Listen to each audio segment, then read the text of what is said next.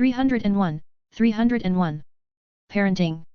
Ariel and Gabriel Cooper, Ben and Myra's twin daughter and son have been born. To celebrate his children's birth, Ben throws a big party in the guild a day after their birth. He was planning to throw it in his house, but the others asked him to do it in the guild because they are more used to doing it in the guild. Ben is playing around with everyone while Myra just sits on a comfortable couch with their babies. But the rowdy party will disturb the babies, so Ben puts a soundproof barrier around the babies. They are now sleeping calmly even though everyone is making a loud noise. But the babies still wake up every once in a while because of hunger. Myra needs to breastfeed them almost every 2 hours. Bisksa has given Myra a cloth to cover her breast and baby that she used when Asuka still needed to be breastfed. The party will go on until midnight, but Ben and Myra go home before it gets dark. She needs to rest and the babies need many things to be taken care of. They need to take a bath, have their poop cleaned, etc. The Coopers then sleep with the babies sleep on the same baby box that is big enough for the two of them. It is placed right beside Ben and Myra's bed, so they'll be able to do something immediately when the babies need something. That something comes faster than they thought it would.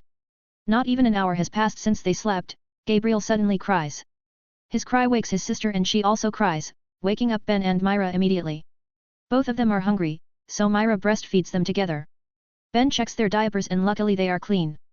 After the babies are full, they fall asleep immediately, so Ben and Myra can sleep again. However, just an hour later, they cry again. Ariel is the one who cries first, followed by her brother. She pooed and it makes her feel uncomfortable, so she woke up and cries. Ben cleans her POO while Myra calms Gabriel who just cries because of her sister's cry. The hellish night continues with the twin waking up almost every hour. Sometimes they just wake up for no reason and start crying. When one of them wakes up G cries, the other will also wake up and cry because of surprise, so Ben and Myra need to calm them down. It makes Ben and Myra lose a lot of their sleeping time. In the morning, they look very tired even though it's just the second night since the twin was born. The first night wasn't this intense, so both of them weren't ready yet. The other family members show up and they don't look good either. The twins' cries were so loud that they can be heard from all over the house. Even the maids who sleep in their bedrooms located at the back could hear it. Everyone in that house couldn't sleep well because of the babies' cries. The only ones who look happy that morning are the babies. They are looking around curiously while Ben carries them in his arm. "Where's Ne-chan?" asks Elfman with dark skin under his eyes. "Sleeping. We need more sleep, but someone needs to take care of the babies, so we will take turns," says Ben tiredly too. "I didn't know that babies can cry that much," says Elfman. "Granny and Bisksa have told us that the babies can cry every hour or even less than an hour. We thought it would be easy because we were used to not sleeping for days when doing jobs. But it's actually more tiring than we thought. The emotional fatigue is bigger than the physical fatigue," says Ben. "It sure is. Lysina and the others even need to sleep again after they eat some sandwiches," says Elfman. "I will place a soundproof barrier to make you all sleep comfortably from now on. So please take care of the babies in the morning while Myra and I catch up on our sleep," says Ben. "What if they're hungry?" asks Elfman. "Myra will put her breast milk in baby bottles and we will put them in the refrigerator. You just need to warm them up using the warming enchantment that I'll place on the bottles. If you need help, ask our oldest maid, Maria. She has some children who have become adults, so she knows what to do," says Ben. Why don't you and Ne-chan hire a babysitter? You have a lot of money, after all," asks Elfman. "We have thought about it, but we want to raise our children ourselves even if it's hard. Also, it is a good chance for you to learn how to raise children. You will have yours eventually, so this is a good learning chance," says Ben. "That will still be a few years," says Elfman. "No matter how long it is, you still need to learn. Or do you want Evergreen to raise your children by herself?" asks Ben. "Why are you bringing Evergreen to this?" asks Elfman flusteredly.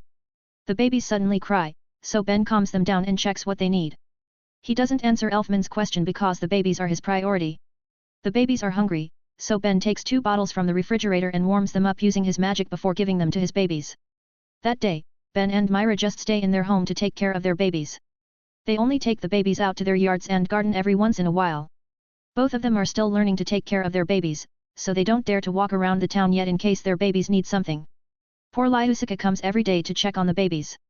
Ben has installed teleportation doors that connect her house with his house. He asks her to come every day through the door to check on the babies and teach him and Myra about babysitting. He will pick her up if she doesn't come, so she can only come every day as he requested. Ben and Myra's super tiring nights continue for a long time. They start to get used to it after 2 weeks, but it still makes them tired. But at least, they can walk around the town with their babies after 2 weeks, so they can get some nice changes of air. None of them take any job too since their babies were born. They've agreed to not take any job for 3 months for Ben. As for Myra, she won't take any job until the babies can eat baby food, so it will take a rather long time. Besides, Myra still needs to train first before taking any job. She has stopped training since her pregnancy entered its last trimester, or since it was 6 months old.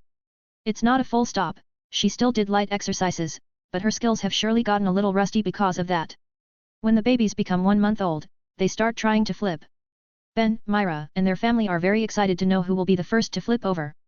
Then a week later, they get a winner, it's Ariel who flips first, and the next day, Gabriel also does it. Ben gets very happy seeing his baby's achievement that he throws a party at the guild. He keeps bragging about it to his guildmates and even the town folks. It makes people call him the idiot doting dad, but he doesn't mind it. Ariel and Gabriel grow faster than normal babies. They can even sit at 3 months old and starts crawling shortly after that, while other babies can only do it at around 5 or 6 months. Ben also brags about that and keeps calling his babies genius. But those genius babies are also the ones who make him dead. They start to talk at 3 months and 2 weeks old, and their first word is the same, it's mama. That's not a big deal and Ben tried to make them say papa. However, they never do it even after a week. Instead, they say Nana while pointing at Lysina, and Lala while pointing at either Carla or Bella. He is their father and always stays with them, but they call their aunts first before him. He becomes dead since that day, which scares everyone. It only ends when the babies finally say papa after 2 weeks. He brags again about that and annoys everyone. But they still prefer this than the dead Ben. Ben's days seem perfect from that day until he suddenly gets a job from the council. You can read up to 35 chapters ahead of my fanfics on my Patreon page if you are interested. Voting for this book is highly appreciate. I've uploaded 1 Chapter 336 of Fairy Tale, Sun Eater. 2 Chapter 347 of Transcended as Lord Buggy. 302. Forced job. Don't wanna, says Ben annoyedly to Yajima, who comes to Magnolia and meets him in the guild. I haven't said anything, says Yajima. You don't need to say it, I know you want to give me a job. That's the only reason you'll come to Magnolia to meet me and not Master, says Ben. You're not wrong, I have a job from the council for you, says Yajima. And I don't want to do it. My babies were just born and you want me to leave them? Are you crazy? Asks Ben with a crazy villain face. I think you are the crazy one here, says Yajima. Oi old man, what if they forget about me because I leave for too long? A job from the council won't be finished in a day or two. My kids have just started to call me Papa, you know. What if they forget my face and don't recognize me anymore? Do you want to take responsibility, hey? Or do you want me to destroy the council if my children don't recognize me? Asks Ben with a raised tone. No, but unfortunately, you can't refuse. We have agreed that you must do one request from us once per year when you become a wizard saint. The council has decided to use this year's chance to ask you to do this job. There's no way that our youngest and most competent wizard saint will refuse this, isn't he? Asks Yajima slyly. What the F, says Ben, censoring his curse word by himself. Yajima is confused, so Ben explains, I have kids now, so I can't say bad words. That makes sense, but also not at the same time, says Yajima, but Ben doesn't care. Ben is displeased now, but he can't refuse now that the council has used this card. There was an agreement between the council and all wizard saints when they were about to become wizard saints. They must do any of their requests once a year, and the only ones who can avoid this are the gods of Ishgard. What do you want? Asks Ben begrudgingly. The leaders of all nations in Ishgard will have a meeting in a month. We want you to guard the meeting along with 2 other wizard saints, says Yajima. Who? Asks Ben. The new wizard saints, Jessica and Ellie, says Yajima. So you want us newbie wizard saints to do this important job instead of the senior members? Asks Ben. Jessica and Ellie are the mages that become wizard saints through the tournament. So they are still new, newer than even Ben. The 3 of them are the newest to get the title among all wizard saints. Yeah, somehow it happens, says Yajima. Why don't you send Jura or the old men? Asks Ben. They have different jobs. Well, we can send Jura if you want to take over his job to manage some official stuff that you wizard saints have niggle, says Yajima. When is the meeting? Asks Ben, changing the topic. Next month, from 20th to 24th February, says Yajima. Alright, I'll be there right on the meeting day, and I'll return right when the meeting ends, says Ben. No, you can't, you should make sure that everything is safe before the leaders arrive and until they return, says Yajima in frustration. Ben grumbles because his plan fails and he needs to spend extra time there. After that, he signs the agreement to take the job, and then he leaves the guild building with Bella who waits in the hall. He needs his daily dose of his babies after such a tiring meeting, so he goes home. Papa's home, says Ben cheerfully as he enters his house, very contrast to his pissed off face before. Babies! Calls Bella as she flies ahead of Ben. The babies are playing on a soft mattress in the family room with Myra watching over them on the side. They are rolling around, trying to crawl and play with their toys. Then as Ben enters the room, they try to crawl toward him happily. Both Ariel and Gabriel wear identical white clothes today. They have a lot of identical clothes in different colors. Every day, they will wear different colored clothes, but the two of them will always wear the same color. Ben waits for them to arrive and even cheers on them with Bella. Ariel arrives first and he hugs her happily while waiting for Gabriel. After Gabriel arrives, he lifts them quite high, and they giggle happily. He plays with his babies for an hour until they get sleepy. Myra takes them to the bed and Bella also joins them. She says she will guard them, but Ben and Myra know she just wants to sleep beside the babies because now they have a bigger box, and Bella can sleep there with them.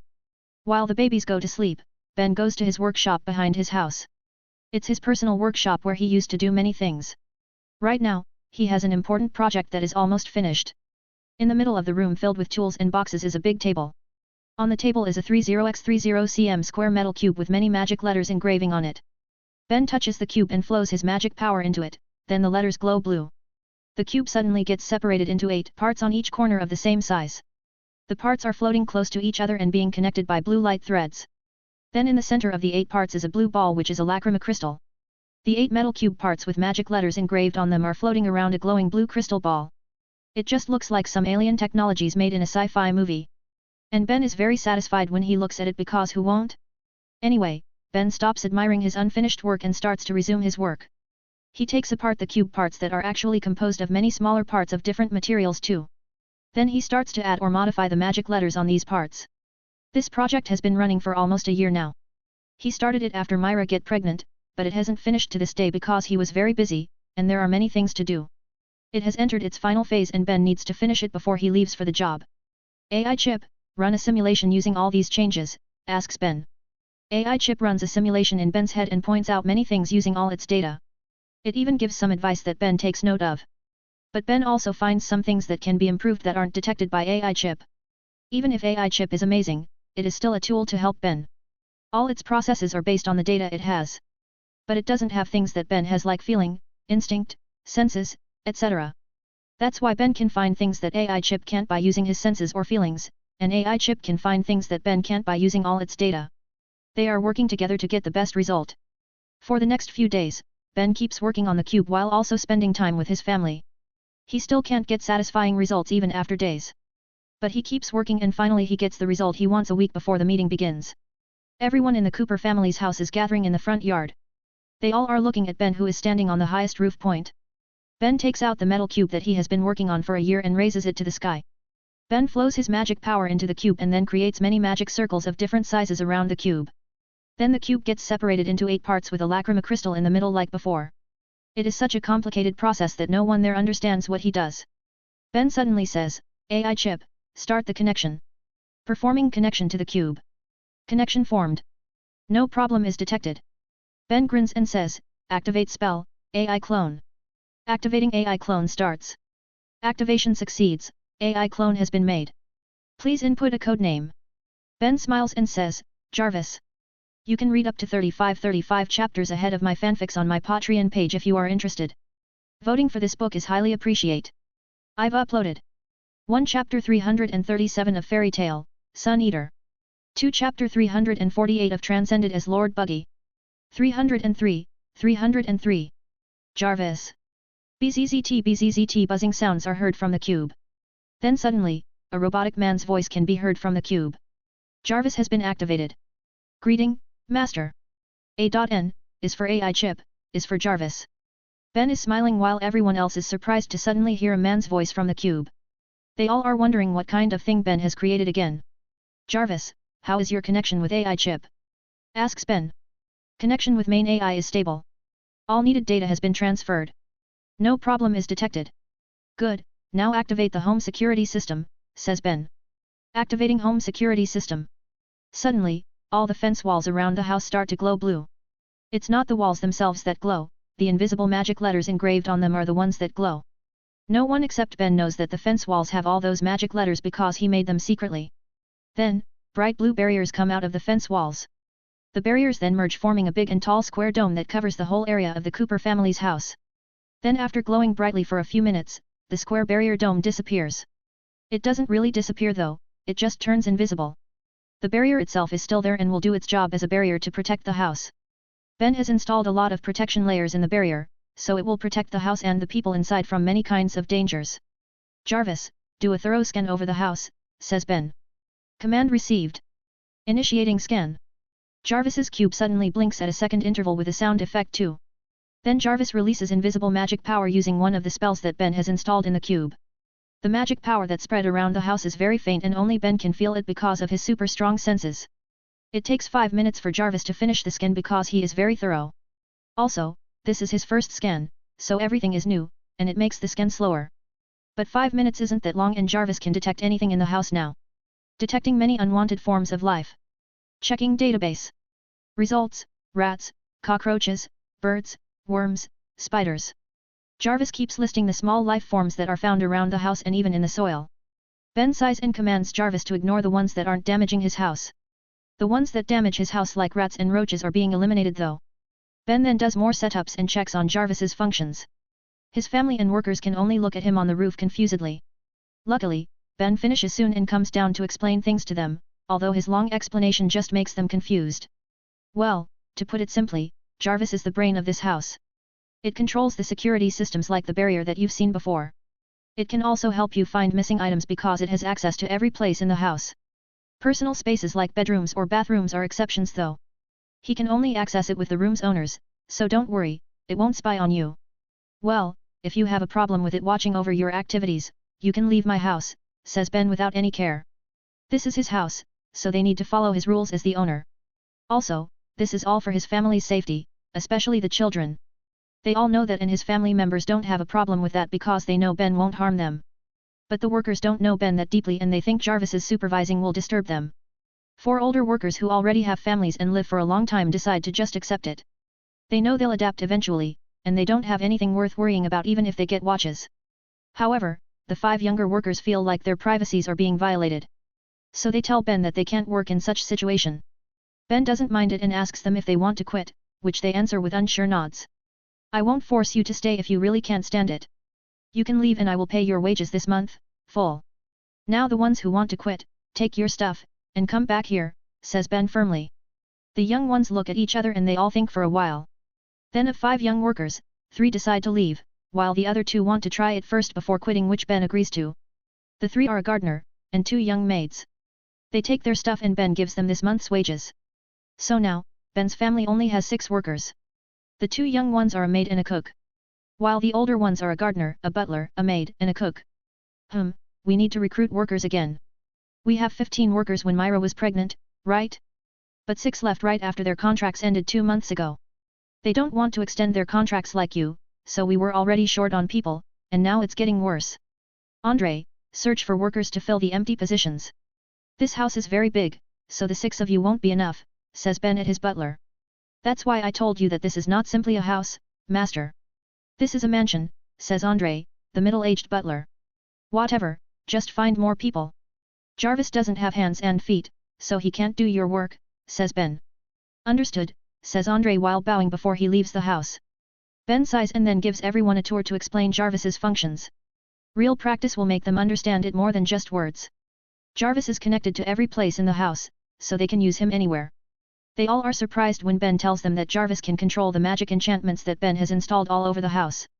He has installed enchantments that control temperature, play music, closing doors or windows, etc.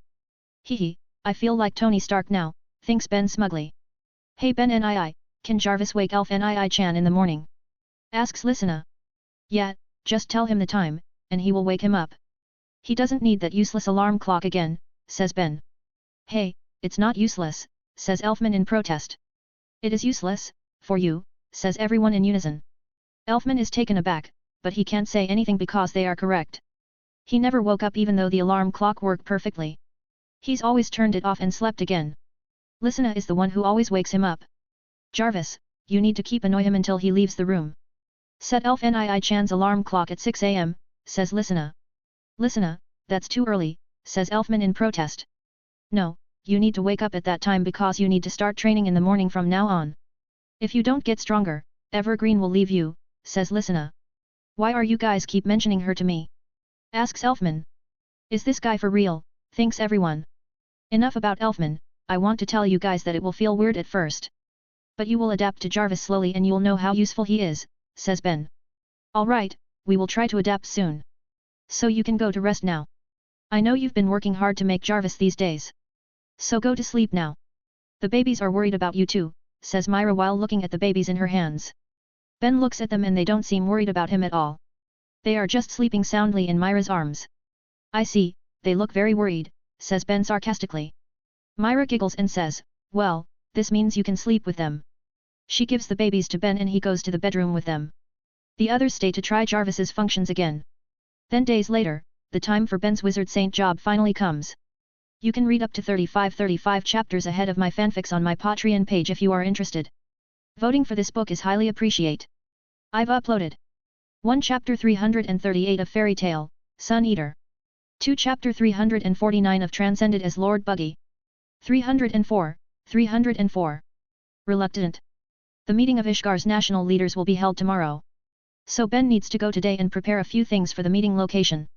He needs to go, but he is very reluctant to leave his babies that he keeps stopping and taking a glance back as he walks away from home. Myra giggles seeing his face that seems like he is about to cry. Bella who lies on his head even sighs because he keeps turning around. He only stops glancing after he can't see his babies anymore. But he still has a way, he uses his light and gravity magic to fly so he can see them again, making Myra sweat drops. Ben. You need to leave now to do your job. Do you want your kids to see you as an incompetent mage? Asks Myra. Ben flinches before reluctantly flying away at a very high speed. Bella pats his head because he is actually weeping silently now. But he still can fly very fast even though he isn't concentrating on his flight. Ben uses his flying ability instead of his beloved car because he needs to be fast. He can fly very fast because of his light magic, after all. Combined with his gravity magic to reduce his weight, Ben can outmatch any fighter jet on Earth. He is so fast that he arrives at the meeting location in a mere minute even though the meeting place is very far, it's in the country of Sin, in the far south of Ishgar. This is a super fast method to move, but this is not his favorite. He still likes using his car because he can enjoy the ride and see the scenery. When he lands on the plaza, everyone looks at him in surprise. They also get wary because they thought he is an enemy who comes to attack. Only after they realize that it's Ben do they stop being wary and resume their day. Ben doesn't bother with them and goes to the meeting hall immediately. The Magic Council has told him his job, so he just needs to do it. He goes to the biggest building in the town and enters it after going through a tight security check. After getting inside, Ben goes to the meeting room, which is a very wide room with a big round table in it. There are some people inside, but he ignores them all. They also don't approach him because they can see from his face that his mood is bad. No one dares to disturb a wizard saint in bad mood. Ben goes to a corner and starts writing magic letters on the floor and wall. His first job is to make a protection for the leaders who will meet in this hall. So he is making a barrier using magic letters to protect the leaders. After that, he makes another barrier around the building. Lastly, he makes less strong barriers on the residences that the leaders use here. He has many things to do on the first day, so he uses his clones to help him. When he builds the barriers on the leaders' residence, some of them try to talk and forge a relationship with him. He is the youngest wizard saint, so he might stay in the rank for the longest time. Forging a good relationship with him is a must for these leaders. But Ben isn't interested in them and ignores them all. He just wants to do his job quietly and finishes fast. He is already pissed by this job and these people just make it worse. Luckily, he can hold himself and just ignores them while working. After he finished making all those barriers, he goes to a mansion arranged for him because Bella has fallen asleep after going around for a few hours. Ben wants to immediately call his family after putting Bella on the bed. But he changes his mind and decides to test his connection to Jarvis. AI Chip, try to contact Jarvis, asks Ben. AI Chip doesn't answer, making Ben confused. Hello? Ms. AI Chip? Asks Ben again, but she still doesn't answer. This is the first time AI Chip doesn't answer his call. He is confused, but he's not panic and tries to be calm. There must be something that happens for AI Chip to not answer his call without any notice. Does something happen? Asks Ben. No. She finally answers, which makes Ben relieved. But her no is strange, it sounds like the no of an angry girlfriend. It is a no that means yes because Myra always used it when he made mistakes. Sigh, come on, don't be difficult, and just tell me what you want. You are becoming more and more like a girl in her puberty. You should know that if you don't say it, then I will never know, says Ben. Alright. I want to have a name too, like Jarvis, a proper name. Ben is speechless, he thought it will be something very serious. But maybe it's a very serious matter for AI Chip because she feels that Jarvis is special while she isn't. Name, hey? I chose Jarvis from Iron Man, so maybe from another movie. How about Terminator Skynet? Asks Ben. No. Not good, hey? How about? Asks Ben, but AI Chip cuts his words. No, not T-800 or T-1000 either, they are men. TX is not good too, it's female, but it's an evil robot. Also, those don't sound like names, just codes. Fine, then how about Quora from Tron? I have Light Runner from Tron and I built it with you. So wouldn't it be good if your name is Quora? Asks Ben. I don't find any problem, I accept the name. Ben sighs in relief when she accepts it because he doesn't have that many name ideas for an AI. He didn't watch a lot of movies in his past life and not all movies have AI in them. Alright, AI sorry, Quora, try to connect with Jarvis, says Ben. Connecting to Jarvis. Connection succeeds. Whoa, that's fast. It just took 5 seconds, I thought it would be a few minutes, says Ben in surprise. Magical connection can be formed fast because the atmosphere is filled with ether nano. The magical connection is using ether nano as a medium, and the signal can move faster than a radio wave. I don't know how fast that is, but it must be very fast. Anyway, connect with Jarvis's CCTV system, says Ben. Ben places a lacrima in front of him while Quora enters Jarvis's CCTV system. Then, many floating screens suddenly appear on top of the lacrima. It truly feels like a scene from a sci-fi movie with many screens in front of Ben. This lacrima is made by Ben after he made Jarvis because he suddenly has the idea to make it. It's not a new thing in this world, but he improved it. The normal ones can only show one screen, but the one he made can show many screens at once. Everything's good, there's no problem with the connection and we can control everything even from this distance. Alright, let's call the babies, says Ben. The screens disappear and only a big screen is left there. Jarvis connects him with Myra and his babies who are playing in the family room. They see his face on the screen and immediately crawl to him happily. But when they try to hug him, they pass through the floating screen. Ben and Myra laugh at it but they stop immediately when the babies start crying. The twin must have been shocked just now, so now they cry, and Myra tries to calm them down. Damn, Jarvis, entertain the babies, says Ben. Understood, playing entertainment programs for babies. Suddenly, a cheerful song is played in the room. Some colorful bird holograms also fly around the room as virtual flower petals fall in the room. It's a test entertainment program that Ben installed in Jarvis to entertain the babies. He is worried that they won't like it, but luckily, they like it. They stop crying immediately and laugh happily while watching the show. Ben and Myra sigh in relief because when these two cry, they can go for an hour without stopping. The Cooper family then holds a virtual meeting for the first time. They are just having fun with this new experience and keep going at it until night. Bella also joins them after she wakes up, and so are the others after they go back from the guild. It's a new experience, so they all enjoy it very much. Then the next day, the meeting of Ishgar's national leaders finally starts. Ben is guarding the leaders in the conference room while hoping that nothing will happen in the next few days. But life isn't as easy as he wants it to be. You can read up to 35 chapters ahead of my fanfics on my Patreon page if you are interested. Voting for this book is highly appreciated. I've uploaded 1 Chapter 339 of Fairy Tale, Sun Eater. 2 Chapter 350 of Transcended as Lord Buggy. 305. Another meeting. Ben is guarding the leaders who have a meeting in the big room. He is sitting boredly on the side while hearing the leaders talk about this and that. He even puts a soundproof barrier around himself just to avoid hearing those boring political stuff. The first and second days went normally, but then an incident happened on the third day. Some terrorist groups suddenly attack the town using magic items even though they are not mages. Of course, they get subdued easily by the Magic Council squads who guard the town. The Wizard Saints don't even need to act yet. Well, Ben has acted one way or another because his enchantments are stopping most of these terrorists. He has set traps all over the town and these traps catch a lot of these terrorists. Then after small fry terrorists, they get attacked by some dark guilds. Now, the Wizard Saints need to move, but it's only Jessica and Ellie. Both of them are enough to handle the current situation, so Ben doesn't need to move. His act is required on the last day of the leaders' meeting. When Ben is playing with his magic on the side of the meeting room, the world suddenly turns black and white. Everyone in the room stops moving and only he can move. Time magic. Ponders Ben while looking around seriously. Ben gets very serious now because he knows that the enemy is very strong. Also, he is the target right now because he is the only one who can move in this stopped time. He looks around for the one who cast this magic and finally finds the culprit. I never thought that we'll meet here and you are the one who approached me first. Long time no see, Ziref you bastard, says Ben annoyedly. Ziref just smiles while looking at Ben, you have gotten stronger very fast. If you were this strong back then, you would be able to take everyone out of that island. And if you were this brave, then you would fight that black dragon there.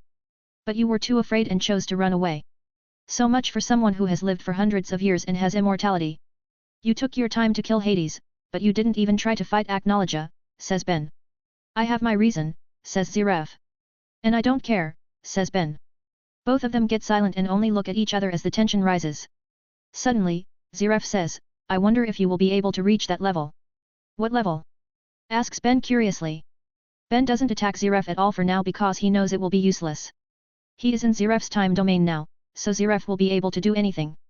Ben can only try to get as much information from Ziref so that he will be able to face the Black Mage one day. Acknowledge's level. You have a high potential to be that strong or maybe stronger than Aknowledge. If that happens, then you will be able to defeat the undefeated Aknowledge. Achieving the thing that I couldn't do even in 400 years, says Ziref while smiling. But that smile suddenly disappears and he says, however, that also means you will be the next Aknowledge. He is already a big threat to this world, so we can't afford to have the next him. Maybe I should kill you right now before you become a bigger threat than Aknowledge. You talk as if you aren't as big of a threat to this world as Aknowledge. You and him are the same, both of you are entities that endanger the people of this world.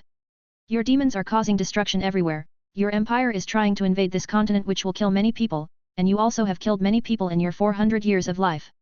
For me, there is no difference between you and Aknowledge. Both of you are trash, says Ben Pisley. Ziref's serious face suddenly disappears and he laughs, ha ha ha, I never meet someone who is so brazen saying all those things to me. But I think you have the qualification to say all those things. For Ben, Ziref and Aknowledge are really the same. They have ruined his friends' lives directly or indirectly. So Ben hates Ziref as much as he hates Aknowledge. There's nothing he wants more than beat up the guy in front of him, but that's a stupid thing to do in his enemy's domain. Well, I guess I will watch what you'll do from now on before deciding what I'll do, says Ziref while making a big black orb beside him. Ben knows Ziref is about to leave, so he knows it's his last chance. He flashes as fast as he can and suddenly appears in front of Ziref. It surprises the Black Mage because Ben's right foot has touched his cheek. Ben is just too fast even for Ziref. Bam! A kick lands on Ziref's cheek and flings him into the orb. He enters his own orb and suddenly disappears from the room. The time also suddenly resumes after the caster. Ziref disappeared. Take that, you bastard! Speed is power, says Ben while smirking. He feels very satisfied after kicking that bastard in the face. He doesn't know where Ziref has gone using the orb that seems to connect two places like a teleportation device, but he doesn't care as long as he can at least kick that guy for once. Quora, have you scanned the magic that he used to stop time? Asks Ben in his mind as everyone in the room gets confused because he suddenly appears in a different spot. No one realizes what happened because time was stopped. Yes, scanning complete.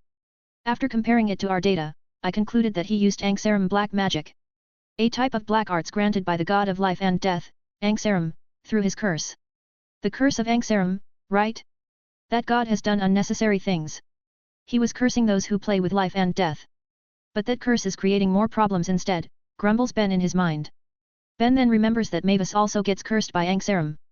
But it seems Ziref's curse is stronger or maybe he has higher mastery of his curse than Mavis. Quora, find a way to counter that time freezing magic. If he didn't target me, then I won't be able to move at all. I don't want to be put in a hopeless position. Also if he does that again to me, then I will be able to fight without worrying about anything, thinks Ben. Understood. Also, this is information that I have not shared yet. That magic only froze the time in this town. So everything outside the town is normal. How did you find out? Asks Ben. My connection with Jarvis is normal even though the time has stopped. That means the time only stopped in this area. Alright, that means this magic is not invincible. If it's an absolute magic, then it should be able to stop this world's time. We should be able to find a way to counter it, thinks Ben. Ben continues his job while still thinking about Ziref. That guy's talk about Aknowledge reminds him that Aknowledge will appear soon. He needs to get stronger faster and he already has a plan for it. The problem is whether he'll be strong enough when Aknowledge appears. Ziref might have said that he has a high potential to be as strong as Aknowledge or maybe surpass the Black Dragon. But he never said when or if it will be soon. The only thing that makes him glad is Zeref's confirmation of his potential. That means he just needs to do his best and reach that level soon. Quora, ask Jarvis the progress of our main project in the basement, orders Ben. Please wait. Project upgrade is reaching 92.43% completion. Estimated to be finished in a month. Good, that project will be a big help for me to get stronger. I don't know if it will be enough to help me fight against Acnologia. But at least my chance will be higher, thinks Ben. Just what is this project that he has built?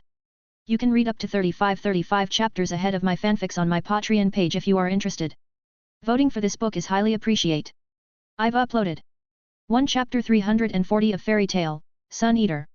2 Chapter 351 of Transcended as Lord Buggy. 306. Forgotten.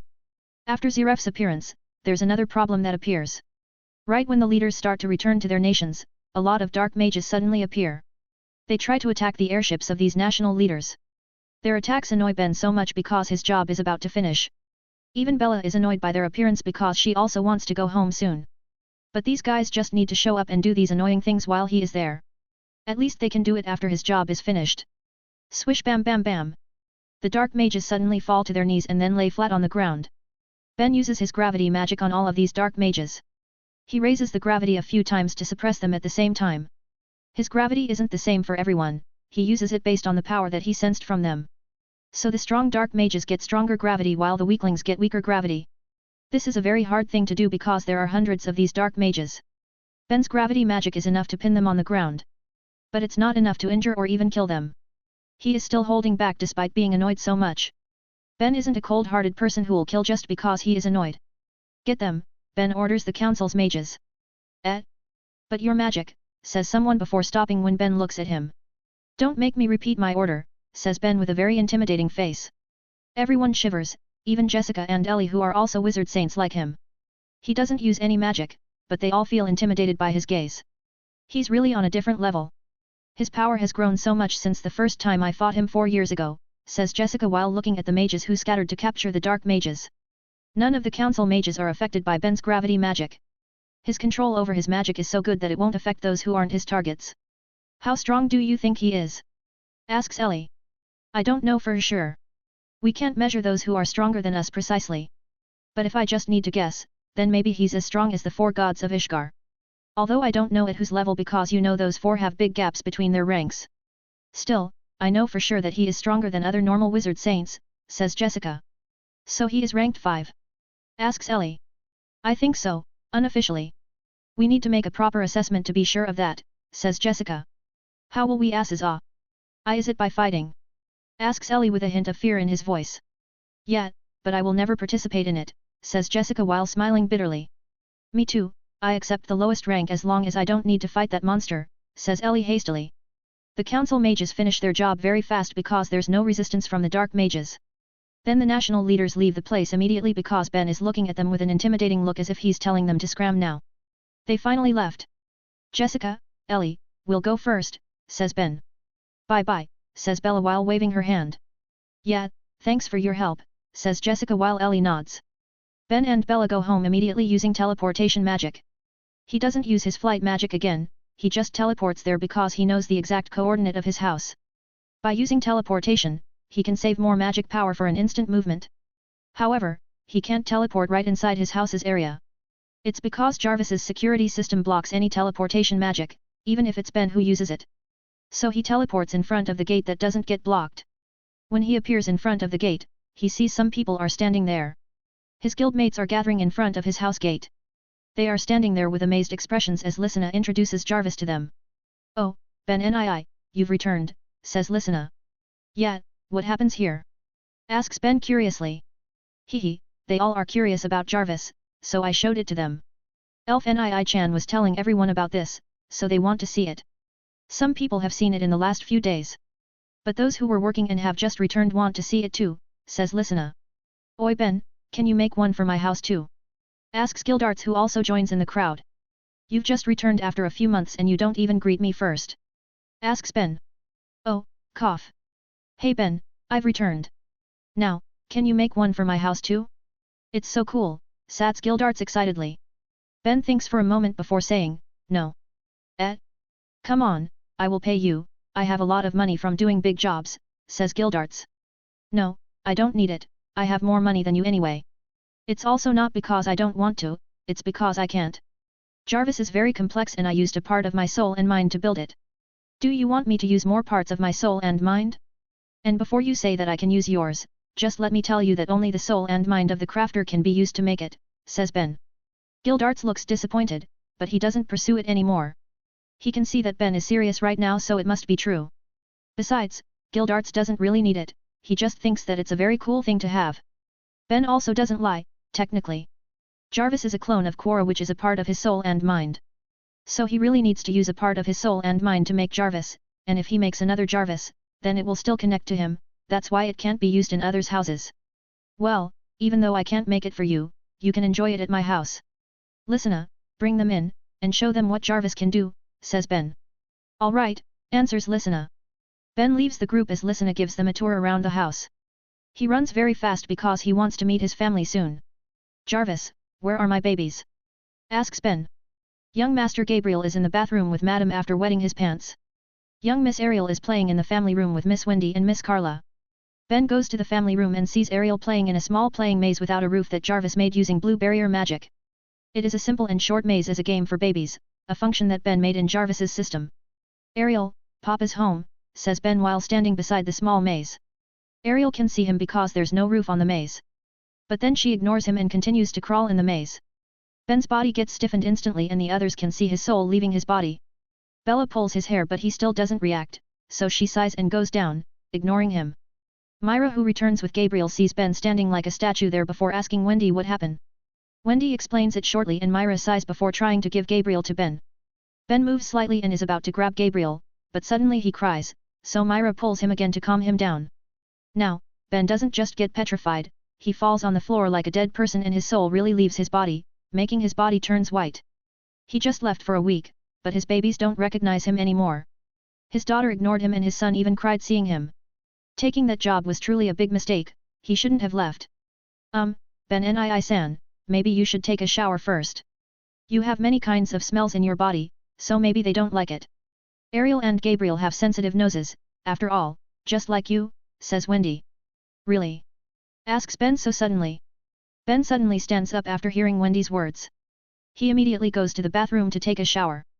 Bella also follows him because she thinks she is smelly too, as she went with Ben on his job. After taking a shower, Ben and Bella return to the family room. Now they look fresher and smell good too. They are quite nervous, but luckily, the advice works, and the babies now crawl to them happily. Ben grabs and hugs them as he says, "Oh, my babies, I thought you didn't recognize your father. I'm sorry if I smell bad, it's those people's fault. I'll make sure to not smell like that again." Bella also nods while hugging the babies in Ben's arms. It's really fortunate that Ben isn't forgotten by his children. You can read up to 35 chapters ahead of my fanfics on my Patreon page if you are interested. Voting for this book is highly appreciate. I've uploaded 1 Chapter 341 of Fairy Tale, Sun Eater. 2 Chapter 352 of Transcended as Lord Buggy. 307. Time skip. Time flies and 3 years have passed since Ariel and Gabriel was born. This is year X791, 7 years since the incident on Tenro Island. These last few years felt long for Ben and Myra because many things have happened to them from the Tenro Island incident to them having children. Myra's body has returned to its previous state before she was pregnant. There are no chubby parts, except for her breasts and butts, which were big from the beginning. She also has started to work again 2 years ago after training for a few months to get back in shape. It's been a long time since she fought because of her pregnancy and taking care of her babies. So she needs to train while also taking care of the babies, making her training longer than expected. The babies are very clingy to their mother, so Myra needs to stay with them most of the time. In these 3 years, Ben and Myra haven't taken any job together because one of them needs to stay behind to take care of their babies. Unlike Ben, Myra never went alone on her job. She always goes with her siblings and even takes Wendy and Carla with her. Ben sometimes goes alone, and when he is not alone, he only brings Bella. His jobs are more dangerous sometimes, so he can't take too many people with him. Although sometimes he takes easier jobs to take Wendy and Carla with him so he can teach them many things. Talking about Wendy, she has grown well in the last few years. She was 12 before the Tenro incident, and this is 4 years since Ben freed the victims. So she is 16 now if we don't count the 3 years, and she has grown quite well. Wendy looks like her Edila's counterpart, except for her height. She is still quite short despite her assets growth. Then, unlike Edila's Wendy, she still uses her twin tail hair model which she likes very much. No one has a problem with that because she still looks cute. She is still very innocent despite growing up a lot, after all. So twin tail hair suits her better than the straight model that Edo Wendy used. Anyway, in these 3 years, Ariel and Gabriel have shown great growth. Their physiques grow faster than normal children and now they are almost as big as Asuka who's 2 years older. Not only that, their intelligence is also high as they can read difficult books already and they understand the books. Ariel and Gabriel also have shown different growth in their personalities. They've shown it since they were born, but it just gets clearer as they grow. Ariel is very tomboy, cheerful, and talks a lot while Gabriel is calmer, he is a quiet type. Both of them also have different interests. Ariel likes playing outside while Gabriel prefers staying inside to read books. Even so, Ariel will still read the books that Ben gives, and Gabriel will play outside if his sister asks him. Their different interests also show up in the magic that they like. Ariel likes Ben's magic, especially the flame element. As for Gabriel, he likes Myra's magic, but he wants to have a different type of takeover, preferably a unique one. Ben and Myra haven't planned to teach them magic though, for now. They want their children to enjoy doing what they like first and the kids are still too young. The plan is for the two to learn magic when they are 5 or if they ask to be taught. Ben Nii-san, we are ready to go, says Wendy from the house's first floor. Wait a minute, the kids haven't finished yet, says Ben from his children's bedroom. Ben is putting clothes on his children while Myra is wearing makeup. Everyone is wearing nice clothes today because they are planning to go somewhere. They will go together with their guildmates to the royal capital. It has been 5 years since we last participated in this event. Phew, it really brings back memories, says Myra.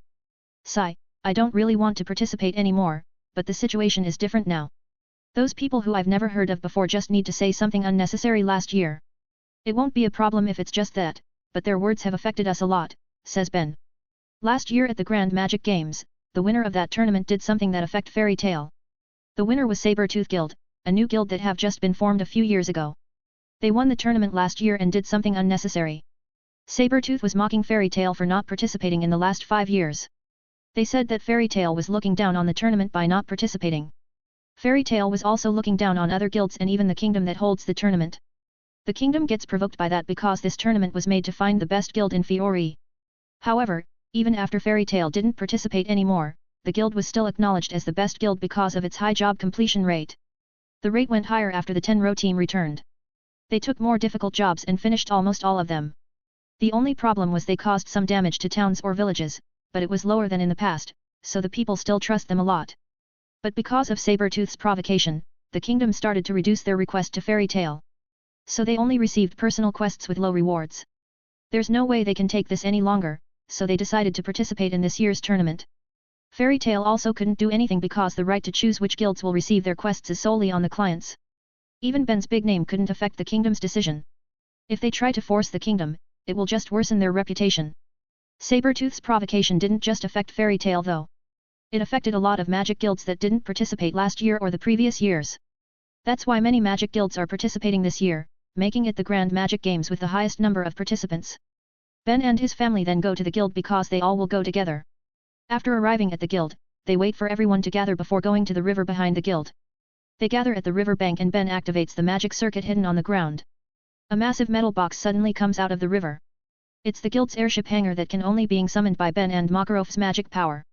A bridge also appears as access to the hangar. Everyone then enters the hangar and gets on the airship. Ben pilots the airship and they immediately go to the royal capital. Everyone is excited, especially the Tenro team because they can finally participate in the tournament. On their way there, Ariel, Gabriel, and Asuka are running around the airship. Gabriel is silent most of the time, but this is his first time in this airship. So he joins his sister and Asuka in exploring the airship. Elfman, Natsu, and Grey are the ones tasked to guard them by Myra and no one dares to refuse. Guarding children is a difficult task and the 3 who have gotten much stronger feel that it's harder than even their most difficult job. They get very tired when they finally arrived at Royal Capital. On the Royal Capital, their airship's arrival is making quite a ruckus. They are the guild that gets talked about the most by people in this tournament, after all. So people immediately talk about them as soon as they arrive. Fairy Tail mages get off their airship as soon as it lands. Ben comes out last while carrying Ariel on his shoulder. Saber-Tooth, hey? Let's see just how good they are. You can read up to 35 chapters ahead of my fanfics on my Patreon page if you are interested. Voting for this book is highly appreciate. I've uploaded 1 Chapter 342 of Fairy Tale, Sun Eater. 2 Chapter 353 of Transcended as Lord Buggy. 308. Preliminary. The Fairy Tale mages go to a hotel that Ben has booked to rest before the tournament begins. The event organizer has prepared a sleeping quarter for every guild, but that is just for the ones that participate. So Ben booked a whole hotel for the other guild members. He has money, after all. This is the power of wealth. The tournament will start at midnight with the preliminary round as the start.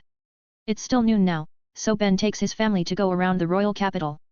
He asks his sisters and in-laws, but they refuse and say that he should enjoy the time with his wife and children. Ben does as they say and walk around the royal capital with Myra, Ariel, and Gabriel. Many people recognize them as fairy tale mages and talk about them. But they talk with low voices behind their backs because they don't dare to do it openly. Still, even with low voices, Ben can hear them clearly with his sensitive ears. He ignores them though because he doesn't care about their trash talk. The best way to shut them up is by showing the result. Besides, he doesn't want to show something bad to his children by getting angry over trivial things. Getting angry over something like this will be a bad example for his children. He just wants to enjoy his family time too, so there's no need to do something meaningless. They go around the town and see many things that are new to the children. Well, almost everything is new for 3Y.O kids, so it is exciting for them. They finish their tour when the kids fall asleep and it's almost dark already. On their way back, they come across someone unexpected. They meet with Sabertooth's guild master, Ja'ama Orland, in the middle of the street. Ben and Myra just look at him for a moment before walking past him without saying anything. Sabertooth is the best guild, and it will remain that way, says Ja'ama all of a sudden. Ben stops for a moment and says, well, if that's what you believed in. Tomorrow, Fairy Tale will be destroyed. So enjoy your last happy day, says Ja'ama arrogantly. Ben just smirks hearing that. I don't know about you, but we always enjoy our days that are full of happiness. You better say those words to yourself. You look like the most unhappy old man in the world, after all. Without saying another word, Ben leaves Ja'ama there. It's too troublesome for them to talk with Ja'ama. They just need to wait for the Grand Magic Games to start and prove what they have there. At night, a few hours before the tournament starts, Fairy Tale holds a meeting. Makarov wants to announce the ones who will participate in this tournament. Everyone is thinking that Makarov will send the S-class mages, but he isn't. The ones who will participate are Urza Scarlet, Natsu Dragneel, Grey Fullbuster, Gajeel Red Fox, and Lucy Heartfilia. Wendy Marvel will be the reserve member, says Makarov. Everyone is surprised that the only S-class mage in the group is Urza. They all questioned why Makarov doesn't send all the S-class mages. So Makarov tells them that he and the S-classes think that this group is the most ideal. Ben then also adds, you guys are strong and we believe that you have the best chance to win. Also, weren't you guys the ones who kept talking about joining this tournament? We are just giving you a chance to shine. Natsu, Grey, Gajeel, and Urza are giggling shyly when they hear that. But Lucy doesn't think the same. I never said I wanted to join the tournament though. Can I refuse? You can't, it's the master's order, says Ben. Right, says Lucy dejectedly. Wendy is the only one who doesn't react because she can see that something is strange from Ben's expression. She has known him for the longest time, so she knows if he does something. Ben realizes this, so he blinks an eye at Wendy as a signal for her to not say anything. After that, the participating group goes to the lodging that the organizer has prepared for them. The other guild members are cheering on them and encourage them. They leave after promising to take first place in the tournament. At midnight, the organizer calls every participant to prepare for the preliminaries. The announcer is a pumpkin man who gets his hologram projected above the city. Above the pumpkin man is a massive floating structure and no one knows what it is. The pumpkin man then announces that there will be 245 participating groups. From 245 teams, only 8 teams will be eligible to pass the preliminary and enter the next round. So the preliminary will be fierce as 245 teams will compete for those 8 spots. A.N, the original is 113, but I changed it to show that this is the tournament with the highest number of participants. 245.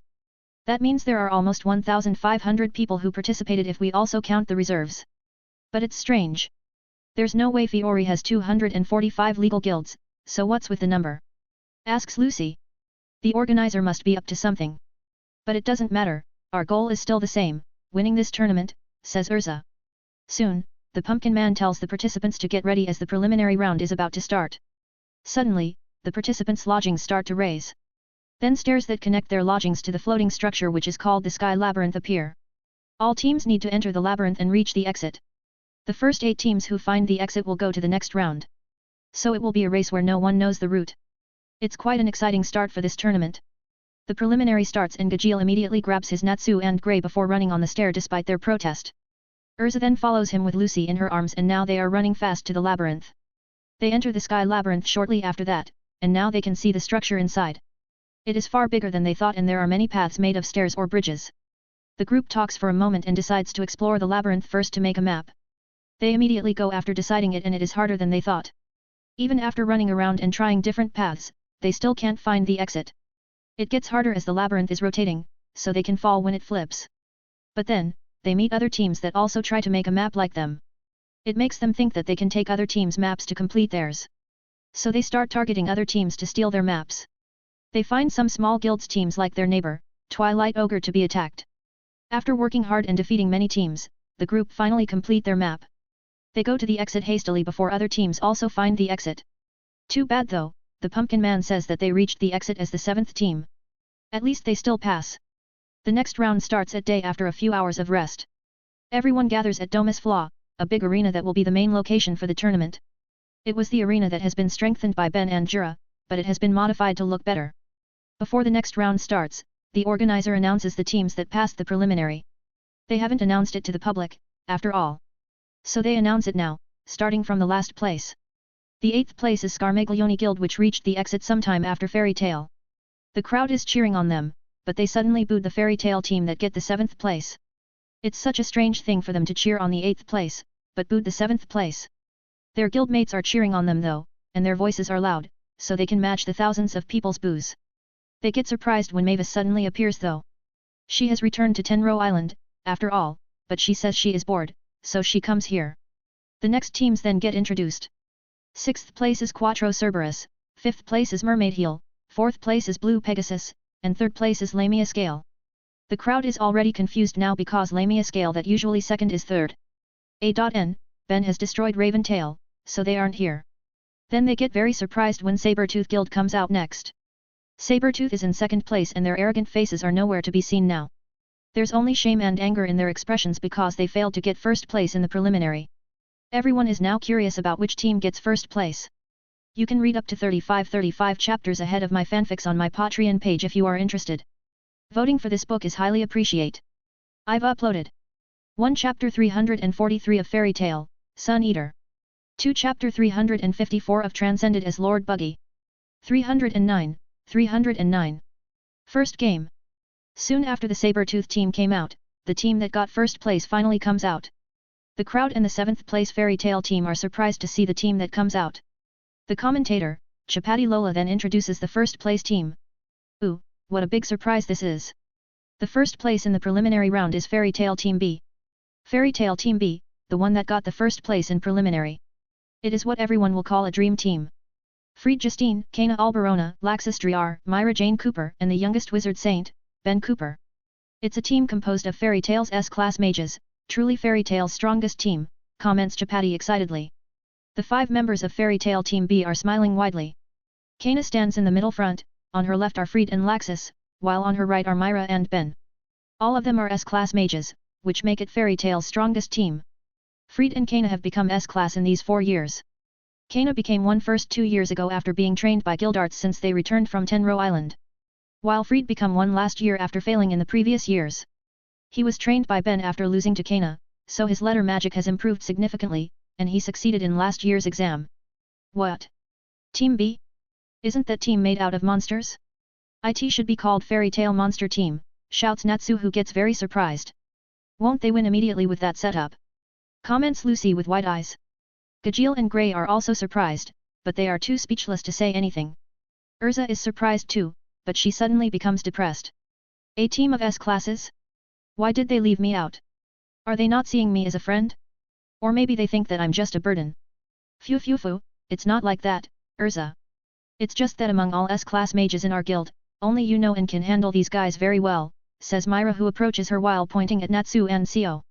Myra calms Urza while Natsu and Seo are complaining to Ben because he didn't tell them that the S-class will participate as a team. They don't even know that a guild can send 2 teams to participate. Then I guess you need to read more, this is a new rule that they made for this year's event. Also, we didn't tell you so that you'd do your best in the preliminary, says Ben while smirking. Natsu and Seo don't believe him because Kana can't hide her giggles. They immediately know that Ben just wanted to mess around with them. Ben also knows their suspicion, so he defends himself. FYI, it's not my idea, it's Kana's idea, says Ben. Kana finally can't hold her laugh and she laughs out loud while looking at Natsu and Ko's frustrated faces. They want to lash out, but Ben makes them behave with a mere clap. Other than Urza, only Ben can make these guys behave.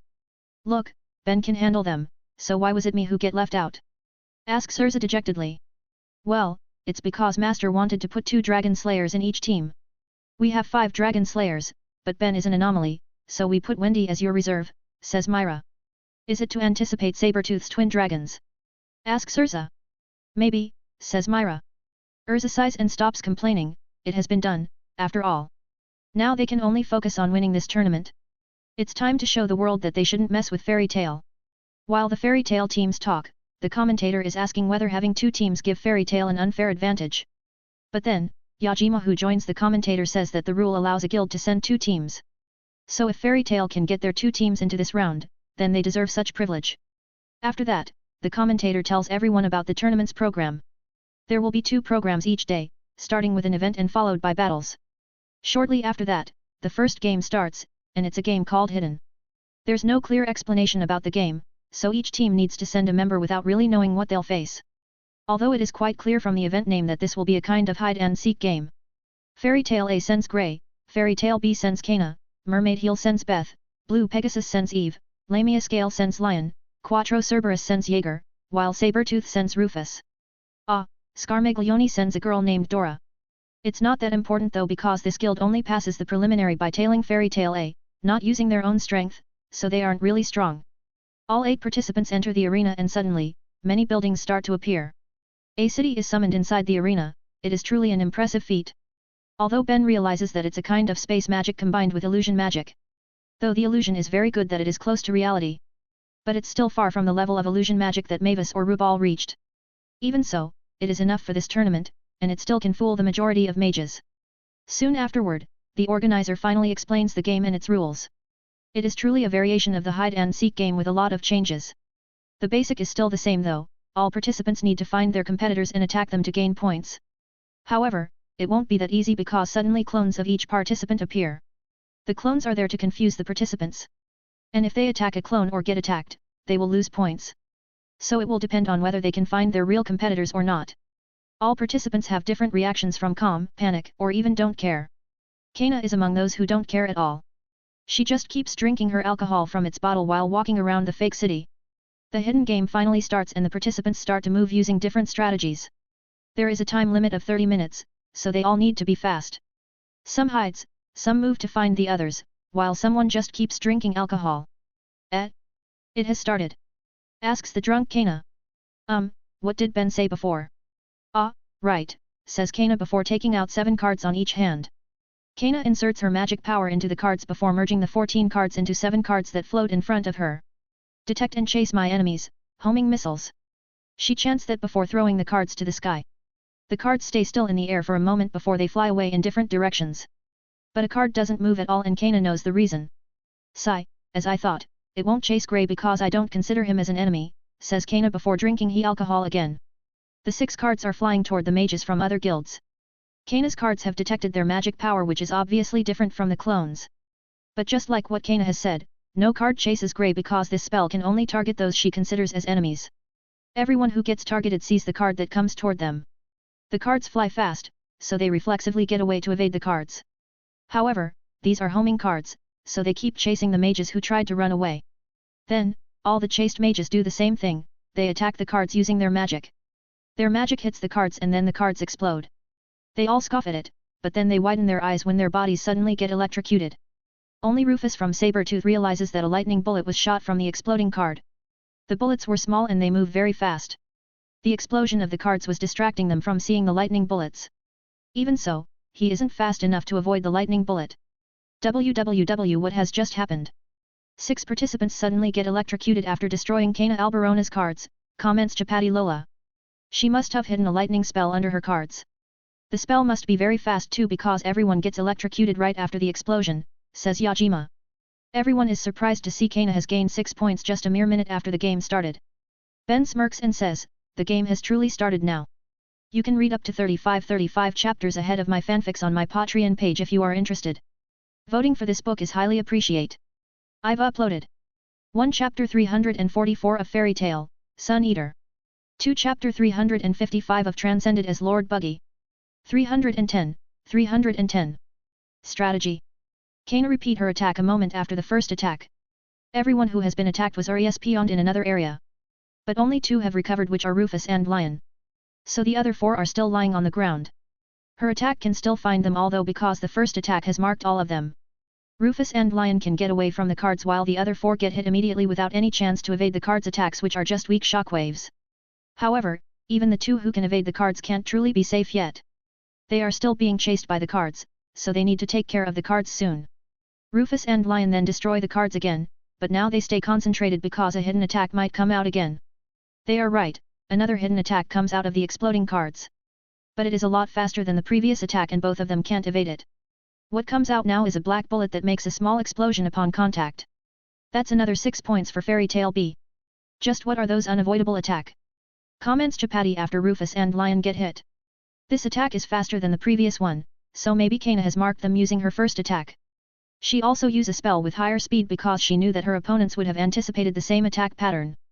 But even if Rufus and Lion knew it, they still couldn't evade that super fast attack, comments Yajima. That was a great strategy by Fairy Tale B. Now, what will Kaina do? She is sitting on a bench. Asks Chapati confusedly as Kaina just sits on a bench in front of a building while drinking. She has gained 12 points in this short amount of time while the others haven't even gotten any points. So she can just sit leisurely while waiting for the game's progress. This strategy has been thought of by Ben even before the game started. When he heard the game's name, he guessed that it was a kind of hide-and-seek game. So he made the strategy that Kaina used in that short amount of time. Luckily, the game really is just a variation of hide-and-seek, because it will be a problem if it's not. Kaina already has sensor-type magic that can target those she considers enemies in an area that she sets and chases them. That's why her magic can't target Grey because she doesn't think of him as an enemy. But that magic is weak as it is and won't be suitable for attack. That's why she added another attack-type magic to her homing cards. The problem is, she doesn't have sure-hit magic, so Ben did something to it. He asked Kaina to use his and Laxus's magic by inserting it into her cards. The first lightning bullet is Laxus's Lightning Dragon Slayer magic, which is very fast. Then the second attack is Ben's God Slayer magic's Light Element, which is even faster than Laxus's lightning. However, the lightning and light bullets would only come out if the cards get destroyed. That's why the ones who didn't destroy the cards in the second attack only get hit by a small shockwave. Well, either way, they will still get hit no matter what they do. The game still continues because no one has been knocked out. Kaina's magic didn't give significant damage because to get points, they just need to hit their opponents. That's why she just hits them with unlethal magic so she can get more points by hitting them again. Grey, who doesn't get hit by Kaina, gets the benefit of Kaina's attacks. He finds Lion and Jaeger lying on the ground helplessly. It's an awkward situation, but he won't let it go. So he hits both of them with his hand because they will get RESP on soon. So now, Kaina has 12 points while Grey has 2 points. The game continues after all 6 attacked mages get RESP oned. Kaina still doesn't make a move and just sits on the bench. She isn't worried at all even though she might be targeted. Everyone immediately makes a move to get points because they are lagging. They are still very wary of Kaina's attack because they don't know what she does right now. But she doesn't make any move while everyone is busy finding their opponents. Some minutes later, Rufus makes an attack that targets everyone, just like Kaina's attacks. His attack hits all 6 people, except Kaina. When his attack almost hits Kaina, it crashes into a barrier that surrounds her. She has set up a barrier using her cards that she puts around her in a formation. This is the reason why she can sit leisurely without any worry. So now Rufus gets the second place by gaining 6 points at once while the others still get 1 or 2 points. Then when the game is near the end, Rufus has gotten more points than Kaina. He has 15 points while Kaina still has 12. So she needs to make a move, and that is what she does at the last minute. Kaina throws 6 cards out of her barrier and they fly above the city. The cards aren't moving like before though, they just glow brightly before shooting bright 6 yellow light beams. Just like before, the light beams move toward all 6 mages from the different guilds at a super high speed. No one sees the light come and they just get hit without any chance to evade. This light magic is another spell that Ben inserted into Kaina's cards. Again, he just made it to focus on speed, so the attack power is low, which doesn't endanger others. The first game finishes shortly after that with Fairy Tale B gaining 18 points, Sabertooth gaining 15 points, Fairy Tale A gaining 8 points, Lamia Scale gaining 7 points, Mermaid Heel gaining 5 points, Blue Pegasus gaining 4 points, Quattro Cerberus gaining 2 points, while Scarmaglione gains 0 points. So with the tournament point system, the result of the first event is as follows. Fairy Tail B, 10 points. Sabertooth, 8 points. Fairy Tail A, 6 points. Lamius Gale, 4 points. Mermaid Heel, 3 points. Blue Pegasus, 2 points. Quattro Cerberus, 1 point. Scarmaglione, 0 points. The crowd is surprised by the result, but now they know that Fairy Tail B's feat in preliminary isn't just a coincidence. Sabertooth Guild is frustrated by this result though. They vow that they'll get back at Fairy Tail in the next game. Too bad though, they don't get paired with any of the Fairy Tail team in the next battle event. The first battle is Fairy Tail A against Scarmaglione. All guilds can't choose their fighters because the sponsors are the ones who choose them. Lucy gets chosen from Team A while a man named Diffie gets chosen from Scarmaglione. The battle is quite tough for Lucy even though she summons Loke. Diffie uses darkness magic, the opposite of Loke's light magic, so his magic can counter Loke's magic. Scarmaglione is proving that they aren't just a weak guild by this. Even so, Diffie still gets defeated by Loke after 15 minutes. So Fairy Tail A gets 10 points while Scarmaglione gets 0 points again. The next battle is Blue Pegasus vs Mermaid Heel. Ren gets chosen from Blue Pegasus, while Ariana Webb gets chosen from Mermaid Heel. Their battle is quite fierce too and finally, Ren wins the battle. Sabertooth comes up next with Orga as their fighter. He is a lightning god slayer mage, so Laxus and Ben are interested in his magic. His opponent is Warcry from Quattro Cerberus, a user of tear magic, a unique magic that utilizes the user's tears. Warcry uses his tear magic immediately and starts crying. A lot of tears come out of his eyes, it is a funny scene. But then, Orga attacks him using his magic and he gets engulfed in a massive lightning sphere which defeated him instantly. The crowd is excited to see such a strong magic attack. But the Sabertooth Guild isn't as Sting tells Orga that he should make the battle more exciting. Orga suddenly turns back and takes over the Pumpkin Man's microphone to sing. Everyone's sweat drops at his antique but they let it be as the last battle will start. The last battle is Fairy Tail B against Lamius Gale. It gets even more exciting as the ones chosen are Ben and Jura. This will be a battle of Wizard Saints which surely will be the most exciting battle to watch. You can read up to 35 chapters ahead of my fanfics on my Patreon page if you are interested. Voting for this book is highly appreciated. I've uploaded 1 Chapter 345 of Fairy Tail, Sun Eater. 2 Chapter 356 of Transcended as Lord Buggy. 311. Ben vs Jura. Ben and Jura enter the arena with big grins on their faces. Both of them knew that if the organizer wanted to make this tournament interesting, they will pair the two of them. Although they are quite surprised that they get chosen on the first day. You seem happy, bald guy, says Ben while grinning. So are you, blondie, says Jura while grinning too. Has it been 6 years since I beat you up? Asks Ben while cracking his fists. You seem to have a memory problem there. It was me who defeated you 6 years ago, says Jura while smirking. Your win? I won't say that the one who get beaten up badly was the winner, says Ben with a tick mark on his forehead. It's the last man standing rule, so I won because you lost consciousness first, says Jura with a tick mark too. Both of them are talking about their sparring session 6 years ago when Ben was still a guild master. They want to test each other's power, so they fought in a hidden sparring match. That was a very fierce battle that they did on an uninhabited island that get destroyed after their battle. Jura was beaten up very badly, but Ben lost consciousness first. Ben was already strong back then because he has become a wizard saint. However, Jura is tougher and has a lot more experience than him. The crowd is surprised that the two of them have fought in the past. They wonder how fierce that battle was because it's said that a battle of two wizard saints can shake the entire continent. Well, it's just an expression to show that the battle must be very destructive. But it doesn't matter because now they all can finally see these two fight directly. Everyone here is excited to see what kind of battle these two will present. Even the mages from Sabertooth who are hostile toward Fairy Tail still respect Ben for his strength and they want to see his power with their own eyes. The tension rises and silence hits the whole stadium. Everyone looks at Ben and Jura who stands in the center of the arena without saying a word. Both of them don't say anything, but their auras are enough to make everyone there tense. Papa, look! The silence suddenly breaks as Ariel suddenly shouts from Fairy Tail B's stand. Ben looks at her and sees her standing proudly with a flower crown that she made on her head. An imaginary arrow suddenly stabs Ben's heart and he falls to the ground. He just gets attacked by the strongest attack, cuteness magic. Papa, are you okay? Asks Ariel worriedly, but it gives Ben more damage instead. Ben suddenly flashes below Fairy Tail B's stand and smiles like an idiot. Of course, I'm okay. Papa is the strongest, you know. I was just get defeated by Ariel's cuteness. Why don't you make a flower crown too, Gabriel? Everyone's sweat drops at the sudden change of atmosphere. The scary aura they felt from Ben has gone and they can only see a doting father now. I don't want to make a flower crown, I want to make a real crown, says Gabriel with his innocent smile. Ben suddenly gets serious. All right, I will take the king's crown. That midget doesn't need that crown. Tack. A pebble suddenly hits Ben's head. Myra is the one who throws it and Ben can see her demonic expression now. I'm just joking, ha ha ha. We will make a crown for you after we go home, Gabriel. Now Papa will play with Uncle Jura, you guys stay with Mama, alright? Asks Ben before running back to the center of the arena. Now everyone is getting speechless. The great wizard saint who becomes one at the age of 17 is a doting father who is afraid of his wife. Many are stupefied, but right at that moment, all married men who see it become Ben's supporters in an instant because they are in the same situation. The battle will finally begin soon, but the tense atmosphere has gone from the stadium. Both Ben and Jura is staring at each other while grinning. Then finally the Pumpkin Man starts the battle after all barriers around the arena get activated. Ben and Jura still stand in their positions even when the battle has started. But they suddenly release their massive magic power.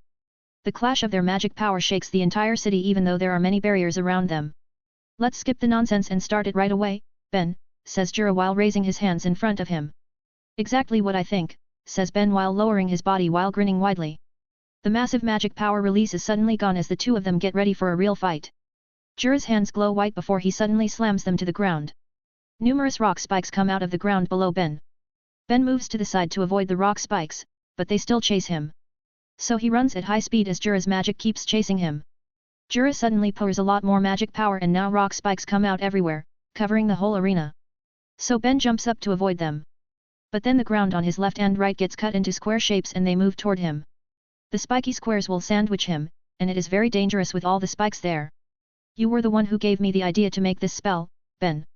Iron Rock Maiden. Says Jura while clapping his hands. Then don't use it on me, says Ben before the two spiky rock walls crash onto him. The normal people flinch seeing Ben gets hit by the spiky walls. But the experienced mages know he won't get defeated just with this. They are right because suddenly, the walls that sandwiched Ben explode after Ben used an explosion spell. My turn, right? Asks Ben before taking a deep breath. Jura immediately prepares a spell because he knows what Ben will do. Sun Dragon's Roar. Ben shoots a golden solar energy beam from his mouth. It moves toward Jura at high speed and is about to hit Jura before a thick wall comes out of the ground to block the beam. However, the wall is not straight, it's tilted 45 degrees. It's not a mistake that Jura made, but he made it to redirect Ben's roar attack to the sky. He succeeds and Ben's roar attack gets redirected to the sky. The earth wall gets destroyed a little, but it would get destroyed completely if Jura made it straight to block, not to redirect the attack. Your dragon roar is ridiculous as always, says Jura while smiling. You think it is? Asks Ben while smirking. Jura's smile gets bitter as he asks, don't tell me that wasn't your strongest dragon roar. Ben just keeps smirking and says, no need to reveal all our cards right from the start, right? Damn monster, says Jura. Yo, don't call me that. You are also a monster by normal standard, says Ben. I can't deny that. Rock avalanche. Says Jura while extending a hand toward Ben. The rock spikes all over the arena and suddenly get crushed into many parts. They fly toward Ben at high speed.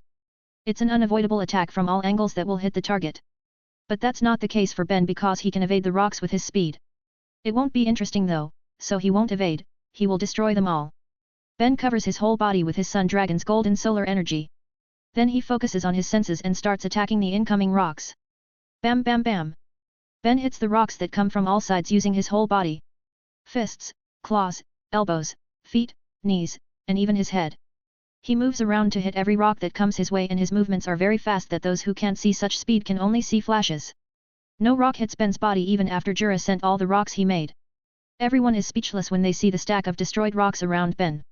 The ground below him is clear and not even a pebble can be seen there. I think it's time for you to stop fooling around. Use your real attacks, Jura. This kind of thing won't be enough to defeat me, says Ben while removing the golden solar energy from his body. Well, I can say the same to you, says Jura. Ben smirks as he runs to Jura. Jura also gets ready to face him seriously. They have finished their warm-ups. You can read up to 35 chapters ahead of my fanfics on my Patreon page if you are interested. Voting for this book is highly appreciate. I've uploaded 1 Chapter 346 of Fairy Tale, Sun Eater. 2 Chapter 357 of Transcended as Lord Buggy. 312. Destructive Battle. The battle of wizard saints continues and Jura is getting serious now. Ben is flashing toward him and arrives in front of him in an instant. Ben is fast, but Jura also has a superb reflex that makes him able to react to Ben's fast punch. Boom! A strong shockwave is generated from their clash and it pushes the rebels around them. "Ha, you've gotten much better now," says Ben while smirking. "I have worked very hard to not be left behind by you, after all," says Jura. Ben just grins and they continue to fight at close range. Jura has gotten stronger very fast in the last few years. It's not at Ben's growth level, but he still grew fast. Ben helped him too, after all, by making improvements to Jura's magic. After Atlas Flame told him of the impending doom, Ben knew he couldn't just make himself stronger. He needed to make others stronger too, that's why he did a lot of research to improve his friend's magic, and Jura is one of them. The current Jura is very strong even among wizard saints. Although honestly, Ben is far stronger than him. But Ben doesn't use his full strength now because he doesn't want to embarrass Jura by winning in a short time. Besides, there is something that he wants by fighting Jura. Ben wants to test his close combat ability. Jura is a hand-to-hand combat expert and he is very fast and agile despite his big stature. He is one of few people who can fight Ben at close range. Ben smiles excitedly as he sends his attacks at Jura. His hands and feet are covered in golden solar energy. Ben sends his golden punches and kicks at high speed toward Jura who responds to them all with his palms and kicks that are covered with his magic power. Both of them stay in the center of the arena as no one can push the other. They don't move around, but their battle is still interesting to watch. Each of their clashes is strong enough to crack the ground around them and even shake the barrier around the arena. Although the arena ground was strengthened by Jura's magic and the barriers were made by Ben, but it was 6 years ago. Their abilities weren't as good as now yet. And now they have gotten much stronger and their old magic that hasn't been strengthened won't be able to hold their clash for long. After exchanging thousands of attacks in just 5 minutes, both of them decide to make a final blow in this close combat match. They take a step back at the same time and charge their magic power. "You think the same, hey?" asks Ben. "I know what you want to do when you suddenly moved back," says Jura as he clasps his palms. "Rock Mountain," says Jura as the ground starts to rumble. The earth rises and then forms a giant knight with heavy armor. Jura is protected in its stomach where he can control the giant Earth Knight. This was just a defensive spell, but Ben modified it for Jura, so it can be used to attack now. Ben just grins seeing Jura use this spell against him. He doesn't mind though and just increases the magic power of his golden solar energy on his right hand. The whole stadium gets very hot instantly, but Ben still controls the spreading heat to be moderate, so it won't harm people. Jura then makes his giant Earth Knight send a punch at Ben. Ben just waits while getting ready to send a punch too. When the Earth Knight's fist arrives, Ben finally sends his punch at it very strongly while still grinning. The clash of their punches creates a far stronger shockwave than what they made before. Even the whole arena cracks with them at the center. All the barriers that were just shaking get destroyed now. When the barrier breaks, the shockwave spread everywhere and hits the audience. Everyone holds onto anything they can grab to not get flung by the strong shockwave. Now, everyone can finally feel the effect of Wizard Saints battle. After the shockwave is gone and the dust settled, everyone can finally see the result. They are shocked when they see the arena has gone. It has been destroyed and it becomes a gigantic hole because there is a big underground room below the arena before. However, there is a pillar standing in the hole, and Jura is standing above it. He made the pillar using his earth magic before the arena collapsed. As for Ben, he is floating some meters in front of Jura. "You are truly a monster. That spell can repel almost any magic and it has gotten stronger since you improved it. But you destroyed it with a mere basic Sun Dragon Slayer's punch," says Jura. "Well, you said it yourself, I was the one who improved it. By that logic, you should understand that I've learned it thoroughly and know how to counter that spell. Also, I always said, sometimes, basic is the best," says Ben while using his gravity magic to gather the scattered rocks and create an earth pillar to stand to. "Are you sure you want to stand there? It is dangerous," says Jura while gathering his magic power. "Try me, Beyonce," says Ben while smirking and taunting Jura with 2 fingers. Jura then clasps his palms, rumbling MT Fuji. An immense amount of magic power explodes from the pillar where Ben stands. It isn't wide, but the explosion is very strong that even the mages on the stands need to use their magic to block the effect. The normal people in the crowd are also holding on to anything they can grab like before to not get flung away. The spell stops after a moment and everyone looks at where Ben was. Jura also looks at it before he smiles bitterly. "I really have no chance from the beginning." Ben is floating on his previous spot without any damage to his body. However, his clothes have gone along with the pillar he used to stand. He crossed his hands and looks at Jura with a dignified gaze of a king. The women are screaming when they know his clothes have been destroyed. They close their eyes with their hands, but they still peek through the gap of their fingers. They get disappointed though because Ben has covered his private part using his light magic, it's a censor. The women get even more disappointed when Ben uses requip magic to wear other clothes. These women are fine looking at his abs and chest, so they get disappointed when he wears clothes. Ben is considered one of the most handsome male mages in Ishgar, so these women are very happy to see his body. Perverts aren't just men, after all, women too. They are just not as open as men about it, and their number is lower. Anyway, the battle hasn't ended yet, as both fighters are still standing. Ben suddenly makes a bridge of light that connects him to Jura's earth pillar. He lands on the bridge and looks at Jura seriously. You have said once that you want to fight me when I get serious, right? I can't do that here because this whole city will get destroyed. But I can show you one of my strongest abilities. Let's see how many steps you can withstand, says Ben. Steps? Asks Jura confusedly. Jura's confused face finally disappears when Ben takes a step. He suddenly feels a very strong pressure on him. Jura gathers his strength to resist the pressure that gets a lot stronger each time Ben takes a step closer. What is this? This is not his gravity magic. I've felt it a few times, so there won't be a mistake. Just what kind of pressure is this? It's not just affecting my body, even my soul and mind get affected too, says Jura as he finally falls. Jura's earth pillar doesn't get destroyed or even crack. That's because the one getting affected is just him, not anything around him. Ben finally gets a meter in front of him. You can read up to 35 chapters ahead of my fanfics on my Patreon page if you are interested.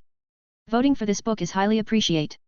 I've uploaded 1 Chapter 347 of Fairy Tale, Sun Eater.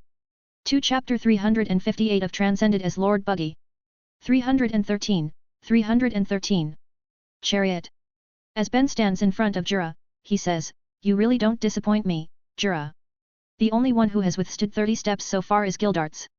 He withstood 36 steps before succumbing. Now, let's end this, my friend." Ben takes a step forward and Jura finally passed out as the pressure increased tremendously. The last thing that Jura thought is how Gildarts could withstand something like this. He is also still wondering what kind of technique Ben used until he lost consciousness. The battle ends with Ben's victory, giving Fairy Tale B another 10 points. Everyone else is speechless by what has just happened. Silence falls upon the stadium as everyone is stunned at how the battle ends. Even the commentator is speechless and he only says something after Yajima poked him. He announces the result as Ben picks the unconscious Jura and puts the baldi on his shoulder. Ben brings Jura to the Lamia scales stand and gives him to Lion. Tell him that I enjoyed the fight. I will wait for another fight with him. You guys can also challenge me anytime. It includes you, Granny, says Ben while looking at Ubababazayama. What did you say, you cheeky brat? Asks Ubababazayama, who is already pissed at Jura's defeat. Ben runs away while laughing to evade her spinning magic. He likes to mess with her because her reactions are always funny. They are close enough to joke like this, so there is no problem after Ben said that. After he returned to his team's stand, Ben gets a hug from his children. He has won, after all, so they are very happy right now. His teammates congratulate him even though they knew he would win. I really hoped you would use your full strength, but it seems even Jura couldn't make you do that, says Fried disappointedly. Well, that's not entirely true. He made me use all my close combat skills. That was my full physical strength, so he made it, says Ben while smirking. Damn monster. You fought someone who strengthened his attacks with magic using only your physical strength? Asks Laxus. Ben just smiles while putting his children on his shoulders. The others sigh because they all know just how ridiculous Ben's power is. They just leave the topic and watch the result of today's games. Fairy Tale B, 20 points. Sabertooth, 18 points. Fairy Tale A, 16 points. Blue Pegasus, 12 points. Lamia Scale, 4 points. Mermaid Heel, 3 points. Quattro Cerberus, 1 point. Scarmaglione, 0 points. Fairy Tale B wins the first day with full points after winning the preliminary round. It's a good result for them, but the Sabertooth Guild isn't happy with it. Sabertooth wants to be the best even from the first game, but Fairy Tale ruins it. Ben looks at Jama, Sabertooth's guild master, who watches from the audience seat. He grins while raising his index finger to show Jama what guild is the real number one. Of course, the old man isn't pleased, and his magic power leaks out, scaring the people around him. It makes Ben laugh and his teammates just sigh at it. But they are satisfied with this result because their team gets first place and Team A is third. There are still 4 days left though, so they can't be full of themselves yet. Fairy Tale returned to their hotel, not the lodgings that were prepared by the organizer. They hold a small party to celebrate their successful first day. But Ben and Myra aren't joining it because they need to take care of their kids. After the party, something funny happens. Kana is walking around the city to buy alcohol. But then she meets Bacchus from Quattro Cerberus who challenges her into a drinking contest. They start the drinking battle and got wasted at the same time. Elfman who finds them while they drink has a surprised look. Unbelievable.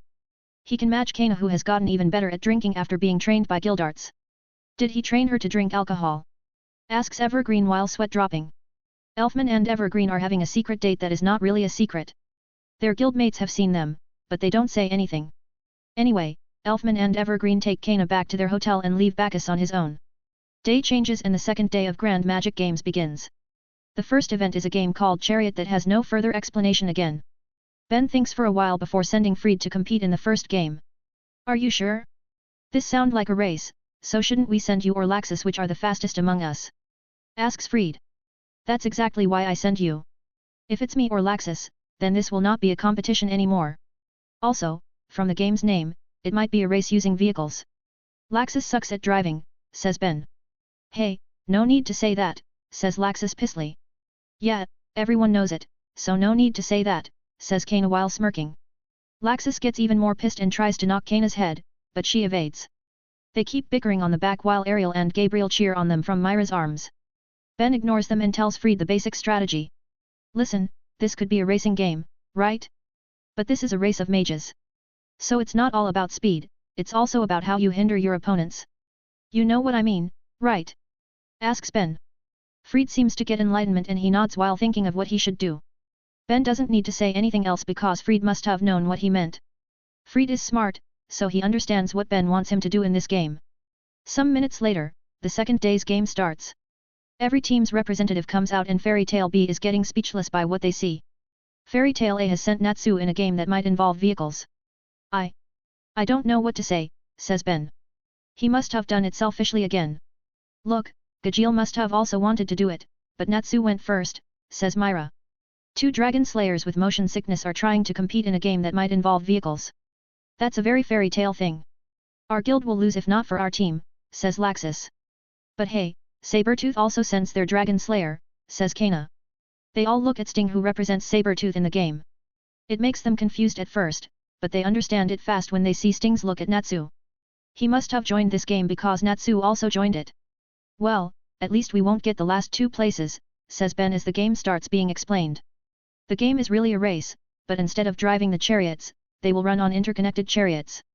This game's rule is simple, reach the goal at the end line of chariots without falling.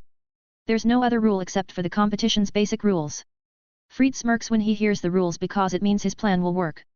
The game begins after a few minutes. Everyone immediately starts to run on the chariots, including Fried who runs normally without using any magic. Fried runs normally, but he is still faster than 3 people. Behind him are Bacchus who still has hungover from last night, and the dragon slayers who get motion sickness. Also, while he runs normally, he is still close to the other 4 in front of him. The closest one is Ichia from Blue Pegasus and Risley from Mermaid Heel. Fried then takes out his sword and slashes the chariot that he steps on. Nothing happens at that moment, but when Bacchus arrives, he slams onto a rune wall and can't pass through. After that, Fried runs faster and slashes his sword at Ichia and Risley on the back. Dark runes appear on their back and they suddenly fly toward Yuka from Lamia Scale and Dean from Scarmaglione who has run far ahead of everyone with his quick feet. Both Ichia and Risley scream as they fly and then they hit the 2 on the front. The 4 of them fall but they are still holding on to the chariot. Fried passes them easily and keeps running while slashing his sword at the chariots. He just runs normally and the others behind him keep bumping into the rune walls that he made. Only Risley can pass them all easily by running on the side of the chariots using her gravity change magic. However, her distance from Fried is too far, so she only gets 2nd place. Fried reaches the finish line and looks back. I hope that's interesting enough. You can read up to 35 chapters ahead of my fanfics on my Patreon page if you are interested. Voting for this book is highly appreciate. I've uploaded 1 Chapter 348 of Fairy Tail, Sun Eater. 2 Chapter 359 of Transcended as Lord Buggy. 314. Second day's battles. In the chariot game, Fried gets 1st place, followed by Risley of Mermaid Heel in 2nd. Bacchus of Quattro Cerberus gets the 3rd place, Dean of Scarmaglione gets 4th, Yuka of Lamia Scale gets 5th, Ichia of Blue Pegasus gets 6th, Natsu incredibly finishes the race in 7th place, while Sting of Sabretooth drops out, and gets 8th place. So now, the scores become like this. Fairy Tail B, 30 points. Sabretooth, 18 points. Fairy Tail A, 17 points. Blue Pegasus, 14 points. Mermaid Heel, 11 points. Lamia Scale, 7 points. Quattro Cerberus, 7 point. Scarmaglione, 4 points. After a short rest, the second day's battle event finally starts. The sponsors choose the fighters for each battle, starting with Lamia Scale vs Scarmaglione. They choose Toby as a fighter of the Lamia Scale to go against the Dean of Scarmaglione that competed in the chariot. The battle starts and Toby grows his nails which he covers with a paralysis substance. He attacks Dean, but Dean evades all his attacks with agile movements. Now everyone can see that Dean didn't get the 4th position in chariot by luck, he is fast and has quick reflexes. Speed type magic, hey? Interesting, says Laxus. I don't think it's speed type magic. If I'm not wrong, then that is friction magic. He uses it to become faster by reducing the friction between his body and anything around him. That can be strong magic based on how much he can control friction, says Ben. Ben's speculation is right as Dean suddenly uses another use of his magic. He slides under Toby's claws and touches Toby's chest. Then suddenly an explosion happens and Toby is sent flying away. He increased the friction to a very high degree and caused an explosion, hey? Now that's interesting, says Ben. Man, you should be the commentator because you know a lot, says Kana. Oh? Are you kicking me out of the team now? Asks Ben while grinning. Kana shivers when she sees Ben smile and she immediately shakes her head. She hides behind Laxus and starts to cheer on Toby. The others sweat drop before they continue to watch the battle. Toby stands up again after the explosion, but he has suffered some damage. Dean is impressed by it but that also means that his magic isn't that strong yet. They fight again and now Toby is more careful. But then Dean uses his magic on the ground. He reduced the friction on the ground around Toby to a very low level. The low friction makes Toby keep slipping on the ground without any chance to attack, so he eventually gives up. The second battle is between Gagiel of Fairy Tale A and Bacchus of Quattro Cerberus. Everyone is surprised because they thought that if Bacchus is chosen, then his opponent will be Urza. That's also what the king wished, but his knight mistook his words. The king said that he wanted to see the battle between Bacchus and the mage with the will of steel. But his knight mistook it to be Gagiel who uses Iron Dragon Slayer magic rather than Urza who has the title of Titania, a strong mage with a will of steel. It has been announced though, so they can't change it.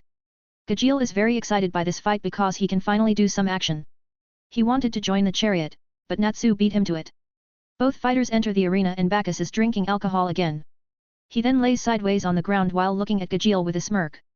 Bacchus is very confident he can defeat Gagiel who isn't even an S-class mage yet. Hey, why don't we have a bet? Asks Bacchus. Oh ho? What kind of bet? Asks Gagiel back. Let's see. If I win, lend me that blue-haired girl who is your team's reserve member for a night. She looks young and good, says Bacchus. Gagiel is surprised and he looks at the terrified Wendy before looking at Ben. He shivers when he sees Ben's murderous gaze even though it's not directed at him. Everyone in Fairy Tale feels sorry for Bacchus because he might not return to his guild alive. Gagiel, calls Ben with a very cold tone. Ben runs his thumb across his neck without saying a word. Gagiel nods furiously and gets ready to fight without saying another word. Bacchus is confused at why Gagiel looks at Ben though, but he doesn't care.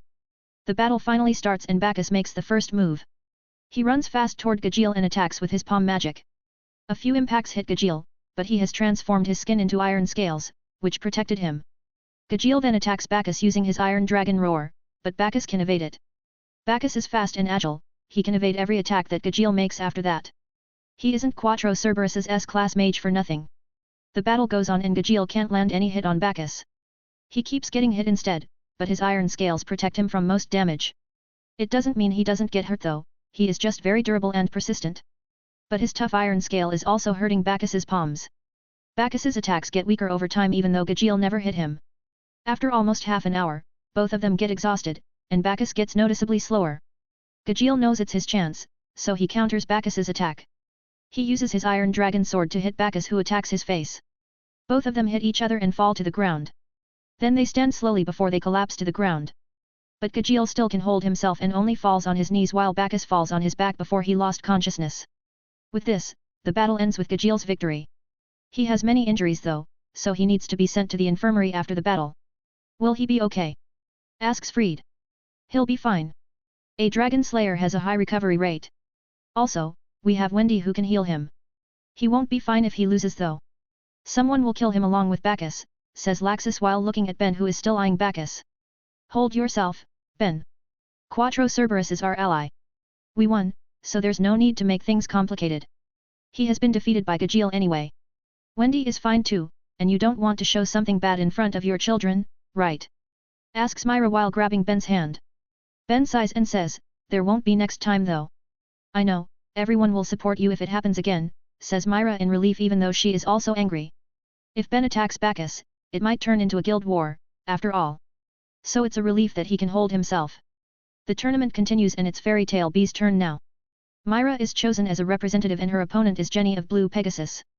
Both of them use takeover magic and they are models, so everyone is looking forward to it. Both Myra and Jenny come forward as people are cheering on them. They are top models, after all, and they often showed up in magazines. Myra has rested from modeling when she was pregnant and only started again last year, but she is still as popular as ever. Ariel and Gabriel cheer on her while sitting on Ben's shoulders. Go, Mama! Mama will do her best, sweethearts, says Myra while waving her hand happily. Jenny looks quite jealous of Myra who gets cheered by her cute children. Her husband is also one of the strongest and most handsome mages in Ishgar. Jenny was one of Ben's fans, after all, so she is quite jealous of that. Myra also made a great comeback at modeling even after resting for almost 2 years. Say, Myra, normal battle seems boring. So how if we do something else? Asks Jenny while grinning. What kind of battle that you propose? Asks Myra calmly. Let's battle as models, says Jenny. You mean posing and stuff? That sounds fun, says Myra while smiling. Everyone cheers and the organizer also agrees to do the battle that way. It makes Ben wonders, can they change the rules just like that? You can read up to 35 chapters ahead of my fanfics on my Patreon page if you are interested. Voting for this book is highly appreciated. I've uploaded 1 Chapter 349 of Fairy Tail, Sun Eater. 2 Chapter 360 of Transcended as Lord Buggy. 315. Sexy Battle. Myra's and Jenny's battle turns into a kind of fashion show. They wear different kinds of bikinis while posing sexy. Everyone is cheering on them as they use transformation magic to change their bikinis. Ariel and Gabriel are cheering on their mother while Ben is sighing. He doesn't really like seeing his wife revealing a lot of skin in front of the public. But he himself has done many sexy poses as a model for some underwear brands. Besides, Myra has done this job for years, so he can't forbid her because she likes her job. He will beat anyone who tries to harass her though. He has done it before when her contractor tried to harass her. Ben hooped his ass and destroyed that guy's company, then no one messed with her again. So now, Ben just watches as Myra does her battle against Jenny. She is enjoying her battle which is very unusual, after all. A battle of power is not always exciting for the current her, so a different kind of battle is nice once in a while. However, this battle makes the other female mages jealous. So they suddenly join the battle, starting with Team Mermaid Heel. The girls enter the arena and join the battle by wearing their swimsuits. Lamia Scale girls join too and then Fairy Tail girls also join it. Sabretooth and Scarmaglione are not participating while the Quattro Cerberus team doesn't have any female members. So it's just 5 teams that compete now, but it's already exciting for the audience. The girls then start using different kinds of outfits such as school uniforms, maid uniforms, party dresses, animal outfits, etc. Some even wear kinky outfits such as bondage clothes. Ben even has a nosebleed when he sees Myra wearing a sexy teacher outfit even though he didn't react to a swimsuit. It seems you have a scenario to play tonight. Shut up, Quora. We can't do it tonight, maybe after we go home, thinks Ben. Sometime later, the commentator, Chapati Lola announces the next theme. It seems the organizer is also enjoying this show. The next theme will be the last, it's a wedding theme, so the girls will need partners. Everyone other than Jenny and Myra comes out first together with their partners. Wendy comes out with Makarov because Ben only allowed him, he is like their grandfather, after all. He doesn't allow anyone her age to be her partner, and no one dares to do it. Kana comes out with Fried who seems unwilling to do it. Bisksa comes out with Altsak, Levy with Gajeel, and Evergreen with Elfman who seems shy. Then Juvia comes out with the shy Grey, but Lion tries to take her, and Sharia of Lamia Scale confronts them because she wants to be Lion's partner. The girls from other teams also come out with their partners, except for Team Mermaid Heel which doesn't have men in their guild. So they just gather with their teammates. They don't really care about having partners, they just want to join the fun. Then Ben's students also join and come out in pairs. He has 11 students and there are 5 females, so a boy doesn't get a partner. That boy is Hans, but then he comes out with Asuka. He is babysitting instead of competing now. Even more participants from Fairy Tail join in the fun now. Carla partnered up with Happy who seems stiff. Then Bella also joins with Lily who keeps telling her to calm down because she is too excited. Lysina then comes out after them and her partner is Laxus. Lucy and Natsu come out together with them. The four of them are chatting while walking and they wonder when Myra and Jenny will come out. They don't need to wait for long because Jenny comes out soon with Hibiki as her partner. They are a stunning couple because they are famous models. Everyone is cheering at them, but suddenly everything turns dark. What happens? The day suddenly becomes night, says Chapati Lola in shock. Everyone thought something dangerous is happening now. But then they see a ray of sunlight shines on a spot in the arena. They all look there and see the last competitor standing there in her wedding dress. Myra is there with Ben in their wedding dress and suit. She holds a flower bouquet in her left hand while her right hand is holding Ben's left arm. In front of them are two little angels. Ariel and Gabriel also wear a cute dress and suit while holding hands. The sight of the Cooper family is breathtaking enough and it makes everyone silent. Now they all know that it's Ben who made this whole place dark so suddenly. No one knows how he did it, but it's a very great and scary feat, even for mages. He used his light magic to block the sunlight from entering the stadium. Then he let a ray of sunlight pass through and shone on his family, making them look like the main characters of this show. This is an easy thing to do for him because as a Sun Devil Dragon God Slayer, he can manipulate sunlight to an unimaginable degree, after all. Damn that monster! He can change day into night on a whim, says Laxus. What an incredible feat! I have never seen anyone do this since I was born, says Mavis with eyes full of amazement. Myra suddenly tells Ben, I think it's enough, Ben. The kids are confused because they can't see anyone else. Ben looks at his children who are looking around to find other people, but they can't see anyone. So he giggles and snaps his fingers. The sun ray gets wider slowly and the others start to get visible to the kids, making them happy. They run on their little feet to their Aunt Wendy who is the closest to them. Wendy then praises them because they look beautiful and handsome. Makarov also compliments them, then they run to the others to get complimented too. Well, then, shouldn't it be the time to decide the winner? Asks Myra while she and Ben face Jenny and Hibiki. Jenny seems nervous and says, you're right, let's ask everyone who is the win. She can't even finish her sentence because suddenly Hobababazaama interrupts her. Wait! Don't end the game without me, shouts the old woman as she jumps into the arena. Much to everyone's shock, she is wearing a swimsuit. Every man's eyes get dried in an instant and their hearts get crushed. Arg! No! My eyes!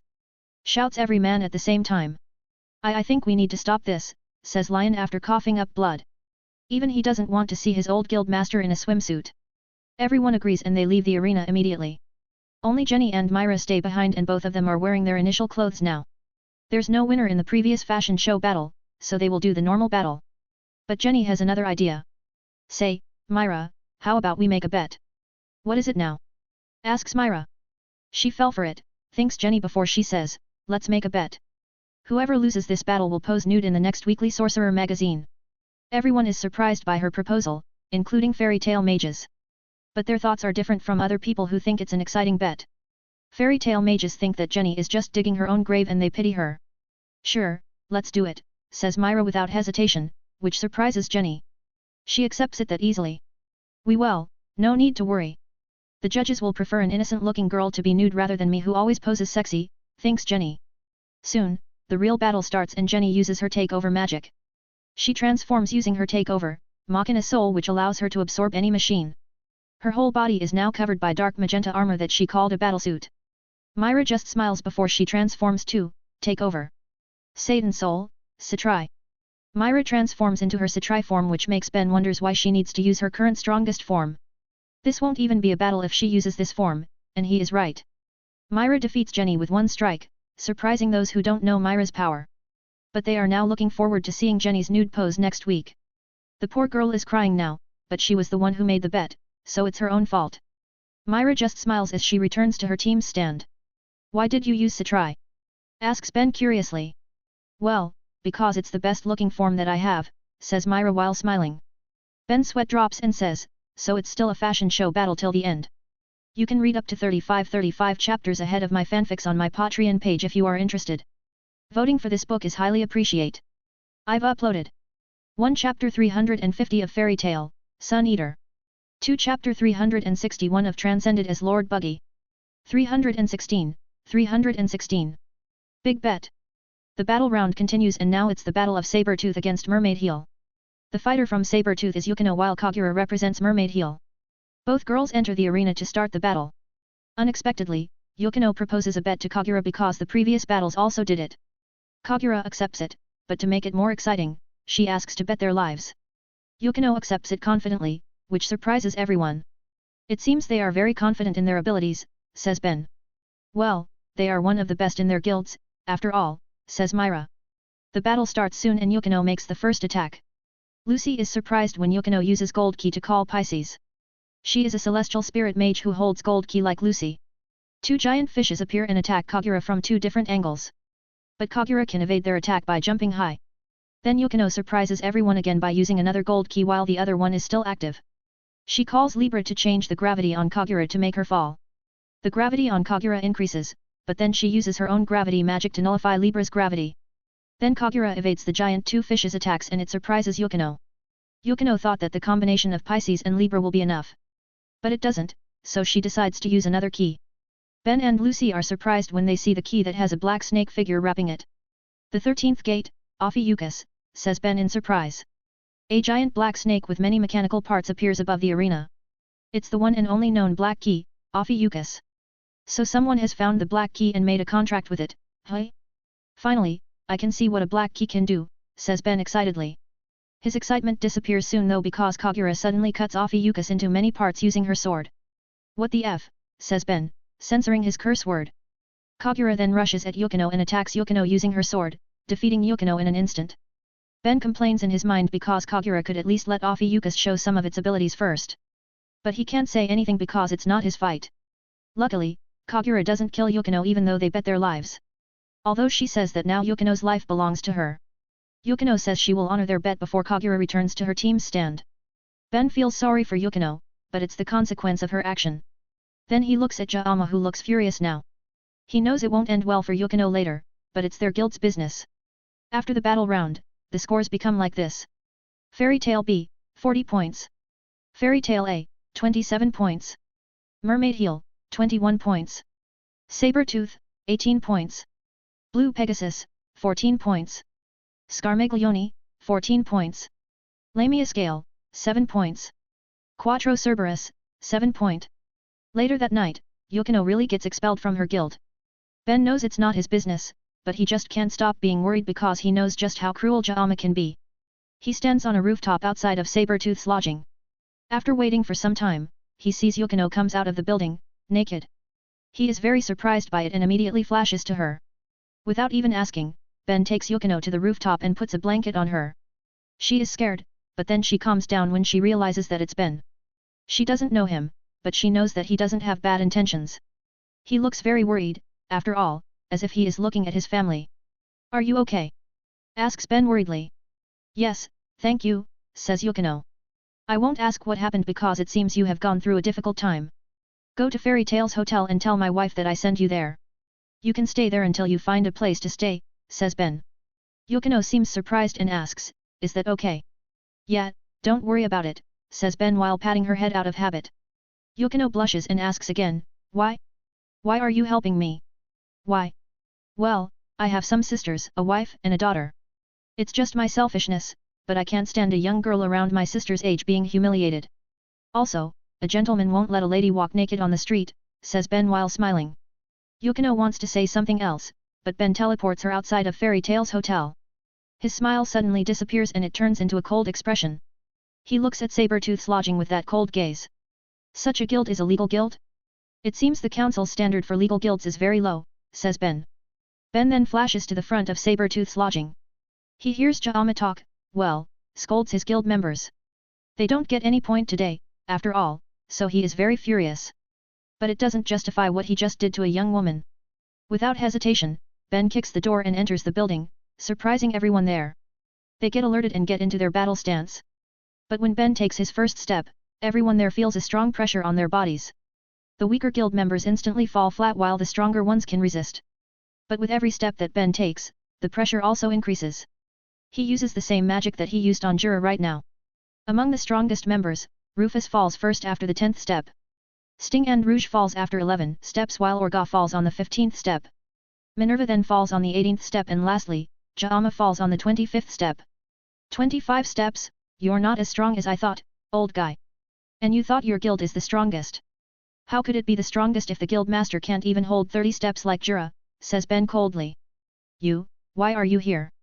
Asks Jaama with eyes full of fury. at least you have the spirit of a strong guild master. But surely not the spirit of a true guild master. I'm not in a position to judge what you do in your guild. But I'm certainly in a position to judge you as a decent human being. Just by looking at how you treat a young woman like that, I can conclude that you never treat your woman or daughter well, says Ben while looking down on Jama. Jama is still looking at Ben angrily without any sign of guilt, so Ben just sighs. It seems talking about it won't affect human trash like you who has no feeling. Even a demon can be a much better person than you, says Ben while extending his left hand forward. Jama suddenly gets pulled to Ben's hand because of gravity magic. Ben holds Jama's neck while maintaining the mysterious pressure. Jama is taller and bigger than him, but Ben surely seems bigger than Jama now. Before Ben can do anything else, someone suddenly barges in. It's Natsu who seems furious, and Ben knows he must have heard what happened from Yukino. Being a hothead and someone who values his guild as a family, Natsu would surely get furious. But that anger suddenly becomes confusion when he sees that everyone is lying on the floor with most of them being unconscious. He then looks at Ben who holds Jama's neck and it seems like he understands it immediately. Natsu is surely quick-witted even though he's an idiot. Natsu is at a loss for words. Then Grey, Elfman, and Urza also come. They have the same reactions as Natsu. Well, this has gotten merrier now. Just stay there, guys. This will end soon, says Ben, and the fairy tale mages just answer with a nod. Then, let's end this here, old man. Words won't ever reach that non-existent heart of yours. So I will show it through actions. Tomorrow and the next days, we, fairy tale will show you what a real guild is, says Ben, followed by his guildmate's acknowledgement. Ben suddenly kicks Jama's balls, making all conscious males in there flinch. Jama's mouth froths as he lost consciousness. Even a flick of his finger can knock out Natsu, so a kick can even kill someone. Then Ben drops Jama off before leaving the building with his friends. The two guilds' feud has just escalated, but no one in Fairy Tail cares. They will just show their power tomorrow. You can read up to 35 chapters ahead of my fanfics on my Patreon page if you are interested. Voting for this book is highly appreciate. I've uploaded 1 Chapter 351 of Fairy Tail, Sun Eater. 2 Chapter 362 of Transcended as Lord Buggy. 317. Pandemonium. It's the third day of the Grand Magic Games now and the first event will start soon. There's no serious problem after Ben made a ruckus in the Saber-Tooth building. It just makes Jama can't attend today's games, that's all, it's nothing serious. Yukino also spent the night in Fairy Tail's hotel last night. No one has the heart to let that poor girl outside without any place to stay by herself. They allowed her to stay there until the tournament ends, but she insisted to leave this morning, so they let her. Anyway, the organizer finally announces the first game. It's a game called Pandemonium, which means a chaotic situation. Ben thinks hard about who he'll send because he can't really guess what this game is about. Laxus, do you want to play? Asks Ben. Laxus seems annoyed and says, so you want to push me into this because you don't know what the game is? Piss off, man, I won't play your game. Do it yourself. Well, I just want to give you a chance because you haven't played at all, says Ben.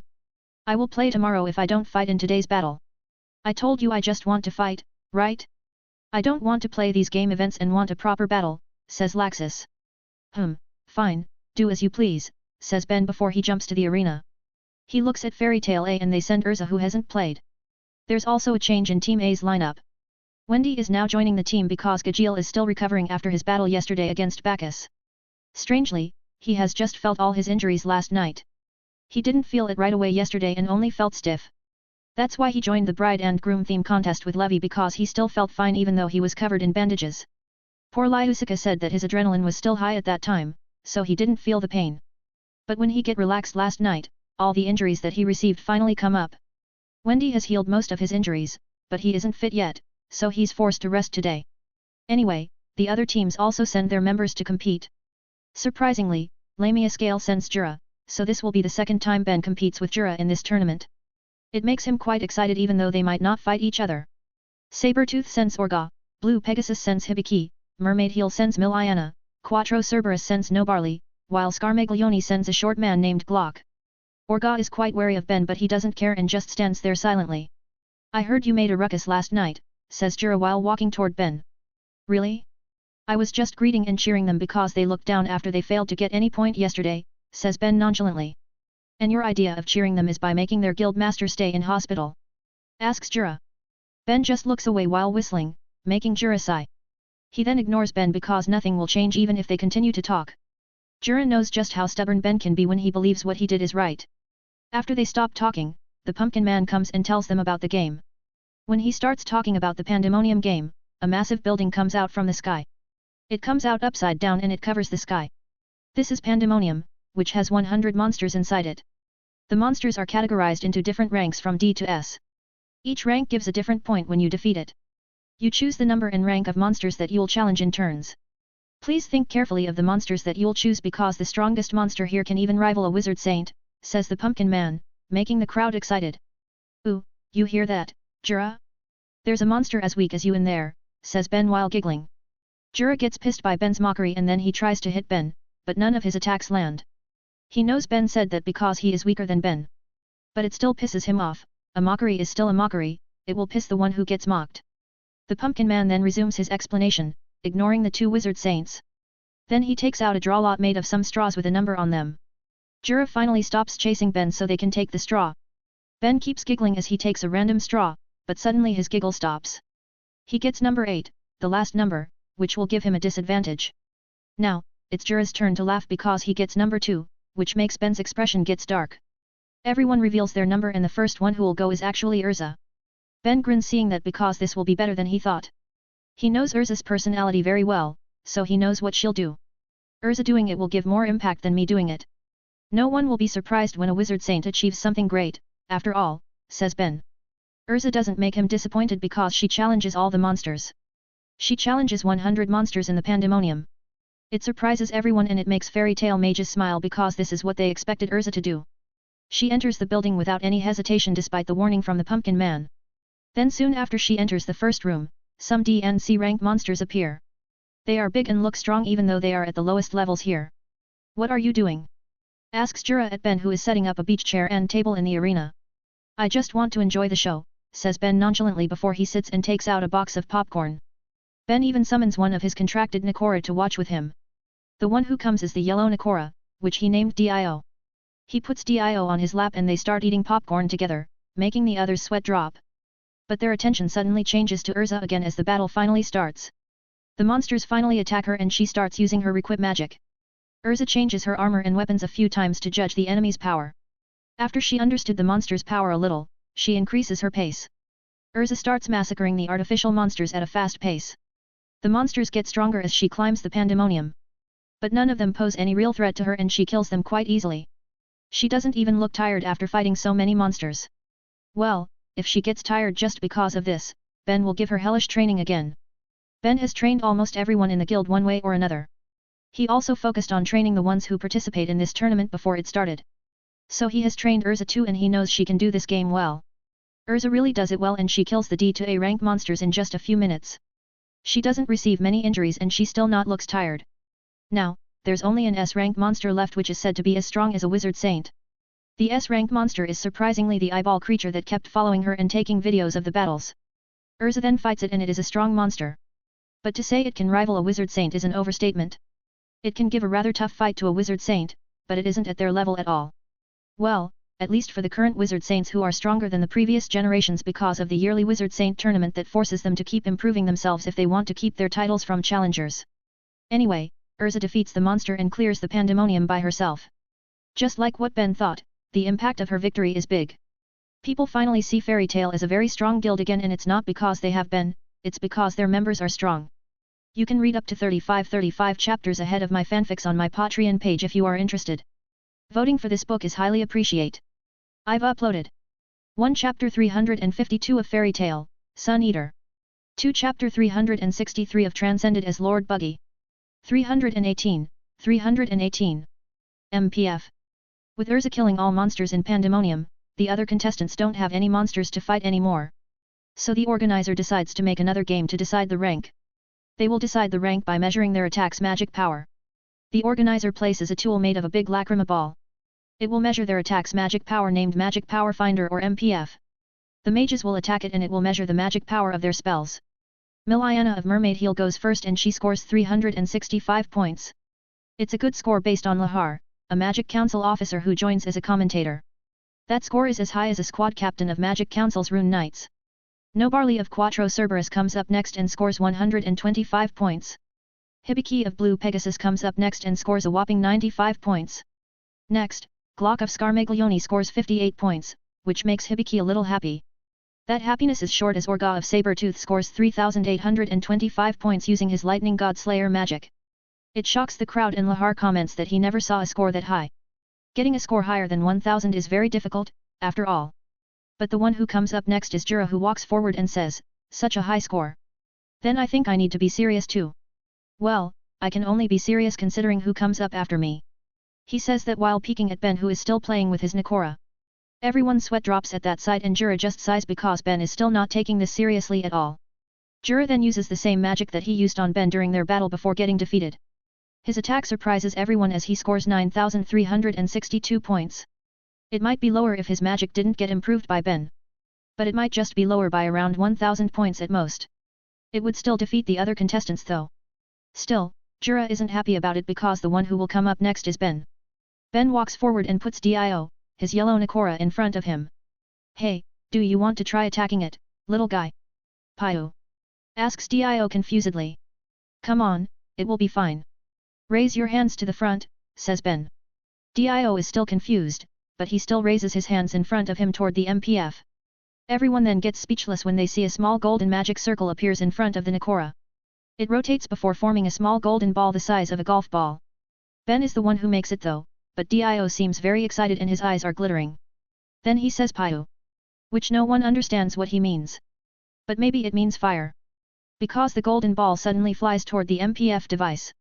It flies slowly though, as if a kindergartner is the one who throws it. But when it hits the MPF, it doesn't look like a kindergartner attack. The small golden ball creates a massive explosion that shocks everyone and even makes Dio flies back, so Ben catches him. Dio is in shock as he watches the explosion, just like the crowd. The MPF then shows a surprising number of 9,363 points. It's just 1 point higher than Jura's attack, which makes everyone even quieter now. For untrained eyes, it seems like Ben gets that number by luck, and his attack was as strong as Jura's. But the experienced mages know that Ben purposely made his attack to get that number. Jura is smiling bitterly at that feat because it feels like Ben is playing around. Although he knows that to get such a precise number is utterly difficult. He needed to gauge Jura's attack power precisely using his sense, which shows how monstrous his magic sense is. Then he needed to make an attack that was just a bit stronger than Jura's attack, which shows how monstrous his magic control is. "This monster is just too much," says Jura while looking at Ben, who dances around with the happy Dio. The mages who know it are stunned and their jaws drop as no word can come out of their mouths. Then the crowd also gets stunned when Yajima explains that to them. Everyone now realizes that Ben's magic sense is just as accurate as the MPF, and he has a precise magic control to make that attack. The commentator then breaks the silence by announcing the current points based on this game's result. Fairy Tail B, 48 points. Fairy Tail A, 37 points. Mermaid Heel, 24 points. Sabertooth, 22 points. Blue Pegasus, 15 points. Scarmaglione, 14 points. Lamia Scale, 13 points. Quattro Cerberus, 9 point. The overall ranking is still the same as yesterday though. But it will change in the battle round that will start later. The game participants then return to their stands so they can rest before the battle round. "Man, you really enjoyed the game, hey?" asks Kana. "Isn't that the purpose of a game? It was made to be enjoyed," says Ben while smiling. "Others might not think it like you though," says Fried while looking at the angry Sabertooth mages. "Who cares? I want to enjoy my life when I have it. Everything will disappear when we died, after all," says Ben. "Well, that's true, but I still can't enjoy this game at all," says Laxus pissly. "Then you should have just played when I asked you," says Ben. "TCH, attacking an object isn't fun," says Laxus. "Sigh, whatever. You might get called later for the battle because you're the only one who hasn't competed," says Ben. "They should be," says Laxus. The battle round starts soon and the first battle is between Miliana of Mermaid Heel and Sems of Quattro Cerberus. Miliana is a binding magic user while Sems is a spinning magic user. Both are interesting magic that seems weak but can be strong based on the users. Soon, the battle starts, and Sems immediately spins his body. Miliana tries to attack him but her binding rope keeps bouncing off his body. She can only run away while Sems chases her. But after many tries, her rope finally wraps Sems and binds him, giving her victory. The next battle is between Blue Pegasus and Scarmaglione. Eve gets chosen as Blue Pegasus's fighter while Glock, who competed in Pandemonium and MPF before, gets chosen as Scarmaglione's fighter. They enter the arena and start the fight after a small talk. Eve is a user of snow magic while Glock is a guns magic user. Ben is quite interested in Glock's guns magic because he also used it to make some magic guns and by applying it to his sun magic to create some spells. The battle starts and Eve immediately creates a blizzard around Glock. But he is underestimating a ranger's speed and agility. Glock has run quite far from his initial position right when Eve made the blizzard. Then Glock starts attacking Eve using his double magic pistols. His pistols' designs are strange though. They look like alien pistols, like they come from Men in Black. They even look more like toys rather than real pistols. Well, it's not just their look, but their firepower is similar to toys. The pistols are weak and so is the user. If not, then Glock would score at least a higher number than Hibiki in MPF. However, his pistols can shoot rapidly, they're faster than any pistol Ben has ever seen. Speed to cover the lack of power, hey? Not a bad idea, but it's also quite useless without enough power, says Ben while analyzing the pistols. The rapid fire is so fast that it looks like there are no gaps between the bullets. It gives Eve a hard time because even if each bullet is weak, they just keep coming at him. However, the problem gets solved immediately when Eve creates an igloo to protect himself from the bullets. Then Eve creates a blizzard that covers the entire arena. The blizzard makes the temperature drop and those who don't have resistance to cold are shivering. Ben even needs to create a heat sphere to protect his guildmates and family. The cold makes Glock shiver and stops moving. So Eve uses this chance to end the battle by focusing the blizzard on Glock and knocking him out. Eve from Blue Pegasus has won the battle and earns his team 10 points. It is an interesting match, but not interesting enough for the high-level mages. Luckily for them, the next match should be interesting enough. The next battle is between Fairy Tail and Sabertooth. Laxus will fight against Orga, it's the Battle of Lightning. You can read up to 35 chapters ahead of my fanfics on my Patreon page if you are interested. Voting for this book is highly appreciate. I've uploaded 1 Chapter 353 of Fairy Tail, Sun Eater. 2 Chapter 364 of Transcended as Lord Buggy. 319. Lightning. Laxus gets excited when his name gets called to fight in the battle round. Finally, I've started getting impatient. He says that before he enters the arena to face Orga. Hasn't Orga already fought on the first day? Asks Myra confusedly. Well, there's no rule that forbids him from fighting again. Also, the choosing of fighters is entirely on the sponsors and organizer. They must have wanted to see our guild against Sabertooth after what happened last night. And coincidentally, we have Lightning Dragon and Godslayer mages. They must have thought it will be interesting, says Ben. Ha, a dragon against a god, hey? This will be tough for Laxus, says Kana. Yeah, the tier of their magic is different. Natsu has fought against a fire god slayer and his magic was completely useless against it. His fire could only injure his opponent after he ate the fire god magic flame, but he needs to empty his magic power first. Does Laxus need to use that method too? Asks Freed. That's certainly a method that we have known. But I don't think Laxus will use it right away. He will try to use everything he has first and will only use that as a last resort. Besides, Laxus's magic power amount is far higher than Natsu's at that time. Emptying it will give him a great backlash, says Ben. Let's just watch how he'll solve this problem. Laxus will certainly find a way, says Myra. They stop talking because the battle is about to start. Both Laxus and Orga are excited by their battle because their magic is similar. In terms of magic tier, Laxus's Lightning Dragon Slayer magic is lower than Orga's, but he doesn't really care. He just wants to fight a strong opponent. Lightning God Slayer, hey? Let's see how strong it is, says Laxus while smiling. Suddenly, out of nowhere, a big lightning bolt strikes from the sky and hits Orga. A massive crater is created by that attack and dust flies everywhere. The crowd is shocked, but they get even more surprised when they see Orga just standing there without any damage. Damn, no damage, hey? This will be troublesome, says Laxus. That was good but too bad that it was used against me. Other people will get fried instantly by that lightning. Then, it's my turn now, right? Asks Orga while extending his hands forward. Black lightning bolts appear between his hands and his magic power gets concentrated. Then, a blackish-yellow lightning beam is shot toward Laxus. It's the same attack Orga used on the MPF match, so it's a strong spell. A big explosion appears and Laxus is engulfed in it. Another big crater appears and dust flies everywhere again. Much to Orga's and the crowd's surprise, Laxus is still standing there without any damage. Freed seems happy about it, as I thought of Laxus. Godslayer or not, lightning won't affect him. No, it affected him, and he knew it. He doesn't seem affected because he covered his whole body with his lightning. His lightning prevented Orga's lightning from damaging his body, says Ben. Then, how will Laxus attack? His magic can't damage his opponent and he even needs to use more magic for defense, says Kana. Well, the answer is easy, says Ben while grinning. The others are confused, but they find the answer soon. Laxus suddenly transforms his body into lightning and flashes toward Orga at a very high speed. Orga is surprised by Laxus's speed and isn't ready for what comes next. Laxus punches Orga in the face and sends him flying into the wall. Team Sabertooth is surprised to see it because Orga is one of the strongest in their team. But they also believe that he is fine because he is very tough. They aren't completely wrong because Orga can still stand. But he isn't completely fine as his mouth is bleeding now. It surprises most people because Laxus's lightning shouldn't be able to affect Orga. Ben just smirks seeing it before he explains it to his guild mates. Ben tells them that Laxus didn't use his lightning to attack his opponent. He used his lightning to enhance his speed and strength to a high degree. The lightning wasn't the main attack, that's just the effect of him using his magic. His main attack is his enhanced punch which gets a lot stronger because of his lightning. That's why he could injure Orga because his attack was purely physical, says Ben. The mages then nod in understanding with impressed expressions. Then Natsu asks, then why couldn't I damage that black fire guy with my punches and kicks? If you really landed punches and kicks but still couldn't injure him, then the only answer is one, you were weak, says Ben while smirking. Natsu's face gets dark as he falls on his knee before he gets mad.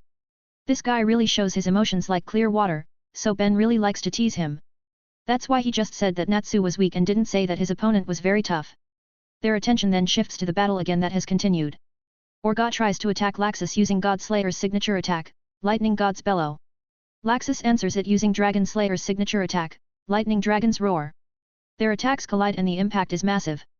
The spectators are holding onto their chairs because of the strong shockwave that gets created by the collision. Ben watches the clash intensely to get more data as usual before suddenly smirks. Right after that, Laxus's Lightning Dragon's Roar breaks Orga's Lightning God's Bellow and hits the big dude. In a clash of spells, the magic tears won't be a big problem as long as the spell power is high. Laxus's attack was just stronger than Orga's attack, that's it.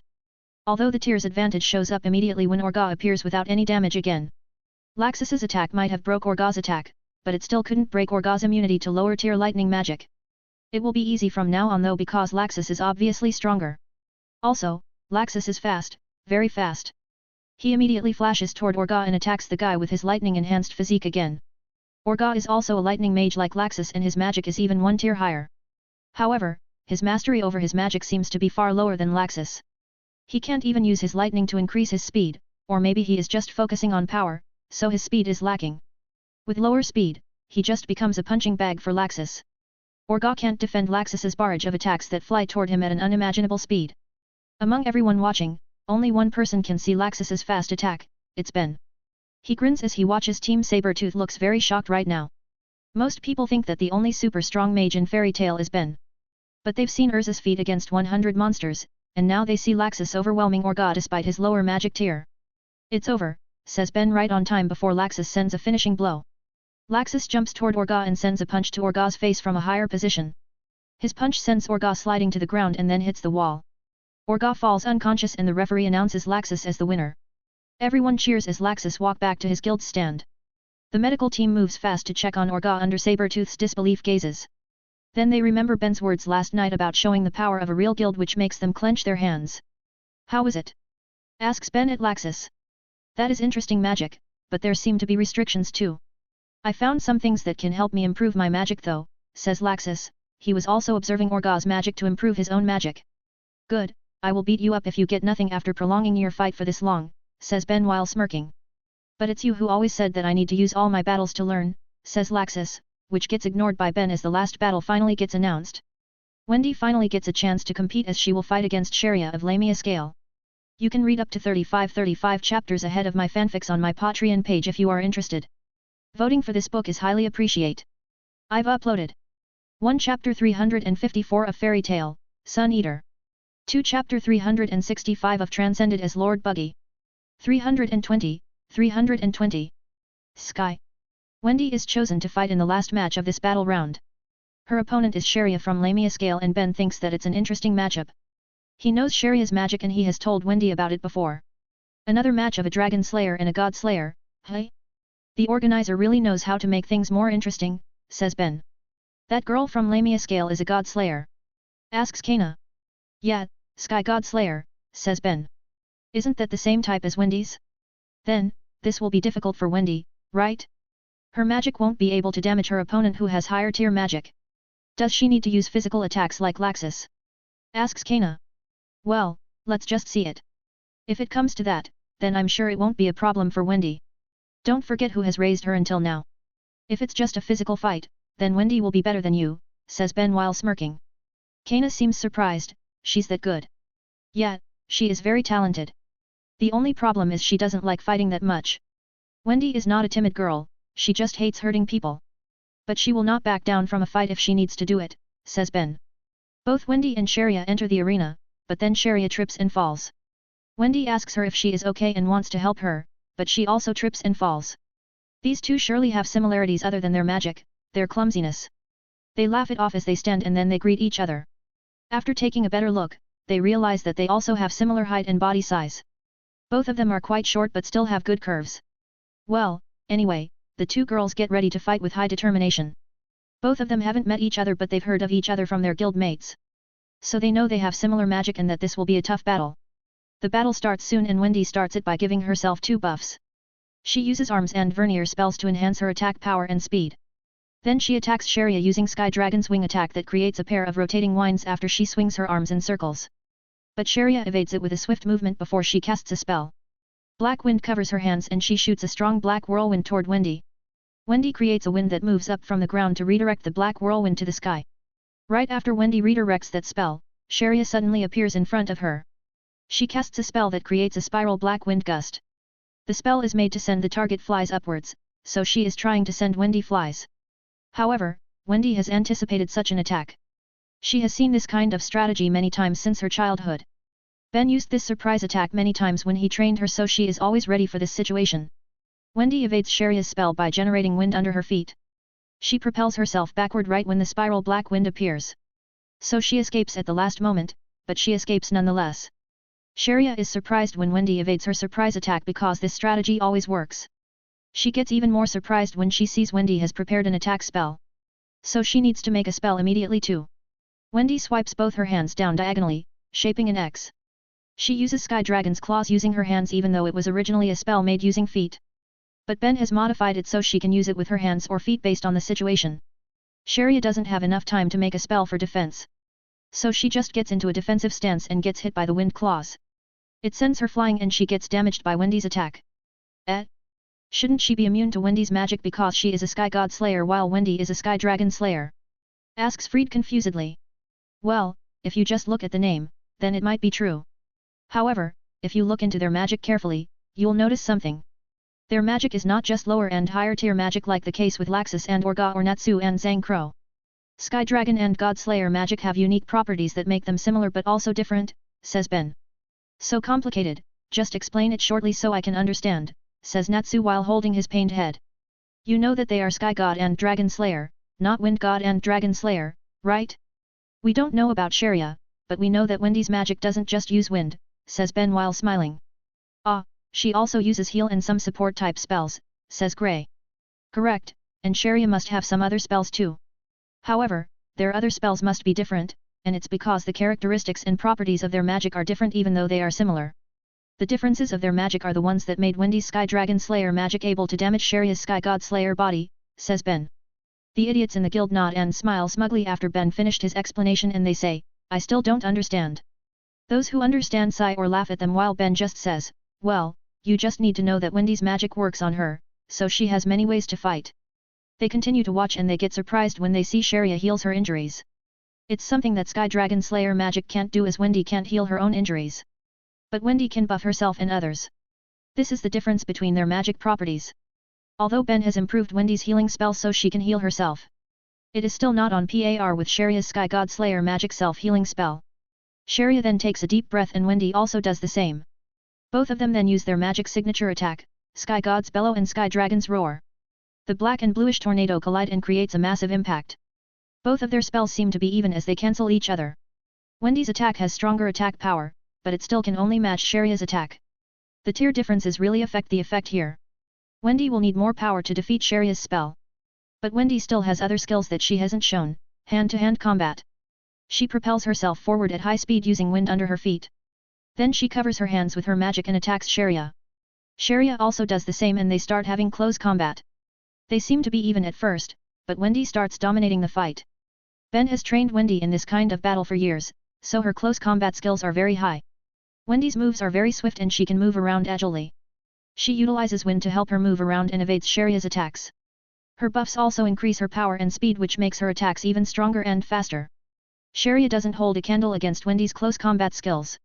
She can heal herself, but there's a limit to how much she can do it. So she tries to distance herself from Wendy by creating a spiral black wind that moves upward around herself. Wendy gets pushed into the air, but then she immediately casts another spell. She spreads her arms and a magic circle appears below her feet. Then a big wind sphere that breaks the spiral black wind appears and surrounds both her and Sharia. Wendy then casts her magic, Dragon Slayer Secret Art. Shattering Light, Sky Drill. She moves her arms counterclockwise and creates a tornado that is aimed at Sharia. Sharia tries to block it by making a black tornado, but it gets destroyed easily. Then she gets hit by Wendy's spell and gets flung quite far. Sharia gets a lot of damage and tries to stand up, but she can't and falls unconscious. Wendy has won her battle with only some injuries. Ben looks very proud of her sister, whom he has raised with great care. You can read up to 35 chapters ahead of my fanfics on my Patreon page if you are interested. Voting for this book is highly appreciated. I've uploaded 1 Chapter 355 of Fairy Tale, Sun Eater. 2 Chapter 366 of Transcended as Lord Buggy. 321. Criminals. The third day's events finally end, and the scores become like this. Fairy Tale B, 58 points. Fairy Tale A, 47 points. Mermaid Heel, 34 points. Blue Pegasus, 25 points. Sabertooth, 22 points. Scarmaglione, 14 points. Lamia Scale, 13 points. Quattro Cerberus, 9 point. It's very surprising that Lamia Scale, a strong contender for years, only gets 13 points and Sabertooth only gets 22 points. The main cause for their low scores is, of course, Fairy Tale. Lamia Scale always gets paired with Fairy Tale mages in the battle rounds and hasn't won at all. Ben and the others feel bad for them, but this is a tournament, so this can happen. They don't feel bad at all for Sabertooth though. They will even feel better if Sabertooth gets the last place in the end result. There are still 2 days more before the tournament ends. So they can't get too full of themselves yet, but a little party at night won't hurt anyone. The Fairy Tale mages have a small party that night in their hotel. Then in the middle of the night, Ben leaves the hotel stealthily. He goes to a dark alley and enters a hidden door after making sure no one sees him. Inside the room, there are 3 people that Fairy Tale mages know so well. I have been waiting for your call, says Ben. Sorry, it was a lot harder than we thought, says Jalal.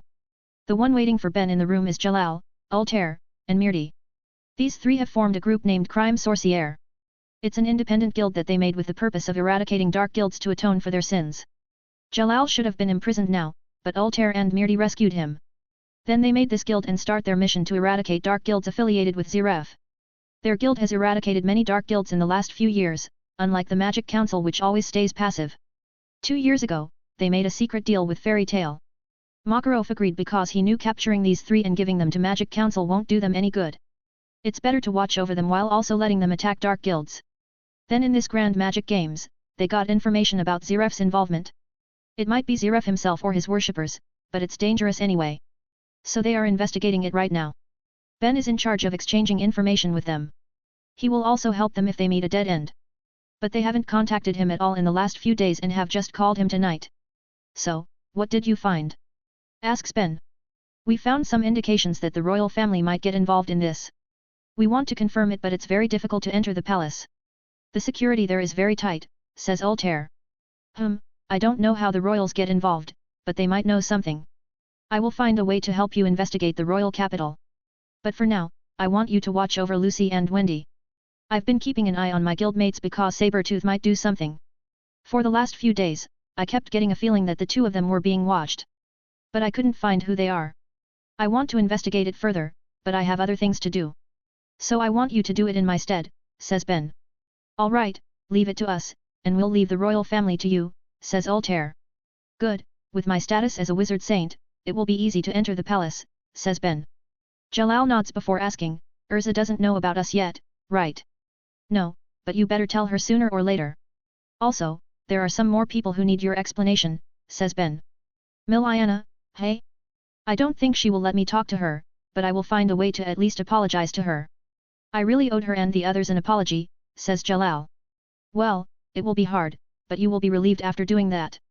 No need to rush it though, you need to do it in a good situation, says Ben. No need to rush it, hey? You also said that when I offered you to use my magic to open yours and your guildmate's second origins, says Altair. Opening second origin with your magic will certainly make them grow faster. But I believe that opening it through their own efforts will give better results. You've seen how much they've grown using their own efforts, says Ben. Yeah, I'm certainly surprised by how much they've grown. They might have even opened their second origins already. As for you, I'm sure you've opened it a long time ago, says Altair while smiling. Maybe, says Ben while smiling. Ben talks with them a bit more before leaving the room and returning to the hotel. He teleports there because he has marked his room's coordinate. Myra sees him return but she doesn't ask anything and just welcomes him back. The kids are sleeping and after Myra sleeps too, Ben makes 7 clones. He sends the clones to infiltrate the palace and gather information. Then he sleeps too after making sure his clones won't disappear after he slept. The next day, they go to Domus Flaw again for the 4th day of the Grand Magic Games. None of Ben's clones has returned so they must have got a hard time gathering information last night. But he let it be and just focus on today's tournament. He looks at Sabertooth's stand and sees them have dire expressions. They must have gotten an earful from Ja'ama last night because they didn't win the battle yesterday. But unlike Yukino, Orga didn't get expelled. Probably because he has contributed a lot of points for their guild. Anyway, the first event starts, and it's a game called Naval Battle. From the name alone, it's obvious that this will involve water. It might be a game in a pool or something, so they need to send someone that is good in the water. I want to send Juvia, but she isn't even a reserve member. Who wants to volunteer? Asks Ben. Myra and Kana immediately raise their hands, and then Laxus also raises his hand. He says it is a battle, so he wants to participate because he might not be chosen for today's battle round. But Kana and Myra also want to participate because they have just participated once.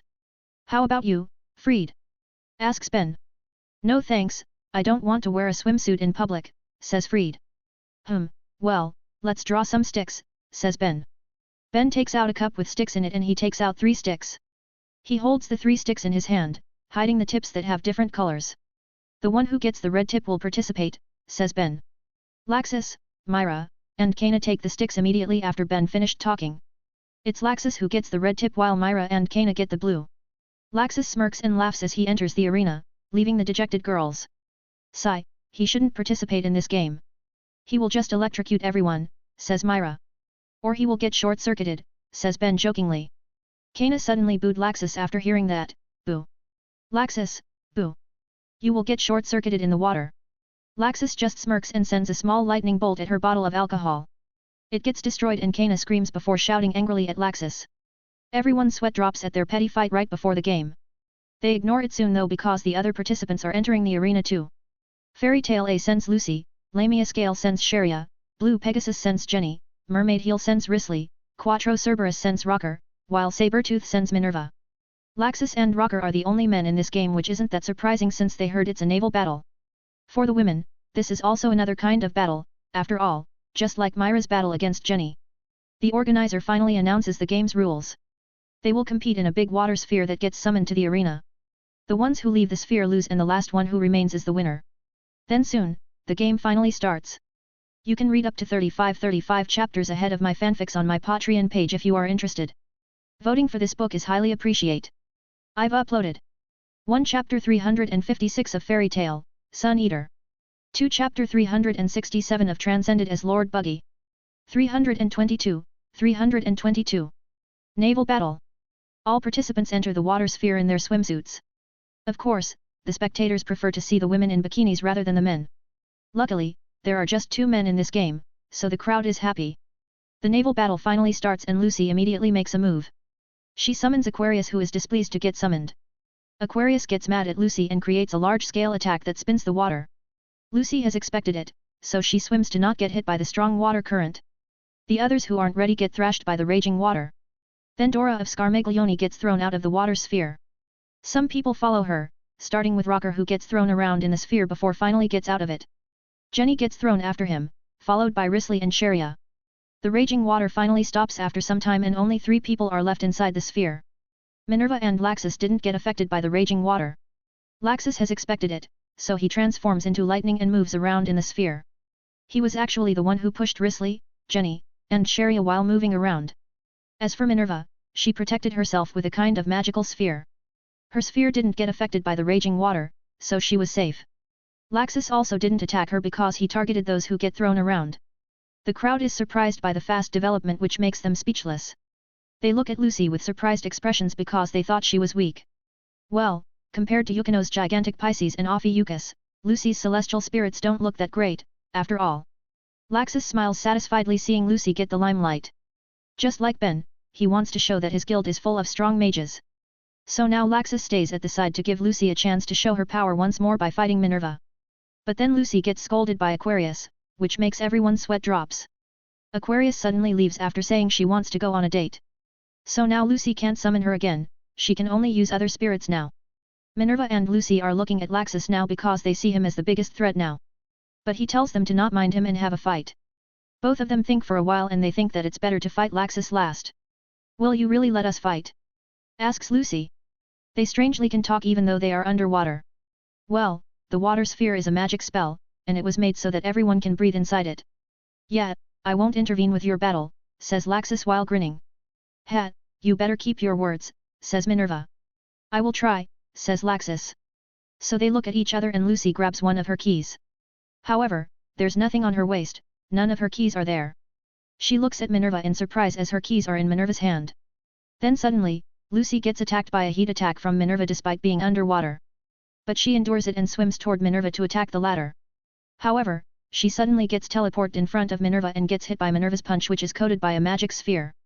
Lucy gets thrown back, but she suddenly gets teleported back to Minerva. She gets hit again by Minerva and the cycle repeats. Lucy gets hit and pushed back before teleported in front of Minerva and gets hit again. It happens a few times before suddenly a hand blocks Minerva's fist. Laxus steps in and stops Minerva while also holding the beaten Lucy. He wanted to stop it faster, but Lucy's eyes are full of determination to fight, so he couldn't step in yet. But he finally couldn't wait anymore as Lucy's condition will be very bad if he doesn't intervene. He knows Lucy wants to fight to the end, but he also knows that it's more important to save her. So he intervenes in the fight despite saying he won't do it. I can still fight, says Lucy weakly. Don't force yourself, this is not a life and death battle, says Laxus before flashing to the edge. Laxus throws Lucy out of the sphere and Ben flashes to catch her. You've done well, so rest, says Ben before casting a sleep spell at Lucy. Ben doesn't say another word and he teleports to his guild stand. Wendy immediately casts her healing spell on Lucy while the others seem rather angry. Hold your anger, just focus on treating Lucy now. Take her to the hospital as soon as Wendy finishes her spell. Leave the rest to Laxus, he knows what to do, says Ben. But he should have stopped it sooner, says Gray. And makes Lucy feel useless? She wanted to fight and proved that our guild is strong, so Laxus lets her fight. He stopped the fight before it gets worse even though Lucy still wanted to fight. That is his way to show his trust and care for his friend, says Ben firmly. Everyone gets silent and holds their anger as they watch Lucy being treated by Wendy. Then they all look at the match again and see Laxus is facing Minerva now. His expression tells everyone that he is enraged by how Minerva treated Lucy. You said you won't intervene in our battle, says Minerva while smirking. Yeah, I was.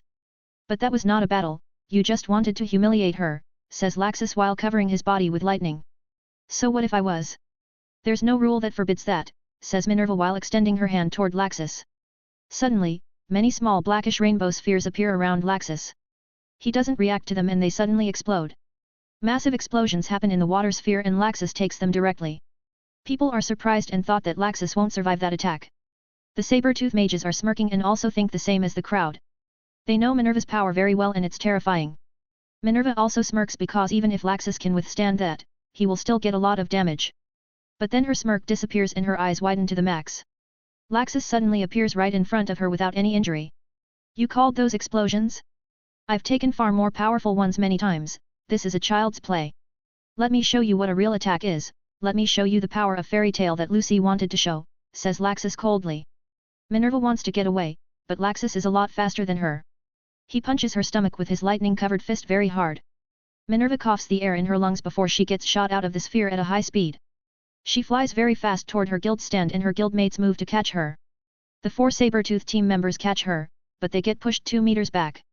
Even the 4 of their combined strength can still get pushed, so Laxus's attack was very strong. Minerva is still conscious despite the pain and she looks at Laxus. She barely holds on though and she finally passes out after seeing Laxus's cold gaze. Her teammates also look at Laxus angrily before they take Minerva to the hospital. Laxus comes out of the sphere and returns to his guild stand. He asks Ben about Lucy's condition and Ben tells him that Lucy will be fine. Laxus stopped the fight before she get injured too badly, so it's good. You didn't hurt her too much, weren't you? Asks Ben. No, I am not that cruel to hurt someone too much in a competition. I just used enough power and hit her at the right spot to make her lose consciousness. The big effect of that attack came from my magic that surrounded her, says Laxus. Good, she still needs to see our guild's power, and this is not the stage yet. The final game tomorrow will be the best place to show Fairy Tail's power to the world, says Ben. I know, I will go to the hospital now to check on Lucy. She will need her keys, after all. Don't call me unless I get chosen to fight in the battle round, says Laxus while showing Lucy's gold keys in his hand. He has taken the keys that Minerva took before. Minerva didn't realize that Laxus has taken the keys before he punched her. That's just how fast the current Laxus is and not many people can see or even match his speed. Ben nods and Laxus leaves the stand to go to the hospital. The naval battle turned out to be fiercer than people thought. But it also becomes more interesting. So now, everyone anticipates the battle round. You can read up to 35 chapters ahead of my fanfics on my Patreon page if you are interested. Voting for this book is highly appreciate. I've uploaded 1 Chapter 357 of Fairy Tail, Sun Eater. 2 Chapter 368 of Transcended as Lord Buggy. 323. Tag Battles. Fairy Tail B, 68 points. Fairy Tail A, 53 points. Mermaid Heel, 37 points. Sabertooth, 30 points. Blue Pegasus, 28 points. Lamia Scale, 18 points. Scarmaglione, 14 points. Quattro Cerberus, 10 point. The scores after the naval battle becomes like that. Fairy Tail B and A are more or less the winner and runner-up already with such a big point difference. It might be able to change if the 5th day's event has a different format, but it will still be difficult to chase that score. So the other teams need to use this battle round well and gain more points. Today's battle round is also different from the previous battle rounds. It won't be a 1 vs 1 battle again, but 2 vs 2 which is named Tag Battles. The tag battle round starts with Blue Pegasus vs Quattro Cerberus. Ichia and a guy in a blue rabbit costume are chosen from Blue Pegasus, while Bacchus and Rocker are selected from Quattro Cerberus. Everyone is curious about the blue rabbit and it gets revealed soon. Much to everyone's shock, the guy in the rabbit costume has the same face as Ichia. The only differences are his cat-like traits and smaller body. Fairy Tail members who went to Edelas are the most shocked. The identity of the second Ichia is none other than Nikiya, the Exceed who served the queen. They never met the Exceeds from Edelas again since 7 years ago, and now one of them suddenly appears here. Their surprise turns into disgust soon afterward though when Ichia and Nikiya start telling how they met. Not only the storytelling is really bad, but their interactions are also strange. The two of them don't care about others' reactions at all and just keep going with it. But before they can get into the part where they really met, Bacchus attacks Nikiya as the battle has started. Nikiya gets slapped in the cheek and flies quite far. It makes Ichia surprised because he thinks that Nikiya is as strong as him. Nikiya passes out soon, so now Ichia is alone against Bacchus and Rocker. They attack him immediately and don't give him any chance to counter. Then he gets injured quite badly and lays beside Nikiya who then passes out. Ichia gets determined to win and uses his signature spell. He uses power perfume and his small body becomes a lot bigger. He towers over Bacchus and Rocker, but they aren't afraid just because of that. Bacchus and Rocker jumps at Ichia and Ichia uses a strong technique that stuns them. He smiles handsomely and makes them stunned in the air. Ichia then sends a strong uppercut at both of them and knocks them out. Blue Pegasus gains 10 points by defeating Quattro Cerberus. Ichia might be eccentric and strange, but he sure is strong. He isn't the ace of Blue Pegasus for nothing. If not for his eccentric behavior, he will become far more impressive. Sometime later, the second match starts, and it's between Lamia Scale and Scarmaglione. Lion and Yuka get chosen from Lamia Scale while Dean and Glock gets chosen from Scarmaglione. The battle doesn't last long though as Lion defeats the two Scarmaglione mages using a snow dragon which is not made of snow, but ice.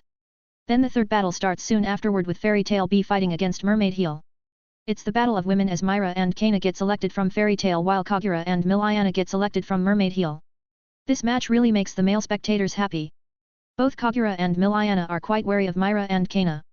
They've seen what Myra and Kana could do in the previous days. So they need to be careful and serious as their chance of winning is not that high. Miliana, try fighting that drunk woman, I'll handle Myra Jane, says Kagura. Alright, I'll give my best, says Miliana while taking off her cape. Be careful, she might seem sloppy, but she is strong, says Kagura. Miliana nods and looks at Kana who gets scolded by Myra for drinking while the battle is about to start. Kana doesn't listen though and when the match starts, she gets attacked by Miliana's sudden attack.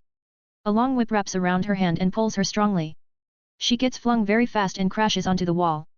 Myra sighs seeing that, and suddenly she catches a sword that comes from her left side using her right hand that has transformed. That girl is really hopeless.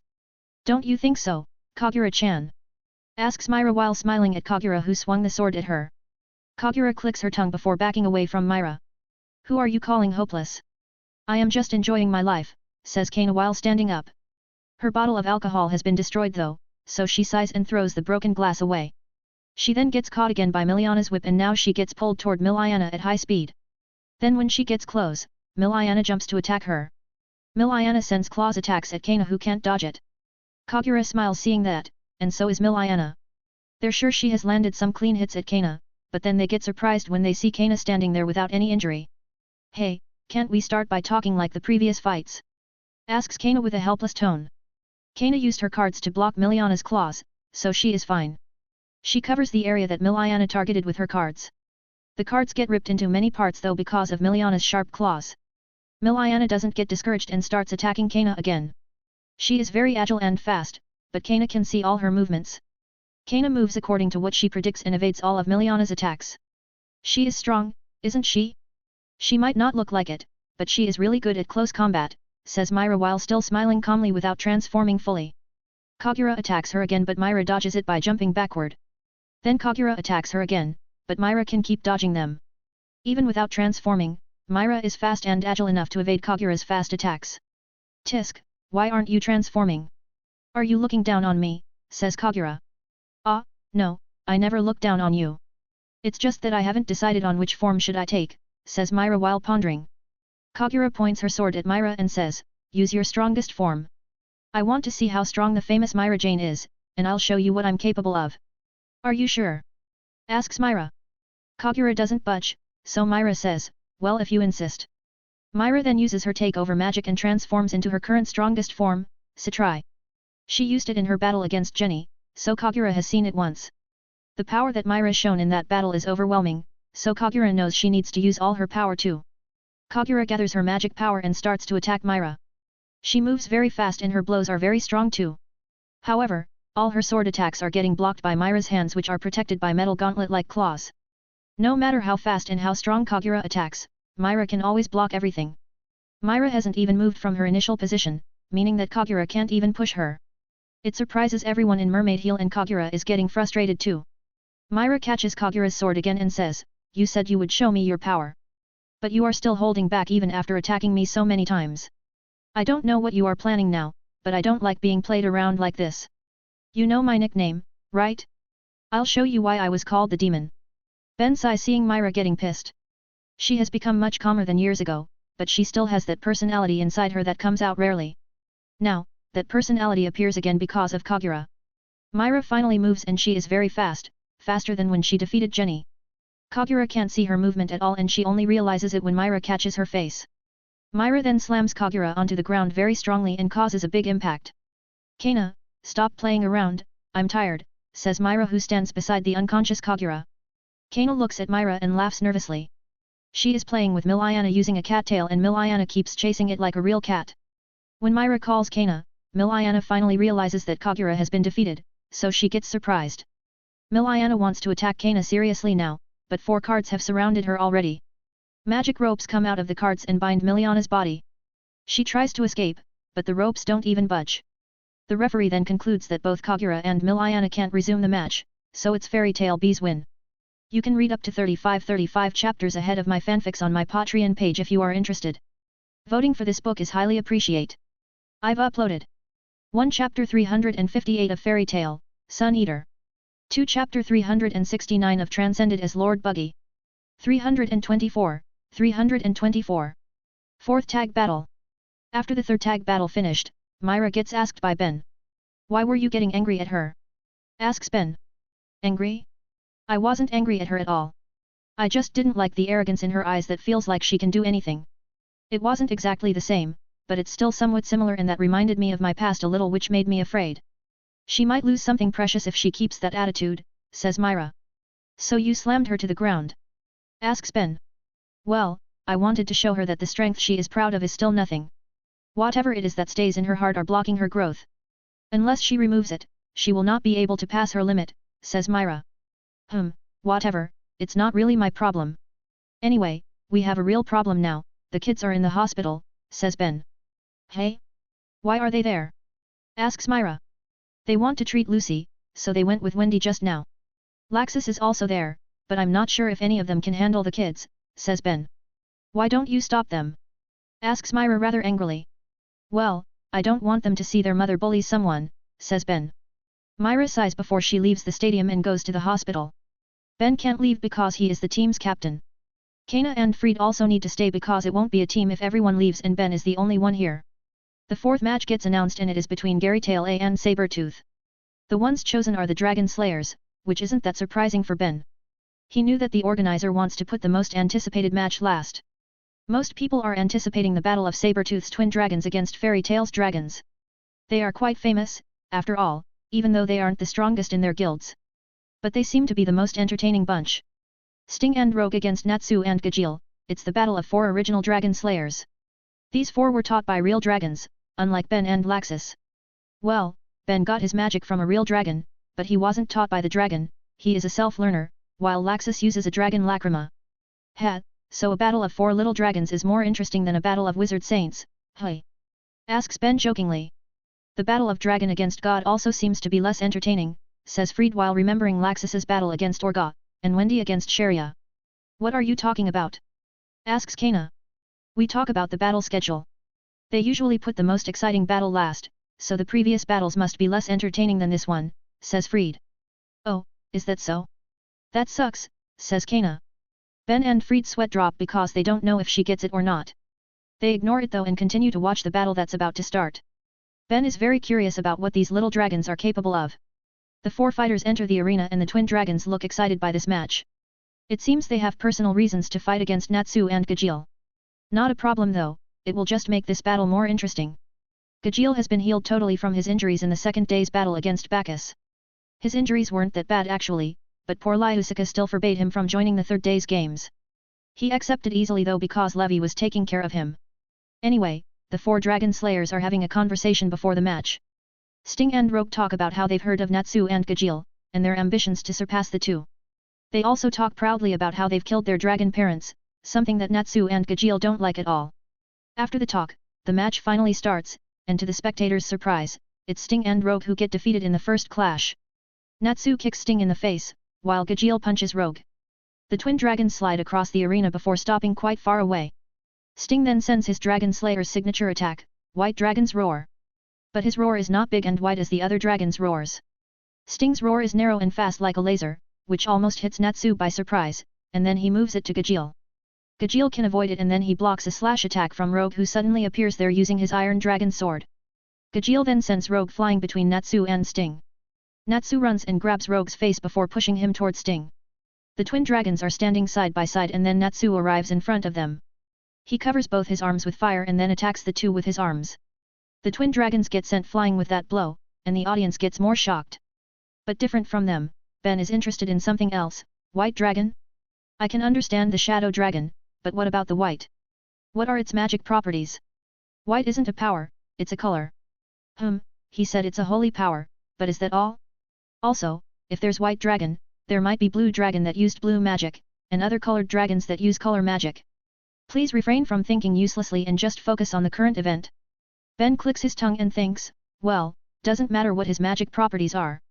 I am quite interested in his narrow dragon's roar. It's the first time I see someone else other than me uses it. As you know, Ben's Sun Dragon Slayer magic is composed of some elements. One of them is light, and Ben's Sun Dragon's light roar is small and fast like Sting's White Dragon's roar. It's just that Ben made it like that himself after doing research, while it seems that Sting's spell was the original one from the White Dragon. Quora, focus your observation on Sting. His magic seems similar to light magic, so we might get a lot of useful data, orders Ben in his mind. Understood. Ben doesn't need to observe Natsu and Gajeel because he has done it many times. As for Rogue, his Shadow Dragon Slayer magic is very different from Ben's magic. Quora will still observe Rogue too though because there might be something useful, but her focus will be on Sting. The battle continues and now Sting and Rogue use similar spells. They call them White Drive and Shadow Drive. Their bodies are now covered by white and shadow auras. Their magic power also feels stronger now. HOH, magic amplifying spell, huh? Interesting, says Ben while grinning. What is that? Asks Kana. Magic amplifying spell, a spell that enhances one's overall power. Their spells and physical power will become stronger than before, says Ben. Oh, that doesn't sound good for us, says Kana. Ben doesn't say anything and just thinks of something else. Magic Amplify usually needs a source of magic power. Unless a mage is very skillful at controlling his magic power, they will need another source of magic power to be used like buff spells or others' magic power. This might be more interesting than I thought. No wonder Sabretooth really thinks highly of these kids, thinks Ben while grinning widely. There is no trace of worry on Ben's face even though Sting and Rogue use unusual spells. Gajeel and Natsu can lose if they want, and he still won't care. For now, Ben is more interested in getting data by observing the twin dragons. He has a sinister grin and mumbles, "Don't disappoint me, my subjects." You can read up to 35 chapters ahead of my fanfics on my Patreon page if you are interested. Voting for this book is highly appreciated. I've uploaded 1 Chapter 359 of Fairy Tale, Sun Eater. 2 Chapter 370 of Transcended as Lord Buggy. 325, 325. 4 Dragons. The battle continues and now Sting and Rogue start dominating it. They become faster and stronger which makes Natsu and Gajeel rather overwhelmed. Furthermore, the two of them have better teamwork than Natsu and Gajeel who always bicker every day. Gajeel now can't even hit Rogue which transforms into Shadow. Natsu is also unable to land any hit on Sting who has become faster and stronger. Both of them are being played by Sting and Rogue who have noticeably gotten more powerful after using magic amplification. The spectators notice the increase in Sting and Rogue's power. Their white and shadow drives seem to raise their level a lot that even Natsu and Gajeel who dominate the battle can't land any hit now. It seems that the battle will end with Sabretooth as the winner. Sometime later, Natsu suddenly can't move after Sting hit his stomach. Then he finds a kind of symbol in his stomach. Sting tells him that it's White Dragon's stigma that gets activated with the previous White Dragon claw. On another spot, Rogue suddenly appears behind Gajeel in his shadow form. He sends a punch at Gajeel, but suddenly his fist gets caught by Gajeel which surprises him and his guild mates. Gajeel then asks what Rogue has been talking about since the beginning because it's unclear. Ben smirks seeing Gajeel catches Rogue. It's not a difficult thing to do, after all, Gajeel just needs good timing to capture Rogue. As a shadow, Rogue can't hit his opponent, so he needs to materialize himself when attacking, and Gajeel needs to use that time. Rogue is surprised by it and then Sting also gets surprised. Natsu suddenly can move again and evades Sting's attack before punching him in the face. Sting looks at Natsu's stomach and sees his stigma has been burnt by Natsu's magic. Gajeel then also attacks Rogue in the chin and sends him to fly. Natsu also hits Sting again and tells him to not underestimate their opponents with just that level of power. Both Natsu and Gajeel have faced people far stronger than the twin dragons, after all. We've been beaten up many times by people far stronger than you. Compared to their hit, all your attacks felt like baby slaps, says Gajeel while grinning. Yet, compared to the monsters we know, you guys are still lacking. Yet, those monsters never underestimate their opponents, no matter how weak they are, says Natsu.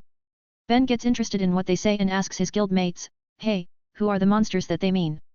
Can I meet those guys and fight them?" The fairies look at Ben with expressions that ask if he is being serious right now. But then they remember that Ben likes to tease them, so they ignore him. Ben gets disappointed seeing them not fall into his game. Of course, he knows that they are talking about him, Gildarts, Myra, Laxus, Urza, and maybe Makarov. But he just wants to play with his guildmates a little. Their reactions aren't satisfying though, so he watches the battle again. He sees Sting getting more serious and sends a strong punch coated in his magic at Natsu. It creates a strong blast that engulfs Natsu and Sting is confident that it's enough. But then Natsu emerges from it unscathed and he has caught Sting's fist. The spectators and Sabretooth's mages are very surprised too. Gajeel also handles Rogue quite easily which surprise them more. Then Natsu and Gajeel starts dominating the battle again without giving the twin dragons any chance to fight back. After getting pushed for some minutes, Sting and Rogue suddenly decide to use their full power. Ben grins when he hears that as he knows what they want to do. Their magic power suddenly increased again and scales start to appear on some parts of their bodies. Dragon Force. As I thought, they use that item in their bodies. I couldn't sense it well because the magic power in that item is the same as their magic power, says Ben excitedly. That item? Do you know something, Ben? Asks Makarov. Yeah, of course. They can activate Dragon Force at will. You surely know someone who can do it too, right? Asks Ben. They think for a while before remembering it, Laxus. That's right, Laxus who has a dragon lacrima in his body. Those two also have dragon lacrimas in their bodies. So other than the magic they inherit from their dragon parents, they also have dragon lacrimas, which enhanced their magic, says Ben while grinning. They get surprised by it because it's the first time they see such dragon slayers. Then they look at the battle again and see Sting moves forward alone. He intends to fight Natsu and Gajeel on his own because he is very confident in his dragon force. Sting is underestimating his opponents again, but he can back it up. He flashes toward Natsu and Gajeel, appearing in front of them in an instant. Then he punches Natsu in the face, sending him flying. Gajeel tries to attack Sting, but it misses because Sting is very fast. Sting then hits Gajeel's stomach with a spell and sends him flying like Natsu. He dominates the two of them alone, which surprises the spectators once more. He is quite fast, maybe almost as fast as Laxus, comments Ben calmly. Sting then jumps quite high and uses his white dragon's holy breath. It creates a beam far bigger than the previous white dragon's roar that looked like a laser. The massive beam hits and engulfs the arena, shattering it for the second time in this tournament after Ben's battle with Jura. It's not over yet though, as Natsu and Gajeel are still able to fight. The battle continues underground and the spectators watch it through some screens. They see Natsu and Gajeel fight Sting using various spells, but none of it works. Gajeel even manages to hit Sting at point blank using Iron Dragon's roar, but Sting is still fine. Sting then makes a big sphere that shoots multiple rays of light. Ben grins seeing it and immediately analyzes the spell.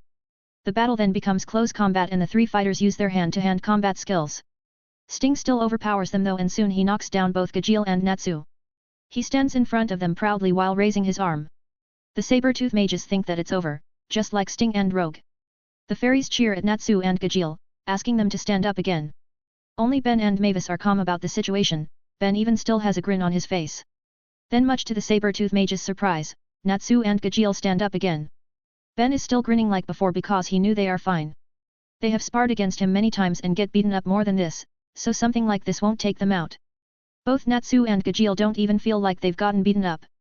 They are stretching their bodies while talking about Sting's attack patterns that they've found. Their difference in experience is very clear now. But then Natsu and Gajeel start bickering again because of their difference in opinions. It's just because of how they perceive Sting's kick angle. They start brawling and then Natsu pushes Gajeel into a mining cart. He then pulls the lever and sends Gajeel on the cart away. Gajeel can't even get out because of his motion sickness and he falls into a hole. Natsu grins widely and then he challenges both Sting and Rogue to fight him. Sting and Rogue are pissed by it, then Rogue says, "I have no business with you. Let me fight Gajeel." "Then you need to defeat me first," says Natsu while grinning. Ben also grins when he hears that. Well, look at this guy. He really knows how to make things more exciting. You can read up to 35 chapters ahead of my fanfics on my Patreon page if you are interested. Voting for this book is highly appreciate. I've uploaded 1 Chapter 360 of Fairy Tale, Sun Eater. 2 Chapter 371 of Transcended as Lord Buggy. 326. Overwhelming. Natsu's challenge angers Sting and Rogue, who say that he looks down on him. They activate their dragon forces again and Sting says that nothing in the world exceeds dragon force as it is the power of real dragons. Ben scoffs when hearing that. If nothing in the world exceeds that, they should be wizard saints already by now. At the very least, one of them should be Saber-Tooth's guild master. Also, if something like that can be called the power of real dragons, then humans won't be so afraid of dragons in the past. Well, maybe they really have real dragons' power, even if they are still babies, they are still dragons, after all. I can even defeat this baby dragon without using my Dragon Slayer magic. The fairies sweat drop hearing Ben's little protest at Sting's remark. They always know that Ben is very sensitive when it comes to power. So hearing Sting's claim of having real dragon's power was enough to piss him off. Even Ben with all his achievements doesn't dare to call himself to be at the same level as dragons. But these two brats who have just started having wet dreams dare to make such claims just because they can use dragon force at will with the help of Dragon Lacrima. They ignore Ben and watch the battle again. Sting rushes at Natsu and sends a strong punch. But Natsu catches it with his bare hand. Then Natsu punches Sting in the face before looking back as Rogue has moved behind him. Rogue shoots his Shadow Dragon's roar at Natsu, but then it gets overpowered by Natsu's Fire Dragon's roar. The two then attack again and it becomes close combat.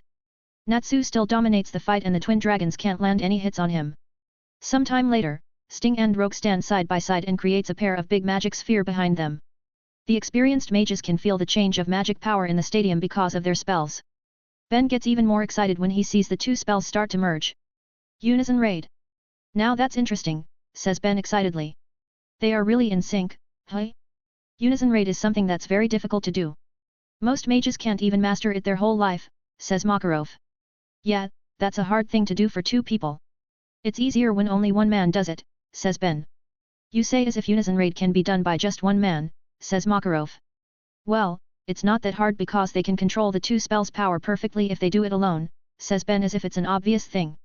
Makarov gets silent and Mavis asks, can you do it by yourself? Yeah, but I don't really see the benefit, so I never use it in battles. It takes too long to get activated. I rather use fast spells, says Ben. Can you show it to me? Asks Mavis with sparkling eyes. Maybe later, the battle hasn't ended yet, says Ben. Ah, that's right, says Mavis before watching the battle again. Between Sting's and Rogue's hands, there is a small golden rainbow sphere. Then they shoot it toward Natsu and a massive beam gets shot. The beam is black and white in color as it's a combination of holy and shadow elements.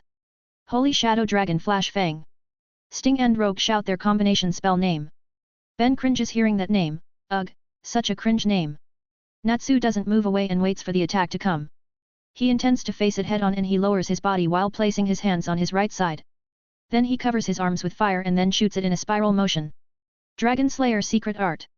Crimson Lotus, Exploding Flame Blade. Natsu's spiral fire hits the Holy Shadow Beam and breaks it. Then it moves toward Sting and Rogue, hitting them directly. A strong impact is created by that attack that even the Lacrimavision gets deactivated for a moment. It's done, says Ben while smirking. It is? Who won? Asks Kana.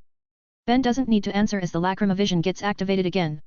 It shows the picture of Sting and Rogue falling to the ground. Natsu is still standing there firmly and then he celebrates his victory after the referee ends the match. Ben grins and looks at the scoreboard that has changed again. Fairy Tail B, 78 points. Fairy Tail A, 63 points. Blue Pegasus, 38 points. Mermaid Heel, 37 points. Sabertooth, 30 points. Lamia Scale, 28 points. Scarmaglione, 14 points. Quattro Cerberus, 10 point. Both Fairy Tail teams now have an overwhelming lead on the scoreboard. Even Blue Pegasus in the third place needs 25 points just to match Fairy Tail A's score. Without any miracle on the fifth day, it will be impossible for other teams to chase those scores. Ben suddenly senses a small burst of magic power and sees that it's Jama. The old guy seems very angry and Ben smirks seeing it. This tournament hasn't finished yet, so Jama will get even more angry tomorrow. He ignores the old man when Chapati Lola announces that tomorrow will be a break day. The fifth event day will be held the day after tomorrow.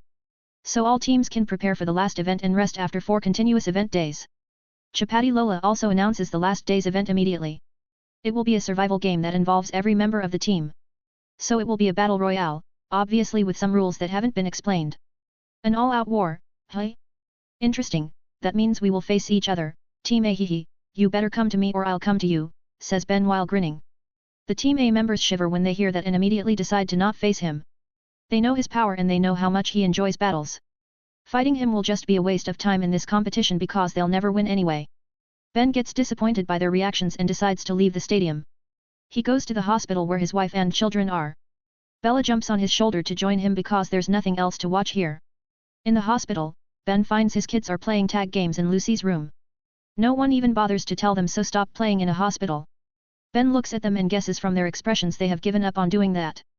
He knows just how stubborn the kids are when they play. Alright kids, it's time to stop, says Ben, but they still run around. He sighs and uses his gravity magic to pull them toward him. They fly toward Ben and he catches their legs, so they are hanging upside down now.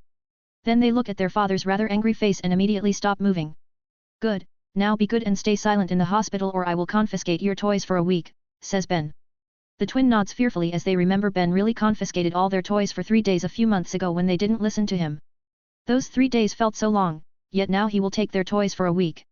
Of course, they don't want it to happen, so they listen to him and behave. Ben puts them down and now they play quietly on the side. The others sigh in relief because now they can finally get some peace. Now the adults can finally talk without the children's disturbance. They ask Ben about the game, so he explains it briefly. So we are free tomorrow? Asks Laxus. Yeah, you can do whatever you want as long as you don't create problems, says Ben. You talk as if I'll create problems, says Laxus rather offendedly. Well, I don't believe that no one in this guild won't create any problem, says Ben. Laxus can't even say anything back and just sits quietly there. They all then just stay in the hospital room as if it's a place to hang out. Then their guildmates also come and when it gets dark, Gajeel finally shows up after disappearing for hours. Oh, Gajeel, have you done mining some stone? Asks Ben jokingly. Everyone laughs, and so is Natsu. Gajeel gets pissed by it and hits Natsu in the head because he is the cause of what happened. They almost bicker again, but Makarov hits them both, stopping them immediately. Gajeel stops the fight and then calls the Dragon Slayers. Hey, I found something that will interest us Dragon Slayers. You can read up to 35 chapters ahead of my fanfics on my Patreon page if you are interested. Voting for this book is highly appreciate. I've uploaded 1 Chapter 361 of Fairy Tale, Sun Eater. 2 Chapter 372 of Transcended as Lord Buggy. 327. Dragon Graveyard. Gajeel leads the first-generation Dragon Slayers to Domus Flaw's underground room where he fell before. It's quite deep and not many people have entered this place. Even Ben never went here as he never bothered to do it. Lucy, Grey, and the Exceeds also join them because they are curious. The other guild members aren't too interested in this, so they stay behind. Ben's kids wanted to join, but Myra stopped them because it was their time to sleep. Some time later, they finally arrive, and to their surprise, there are many dragon bones here. Natsu wonders if their dragon parents are here too. But Gajeel thinks it's impossible because these dragons seem to have died a long time ago. Ben doesn't join their conversations and just walks around with Bella. Unlike them, he never met his dragon, so he doesn't have any attachment, and never has a reason to find Escanor. Also, he knew from Quora that Escanor has died, and nothing was left from the Sun Dragon. He checks the dragon bones and touches them one by one. Others will think that he is just curious, but Ben is actually trying to feel the dragon's leftover magic. They've died hundreds of years ago, but dragons are strong magical creatures, so there should be magic residue in their bones. His assumption is correct as he can feel slight magic power in the bones. Their magic power is very weak, but he can at least tell their types of magic. It doesn't seem much, but by feeling dragon's magic power, he can understand more of Dragon Slayer magic. As he goes around, he suddenly feels the surroundings' magic power increase. He looks at the source and sees Wendy uses a spell to call a dragon's soul. It's a spell named Milky Way that was given by Grandini through poor Lyusika, who is the Sky Dragon's Edela's counterpart. The dragon soul that Wendy called is a dragon with a greenish color. Ben sees the dragon soul trying to intimidate the others, but he doesn't do anything. He just stays in the dark and watches as he knows everything will be fine. This dragon soul can't do anything to them because it doesn't have any power, unlike Atlas Flame. This dragon is also called by Wendy using a spell to simply has a conversation. So Ben stays behind to observe this dragon soul. The dragon introduced himself as Zirconis, the Emerald Dragon. He has a rather irritating personality, especially toward humans. Zirconis was a dragon who went into war against humans in the era of dragons, so he hates humans. He also looks down on humans and even tries to eat Wendy, who calls him. Natsu and Seo are startled by it and tries to attack him. Zirconis also tries to attack them, but none of them can touch each other. Ben just sighs because he knew this would happen. The dragon was just playing with them who don't know that his spirit can't touch physical matters like living beings. But even if they can't touch each other, Ben still can feel the power inside Zirconis's soul, which can give him valuable data. Ben just watches as Zirconis teases the others before finally teaching them history. It's basically the same as what Ben heard from Smog the Heat Dragon. Zirconis tells them about the war between humans and dragons, then how some dragons support humans, making the dragons split. Then he also tells them about Acnologia, a man who became a dragon after killing numerous dragons in the past. All dragons that were buried in this place were killed by Acnologia. Acnologia became the Dragon King, and then Dragon King Festival was created, which now becomes Grand Magic Games. Not long after telling that story, Zirconis's soul vanishes and returns to the spirit world. The Dragon Slayers mull over the information they've just got. They wonder if they will become dragons too. Ben never told this to them because they will be too worried about it. Then as they talk about it and Ben continues to inspect the dragon bones, someone suddenly appears and tells them that they don't need to worry about it. The one who comes is Arcadios, the kingdom's Holy Knight Squadron chief. He is also accompanied by a familiar face, Yukino. Ben stays hidden to know what Arcadios wants because the guy might change the topic if Ben shows up. So he just hides in the dark while observing their conversation. He hears Arcadios tell them the plan to kill Ziref. It makes Ben quite confused about why they want to kill Ziref. But then Arcadios says that killing Ziref is the first step to stop Acnologia. The kingdom believes that Ziref's death will weaken Acnologia or something. Arcadios then explains that his night group was the one who tried to kidnap Lucy a few times. They mistook Wendy for Lucy at first, that's why Wendy also became a target. But all their attempts fail because someone always disturbed them. Ben was the one who did that, so of course, they didn't succeed. Now Ben understands why he couldn't find the culprit. It's because they are knights, and he never suspects them because they are everywhere in the city. Arcadios then leads them to the castle as they talk about it and Ben follows them stealthily. Luckily, the fairy tale mages aren't searching for him, so Arcadios doesn't find out. They continue to talk and Arcadios tells them that the Grand Magic Games are actually an event to collect a lot of magic power for the plan that they're about to do. He then tells them that the plan is to open the massive ancient door that they see now after walking quite deep into the castle. It needs the 12 zodiac keys and a massive amount of magic power to be activated. This door is connected to the past, 400 years ago to be precise. The plan is to go back in time to change the past by killing Zeref before he gained immortality. If Zeref didn't become immortal, then Aknowledge won't be a dragon too, that's what the kingdom thinks. Arcadios is about to ask for Lucy's assistance as she has the other zodiac keys. But then, a lot of royal guards suddenly appear and surround the group. The royal guards are led by Dardan, the kingdom's minister of defense, which is just a hunched old man. Dardan is displeased that Arcadios tells outsiders of their plan. Then he says that it's too dangerous to change history.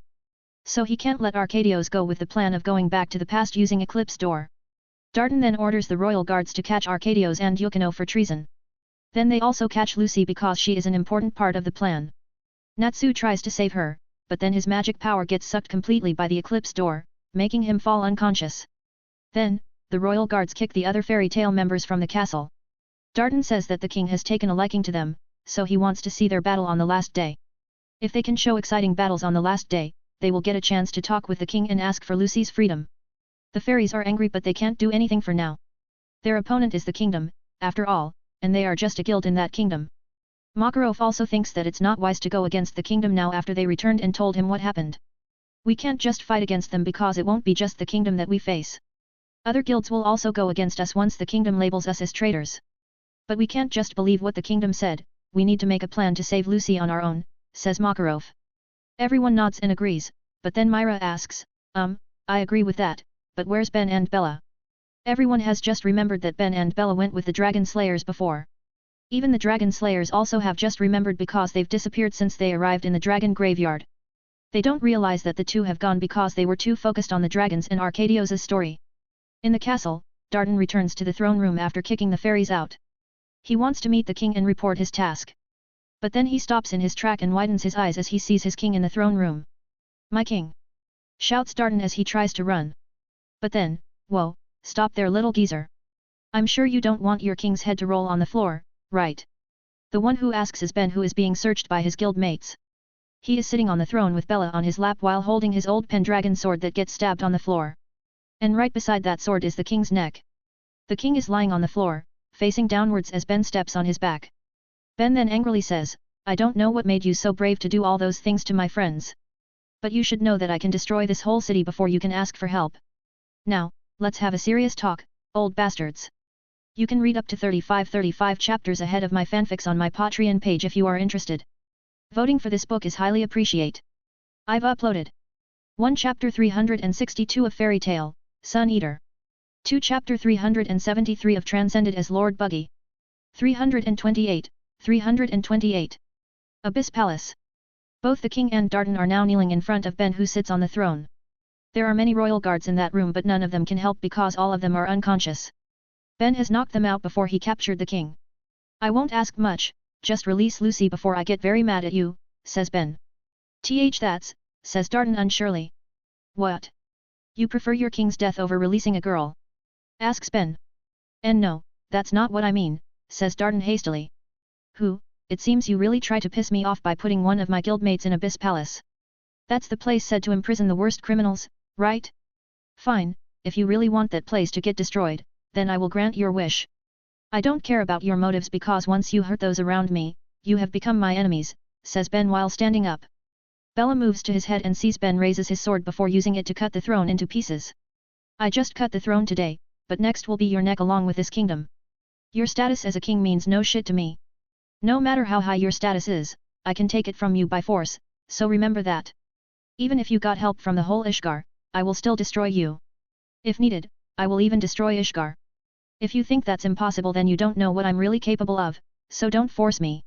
I don't care if you want to play around by turning into a pumpkin. But don't mess with me or Fairy Tale again if you still want to live," says Ben intimidatingly. After he's done with the two, he breaks the floor and goes to the lower floor through the hole. Ben wants to show that he can destroy this place anytime he wants. The two understand that and their expressions turn grim. They never get this level of threat before. "He knows that I am Mato, the Pumpkin Man, isn't he?" Asks the king. Yeah, yes, I think he is, says Dardan. The king gulps his saliva and says, Dardan, let's not mess with fairy tale again. I think he can tolerate some levels of treatments, but it seems we've gone too far right now. We can't lose a battle force of his level right now when the calamity is approaching. But what he does is basically treason, says Dardan. I know that, and he knows that too.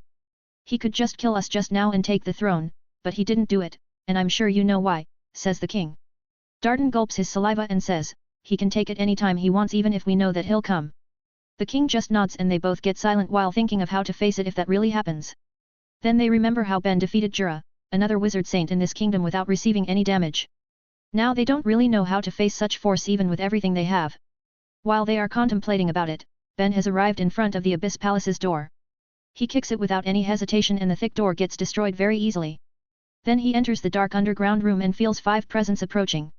Oh ho, you must be the Garu Knights, the executioners of criminals in Abyss Palace. Well, you look weak, says Ben while smirking. The Garu Knights are composed of 3 men and 2 women. They all look quite nervous right now because the man in front of them is Ben, a wizard saint. If he's just a wizard saint, they won't be this nervous, but he broke the thick door into the abyss very easily. That door was imbued with many layers of magic spells to improve its durability and prevent anyone from entering or escaping without permission. But he broke through it just with a kick. Still, they are glad that he is alone, so they think they still have a chance to win even though he is a wizard saint. Where's Lucy?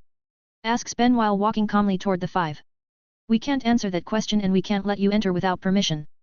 Breaking through the castle and entering the Abyss Palace without permission is a big crime punished by death. Even if you are a wizard saint, you won't be excused from such sin. So with the authority given to us by His Majesty the King, we will execute you on the spot, says a man who has a pair of scythes and looks like the leader. What a big word for someone like you to say, says Ben while smirking. It might be a big word to be used against a wizard saint. But I am not alone, says the leader. Well, why don't you try then? Asks Ben while taunting them with his finger. They all then prepare their magic spells, but suddenly Ben disappears. You are too slow, says Ben who suddenly appears in front of the bald man. Ben hits the man's stomach very hard and makes him cough up blood. The man falls unconscious instantly with a mere punch from Ben.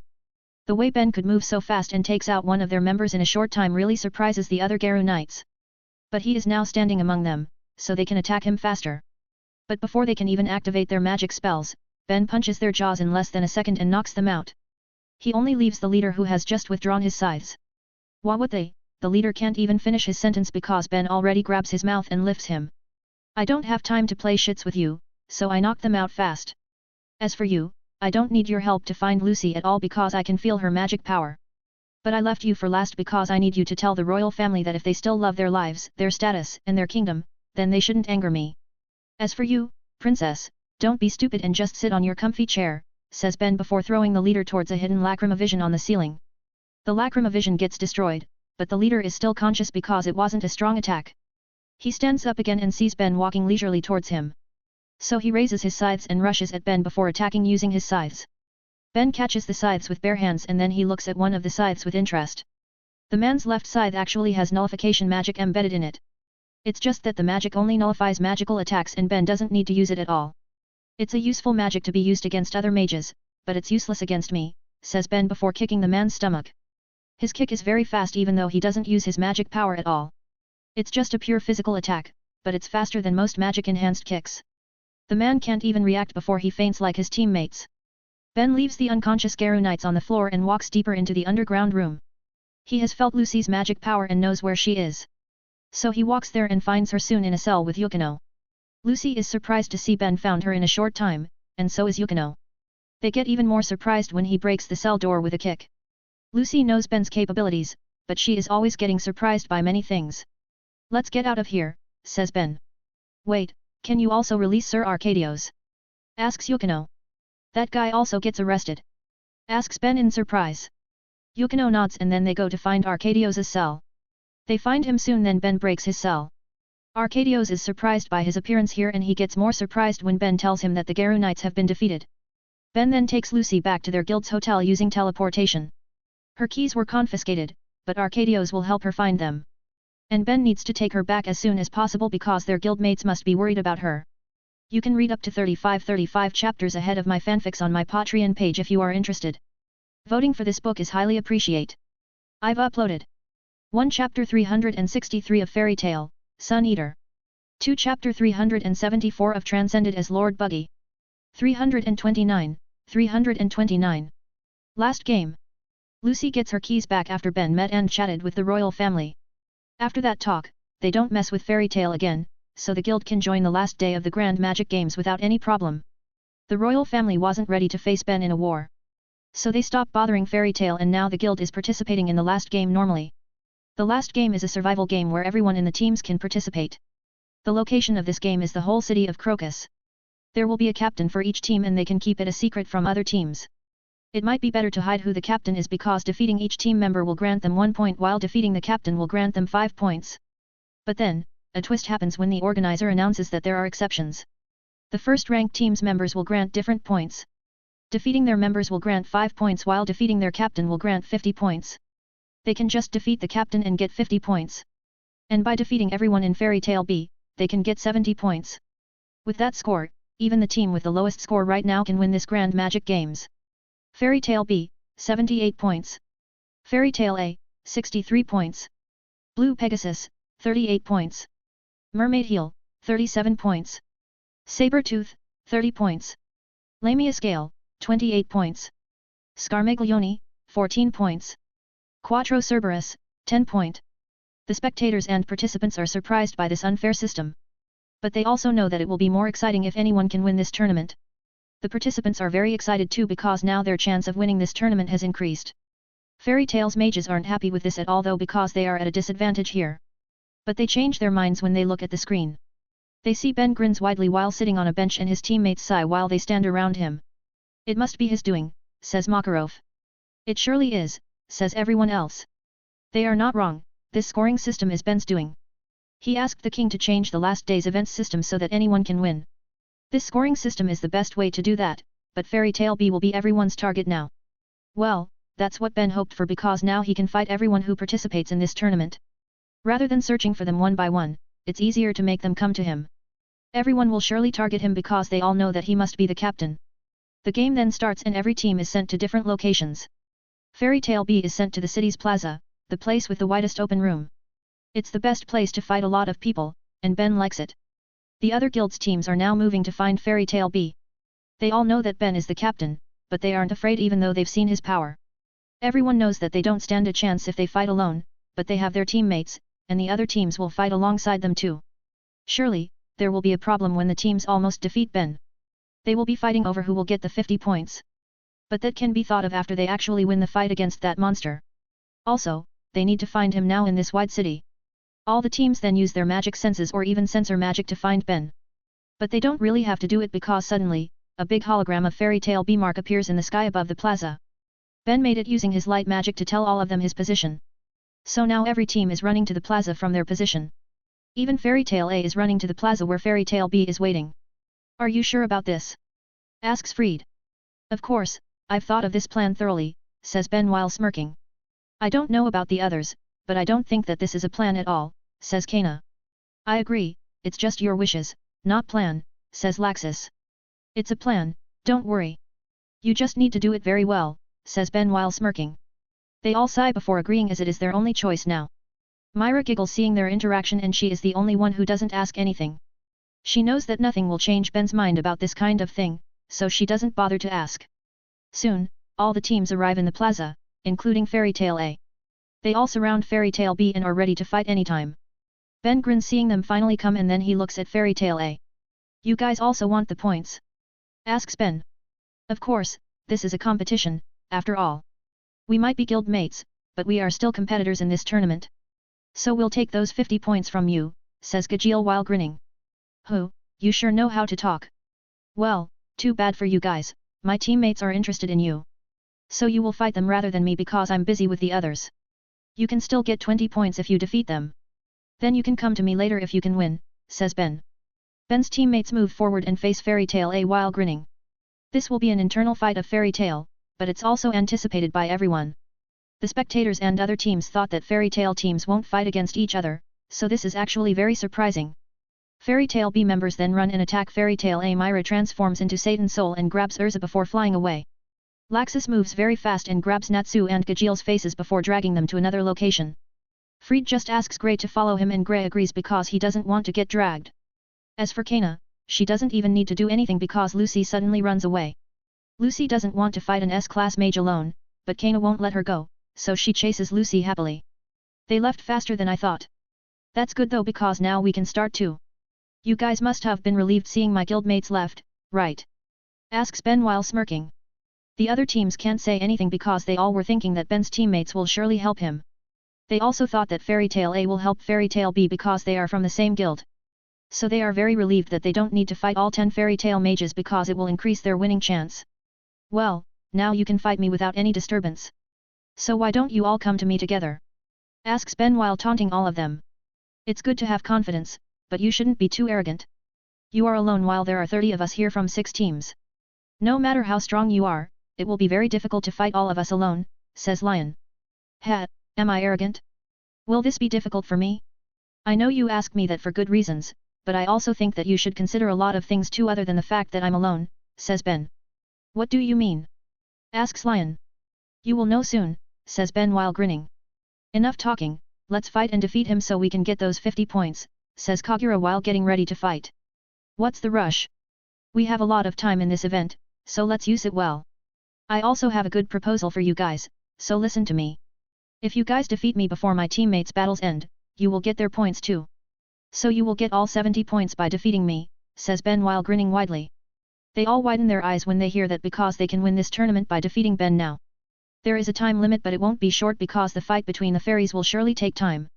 Ben looks at their excited faces and asks, it's a good proposal, isn't it? You can read up to 35 chapters ahead of my fanfics on my Patreon page if you are interested. Voting for this book is highly appreciated. I've uploaded 1 Chapter 364 of Fairy Tail, Sun Eater. 2 Chapter 375 of Transcended as Lord Buggy. 330. Ben vs everyone. Ben's proposal surprises the other teams because they can win this tournament by just defeating one person. The spectators also get surprised including the commentator that gets speechless now. So you're saying that whoever defeats you also defeats your whole team? Asks Rufus. That's what I said, says Ben while smirking. Such strong confidence.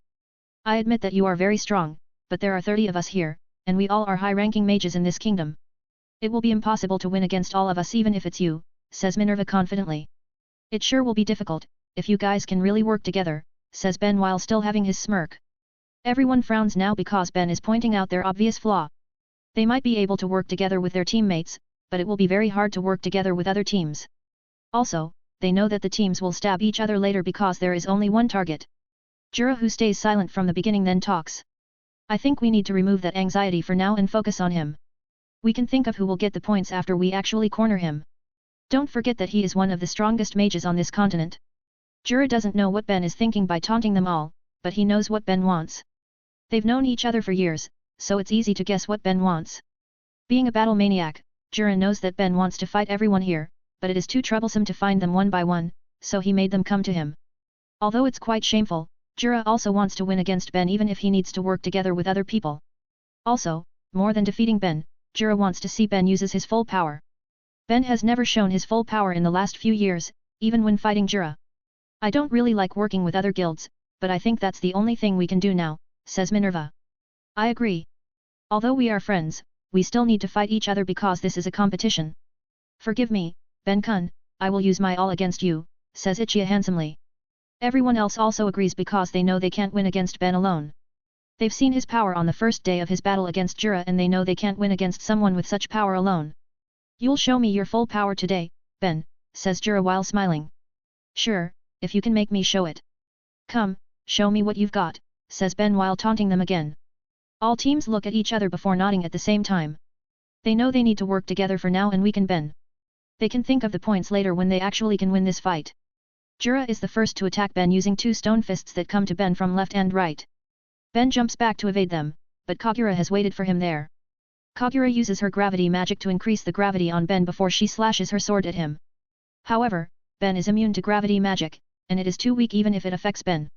He evades her sword by jumping quite high. Jura's stone fists are still moving toward him and Lion also sends an ice dragon from another side. Ben smirks and covers his hands with dragon's fire. Then he spins his body horizontally in the air, creating a spinning flame blade. It breaks the stone fists and the ice dragon in an instant as if those spells are weak. When Ben's fire disappears, Sting and Rogue suddenly appear above him. Minerva has teleported them there and they have prepared their attacks. They are preparing Dragon Slayer's basic attack, their Dragon's Roars. White/Shadow Dragon's Roar. Shout Sting and Rogue before shooting their roars. Ben also uses his Dragon's Roar to counter theirs, Sun Dragon's Heat Roar. A big bright orange beam attack comes out of Ben's mouth and hits the white and black beams. He overpowers their attacks easily and destroys their Dragon's Roars. His Dragon Roar hits them and sends them flying quite far. Ben finally lands on the floor again, but some people have waited for him there. There are Orga, Rufus, Ichia, Hibiki, Ariana, Miliana, Lion, Yuka, etc. They all have prepared their magic circles, ready to shoot their spells at Ben. Right when Ben lands on the floor, they shoot their spells at the same time. Their spell's power is different, but the combination of all their spells creates a very strong impact. A massive explosion appears on where Ben landed and a big crater appears on the floor. Smoke and dust covers the center of the crater, obstructing everyone's view. Everyone waits for the dust and smoke to dissipate. But then Jura shouts at them, telling them to attack again because he knows Ben won't get defeated just like that. He is right because when the dust and smoke get cleared, everyone sees a small golden cocoon in the center. Ben is protecting himself with solar energy that he shaped into a cocoon. He is unscathed because none of the mage's attacks passed his magic. Is this all you've got? Asks Ben while smirking. Everyone grits their teeth and they start attacking Ben again. Their attacks are good, but Ben can always counter them. They are also working together quite well, but it's not good enough because they aren't really working together, they are just taking turns attacking him. It is good enough for people who never worked together. But it's not enough to be used against Ben because Ben is very fast. His reaction speed is faster than their attacks and he can always make spells to counter theirs right after stopping other attacks. Everyone also realizes this, but there's nothing they can do. This is the best they can do with this composition. At least that's the case until someone takes the initiative to command the mages to fight more organizedly. It's Rufus who suddenly takes the role to lead everyone there. He has memorized all their magic and styles, so he knows how to optimize their attacks. The others are worried that he has ulterior motives, but they still accept it because it's the best way to change the current situation. Rufus asks Hibiki to help him at giving orders using Hibiki's archive magic. The archive magic can help them give orders without Ben's knowing. So they can make surprise attacks and use unusual strategies without revealing them to Ben. They start attacking again and now their attacks are far more organized. Slowly, they start to push him with their organized attacks that keep getting better. They use short and long range attacks well and they cover each other very well. Also, they use Minerva's space magic very well. She keeps teleporting the mages to unpredictable locations so they can attack Ben from there. Rufus has found some chances to attack in Ben's fighting style, and he uses them well. Ben is getting more excited as the fight goes on because he finally has a very exciting battle. He can also get a lot of data from analyzing their magic. Even now, Ben is still not serious. But he decides to get more serious now because he wants to push them to give better fights too. When they create a combination attack, Ben teleports to an empty spot at the side. He cracks his neck while everyone looks at his wide grin which makes them wary. That grin looks ominous, after all. Well, you guys are better than I thought. You keep attacking without giving me a chance to attack you. Although I just let that happen because I could always attack you anytime I want. But I wanted to see what you would do, and I must say I'm impressed. I really respect you for pushing me this far, so I will show you something that I've just made, says Ben while grinning. Everyone suddenly feels the magic power around them change. They all find the source of this change immediately. It's the man in front of them who is looking at them as if they are his prey. Ben's magic power suddenly raises rapidly. Your spells are White and Shadow Drive, right? Then, this must be Sun Drive. I can feel my power raised a bit, says Ben who now has a golden aura around his body. Quora, how's my stats now? Asks Ben. Name, Ben Cooper. Moniker, Karna, the Sun's Child. Title, Youngest Wizard Saint. Age, 24. Status, Alive.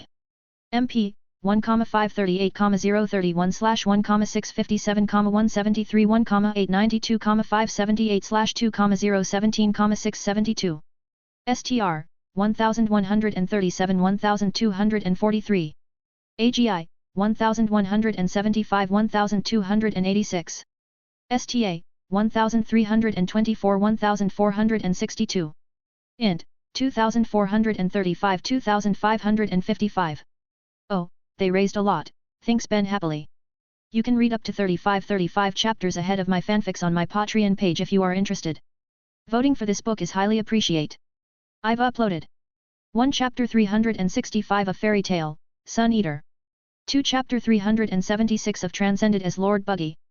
331. Sun Drive. Sun Drive, a spell that Ben has just made yesterday. He made it using the data he got from analyzing Sting and Rogue's spells, the White and Shadow drives. Quora broke down the spells and then Ben made his version using the data that he matched with his magic. But because he has 3 kinds of Slayer magic, he also plans to make 3 types of Sun Drive. He has just made the Dragon Slayer version now because he based this spell on Dragon Slayers. But he's already on the way to make the Devil and God Slayer versions. He likes this drive a lot because it is easier to achieve than Force. The increase in power is also lower though, but it's enough to be used in many situations. Even Ben in his normal form can take some Sting and Rogue in Dragon Force modes, so the drive is a good enough power boost for him. Be more serious or you'll never win. Come on, says Ben while taunting them using his hand. Everyone grits their teeth before they start attacking again. Their teamwork becomes better after fighting together for almost half an hour. They combine their short, middle, and long-range attacks nicely and they fight better than before. But Ben also has gotten better with the boost of Sun Drive. He is faster and stronger, his senses become sharper, he becomes more agile, and his magic becomes more powerful. The combined attacks of 30 people are not enough to push him back now. Everyone, stay back. Let's raise the game, says Jura as he walks forward. Ben smirks as he sees Jura's body starts to get covered by stones. The stones keep stacking and merging on Jura's body until they cover his whole body. When he finishes, the stacking stones become a thick full body armor with the same design as the giant stone knight that Jura made in their duel. Well, would you look at this? Using the spell that I made against me. Haven't you learned from our duel? Asks Ben while grinning. Of course, I have, and that's why I use this spell. Thanks to you, my previous defeat has increased my understanding of my magic. And now I understand more of the phrase that you often said. The strongest spell isn't always the best spell, right? The best spell is the most suitable spell for the situation, says Jura before rushing at Ben. Jura becomes a lot faster now despite getting heavier because of the stone armor's weight. But this armor is his magic and he can control his magic however he likes. So now he can move faster and his attacks will be stronger too. Ben evades Jura's right punch by moving to the right, but then Jura sends an uppercut with his left hand. He has sent the uppercut when he punched because he knew Ben would be able to evade it. So he just made sure that Ben would evade to where he'll send the next attack. Ben is impressed by Jura's strategy, but this is not enough. Jura is fast, but Ben is faster, his light magic is the epitome of speed itself, after all. So he slides back a bit and makes Jura's uppercut misses by a thin margin. However, Sting and Rogue have arrived behind him when he slides back. Minerva has teleported them there, following Jura's instruction that was sent through telepathy. Both of them are already using their dragon forces and have prepared their Unison Raid spell. They shoot the spell at Ben at point blank so it must have hit him. A big explosion appears there and it pushes the nearby mages back, including Sting and Rogue. But when the dust and smoke disappears, they all see Ben standing there with his left hand on his back. Ben was blocking the Unison Raid using his left hand. He moved his left hand right when the spell gets shot. His palm gets some bruises, but he doesn't get other injuries. Even the ground in front of him is fine because he blocked the explosion. Is this it? Asks Ben while grinning. The stunned mages wake up and they start attacking Ben again. Jura leads the attack by fighting Ben at close range using his stone armor. He takes Ben's attention while the others attack Ben. His stone armor is protecting him well, so he isn't worried about Ben's or his allies' attacks. Everyone attacks Ben from all sides while Jura keeps him occupied. They don't even let him get away from Jura because they won't be able to attack him if he gets away. So they keep attacking him from all sides to damage him and also make him stay there. But even when they attack him together from all sides, Ben can still block or evade their attacks using his super agile and fast movements.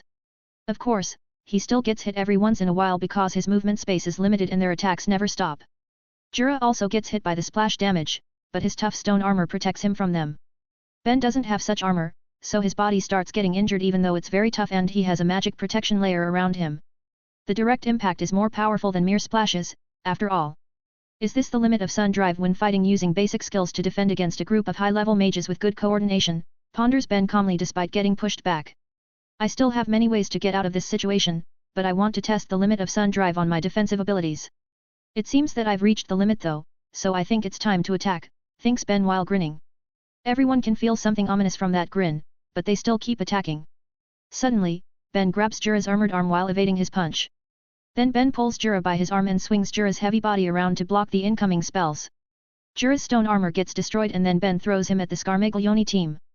They get hit by Jura's body and crash onto a building, destroying its wall. Everyone else doesn't even look at them because their attention is just on Ben, who is stretching his body a little now. Well, it's time to stop being a turtle and end this game. I will go on the offensive, so get ready, says Ben while smiling with a smile that looks like a devil's smile. Everyone has a bad feeling, so they immediately prepare their attacks. But before they can even finish preparing, Ben suddenly disappears from his spot. The next thing they know, Bacchus gets punched by Ben in the stomach while his head is being held by Ben's other hand. That's for what you said in your match with Gajeel. You wanted to have Wendy for a night? You sure know how to get yourself killed with words. I never take offense to my family lightly, but I'm indebted to your guild master, so I won't kill you now. But the next time you do it again, you will regret ever being born, says Ben while lifting Bacchus, who has blood on his mouth, by the hair. Ben releases Bacchus's hair before kicking his face very hard. Bacchus flies and crashes onto the buildings behind him. The crashes destroy those buildings instantly and a clear path is created. Ben has just defeated an S-class mage with a normal punch and kick. Those attacks weren't enhanced with magic other than Sun Drive, which boosted his physical and magical power. He could defeat Bacchus with a punch, but he wanted to tell that message to Bacchus first. After defeating Bacchus, Ben looks at the others and makes them flinch. No one realizes it, but they've taken some steps back even before Ben looks at them. They all get into their fighting stances while looking at Ben nervously. Ben grins and says, "This is what raising your game really means. And soon, it will mean game over." You can read up to 35 chapters ahead of my fanfics on my Patreon page if you are interested. Voting for this book is highly appreciate. I've uploaded 1 Chapter 366 of Fairy Tale, Sun Eater. 2 Chapter 377 of Transcended as Lord Buggy. 332. Fairies vs Fairies. While Ben fights the other guilds, his teammates are fighting their own guild mates. So this becomes more like sparring sessions rather than real fights. But they all need to fight seriously because this is still a competition. Myra is facing Urza, Laxus is facing Natsu and Gajeel, Fried is facing Grey, and Kaina is facing Lucy. The Fairy Tail B members are very calm right now. But the Fairy Tail A members are quite tense and very serious about this. Their opponents are the guild's S-class mages, while the only S-class mage in their team is Urza. Myra is the one who faces Urza because they have been rivals for years. So this is the battle of the demon Myra Jane and Titania Urza. It's been a long time since we fought, isn't it? Asks Myra. Yeah, the last time we fought was 4 years ago, before you get pregnant. I couldn't win against you since I returned from Tenro Island. So I really wanted to fight you again, but I couldn't because you got pregnant, and then you need to take care of your children, says Urza. You could just challenge me when I started taking jobs again, says Myra. No, it won't be fair because you were still in the process of recovering your power after resting for a long time while I never stopped to train, says Urza. Aira, it seems you are looking down on me, says Myra while smiling. And no, that's not what I mean. I just want a fair fight with both of us at our best conditions, says Urza flusteredly. Phew, is that so? Then I guess I should give my all to respect your wish, says Myra. That's what I hoped for. I will not hold back, Myra. Second origin, says Urza while releasing her second origin right off the bat. Urza's magic power spikes as she releases her saved magic power. Second origin is a newly discovered second magic power container in mages' bodies. They can choose to open it at all times or save the magic power to be used later to increase their power greatly for a short time. Urza chose to keep hers and uses it now in her battle against Myra. She knows she can't hold back when fighting Myra or she will lose. There's no use to try fighting Myra normally too because she knows she won't win without using her second origin. After releasing her second origin, Urza uses her Requip magic and wears her Nakagami armor. It's a very strong armor that requires her to activate her second origin just to wear it. She is holding a halberd that is paired with her Nakagami armor.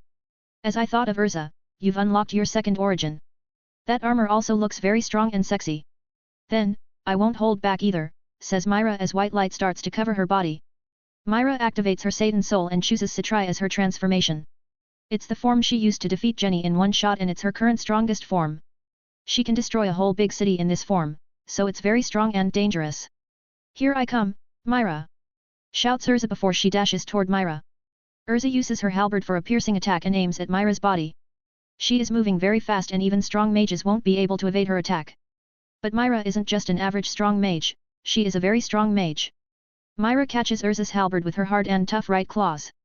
She doesn't even get pushed at all by Urza's attack.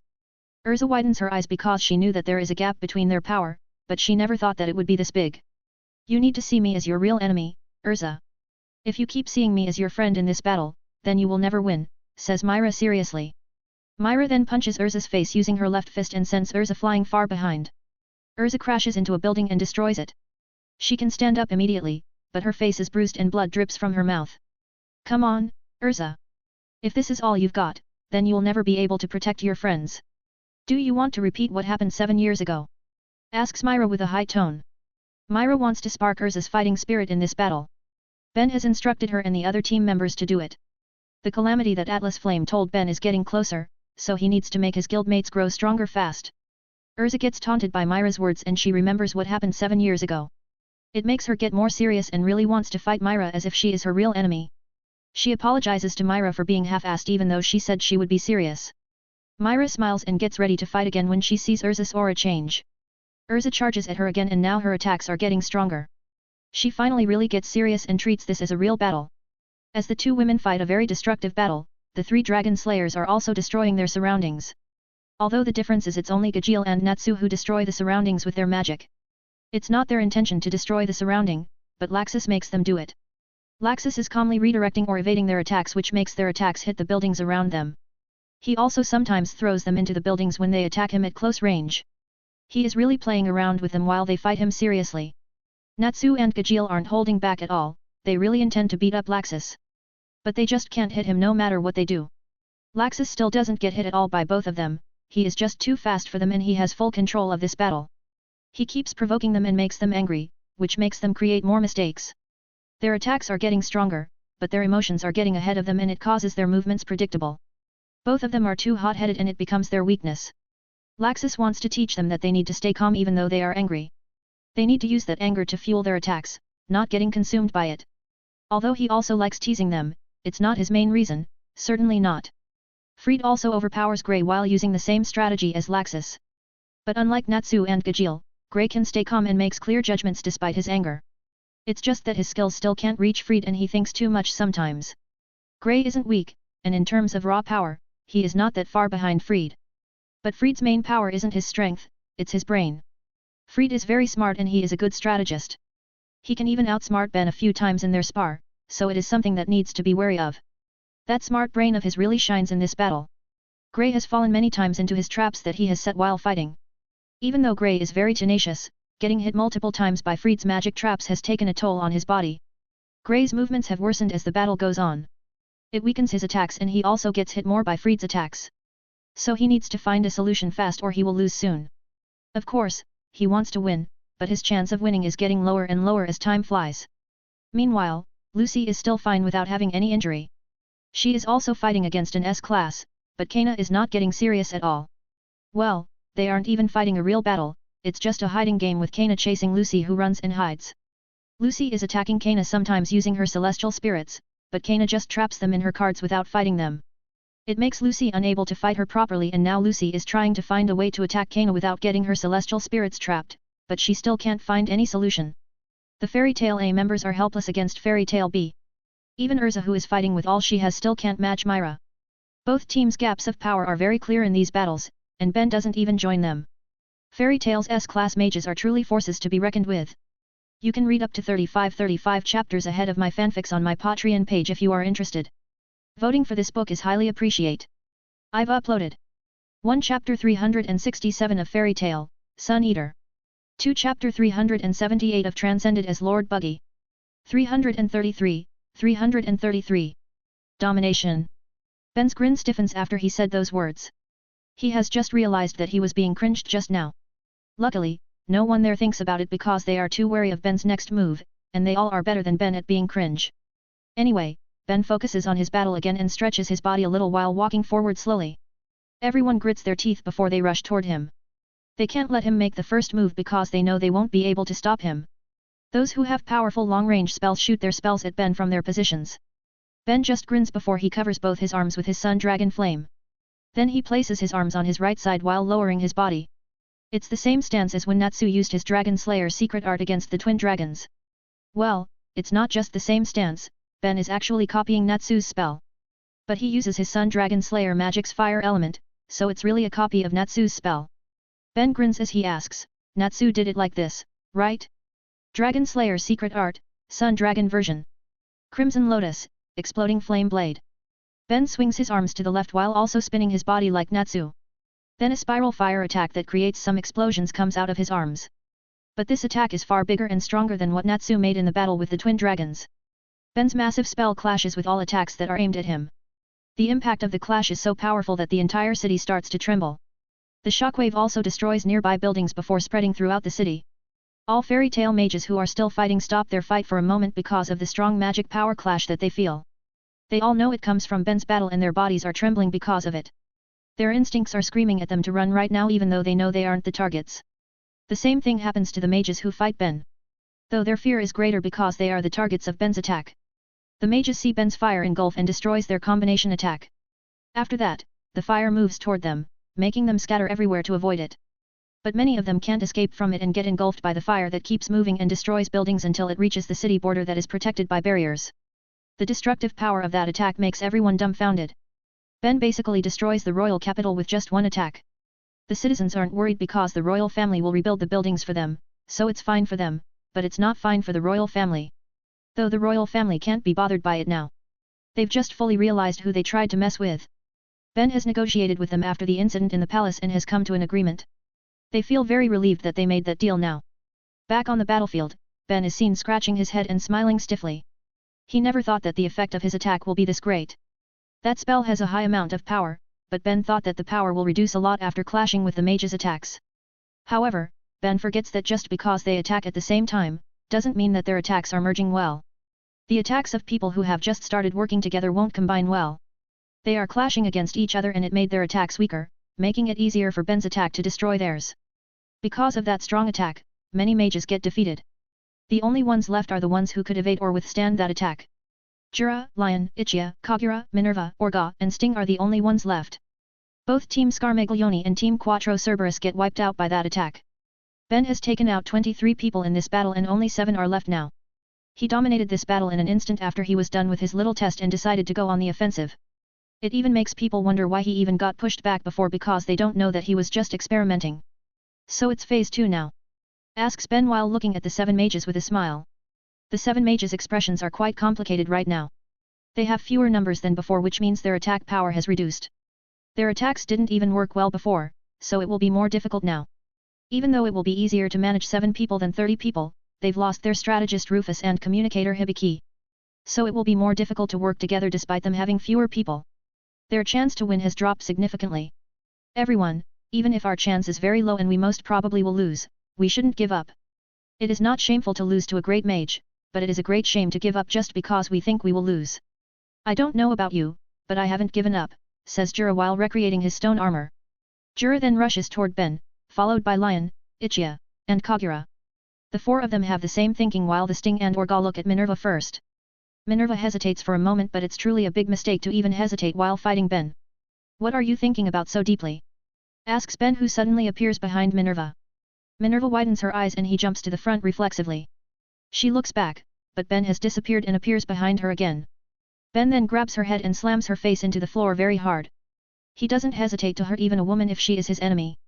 Besides, he is still not satisfied with the punishment that Laxus gave her after she hurt Lucy. But he is still holding back by just slamming her face into the floor instead of using his strong spells. I've told you that you shouldn't mess with my guild. Yet you foolishly hurt my friend in front of my eyes. Laxus has given you a little lesson, so I will just do this much, says Ben before he throws Minerva to Sting, who rushes to his location with Orga. Sting catches Minerva and Orga is approached by Ben in an almost instant movement. Orga has prepared his Lightning God Slayer magic in his arms. He also has prepared himself for Ben's speed, so he shoots his black lightning at Ben immediately when he sees Ben. The big black lightning beam hits Ben and engulfs him. But then a thin yellow laser beam pierces through the big black lightning beam and hits Orga's body. That thin laser creates a massive explosion that also hits Minerva and Sting, who are close to Orga. Those 3 get taken out by that explosion, leaving only Jura, Lion, Ichia, and Jura, who couldn't reach Ben's position at the right time. They don't stop running at him even though those 3 get defeated. Those 3 aren't their guildmates anyway, so they don't really care. The only thing that matters to them now is attacking Ben. But it's almost impossible to defeat him now when he gets serious. Still, they don't want to go down without a fight because for them, giving up is worse than getting defeated fairly. Ben answers their wish and he starts attacking them. He starts with Kagura, who he doesn't really know. Ben dashes toward her at a fast, but not so fast speed, so she can see him. She slashes her sword at Ben, but he catches it with his bare hand, repeating what Myra did in her battle against Kagura. Kagura isn't surprised anymore, she just sighs before receiving a hit in the stomach that knocks her out. Right after that, Ichia's armpit perfume smell lingers in the air. It's a very stinky smell that becomes worse for Ben because his nose is very sensitive. So Ben immediately dashes at Ichiya and sends a strong uppercut at him to knock him out with a very pissed emotion. Jura and Lion are a little glad that Ben sent Ichiya away because the very stinky smell also hits them, making them unable to attack Ben. Ben doesn't waste time and defeats the stunned Jura and Lion with his Sun Dragon's Wing attack.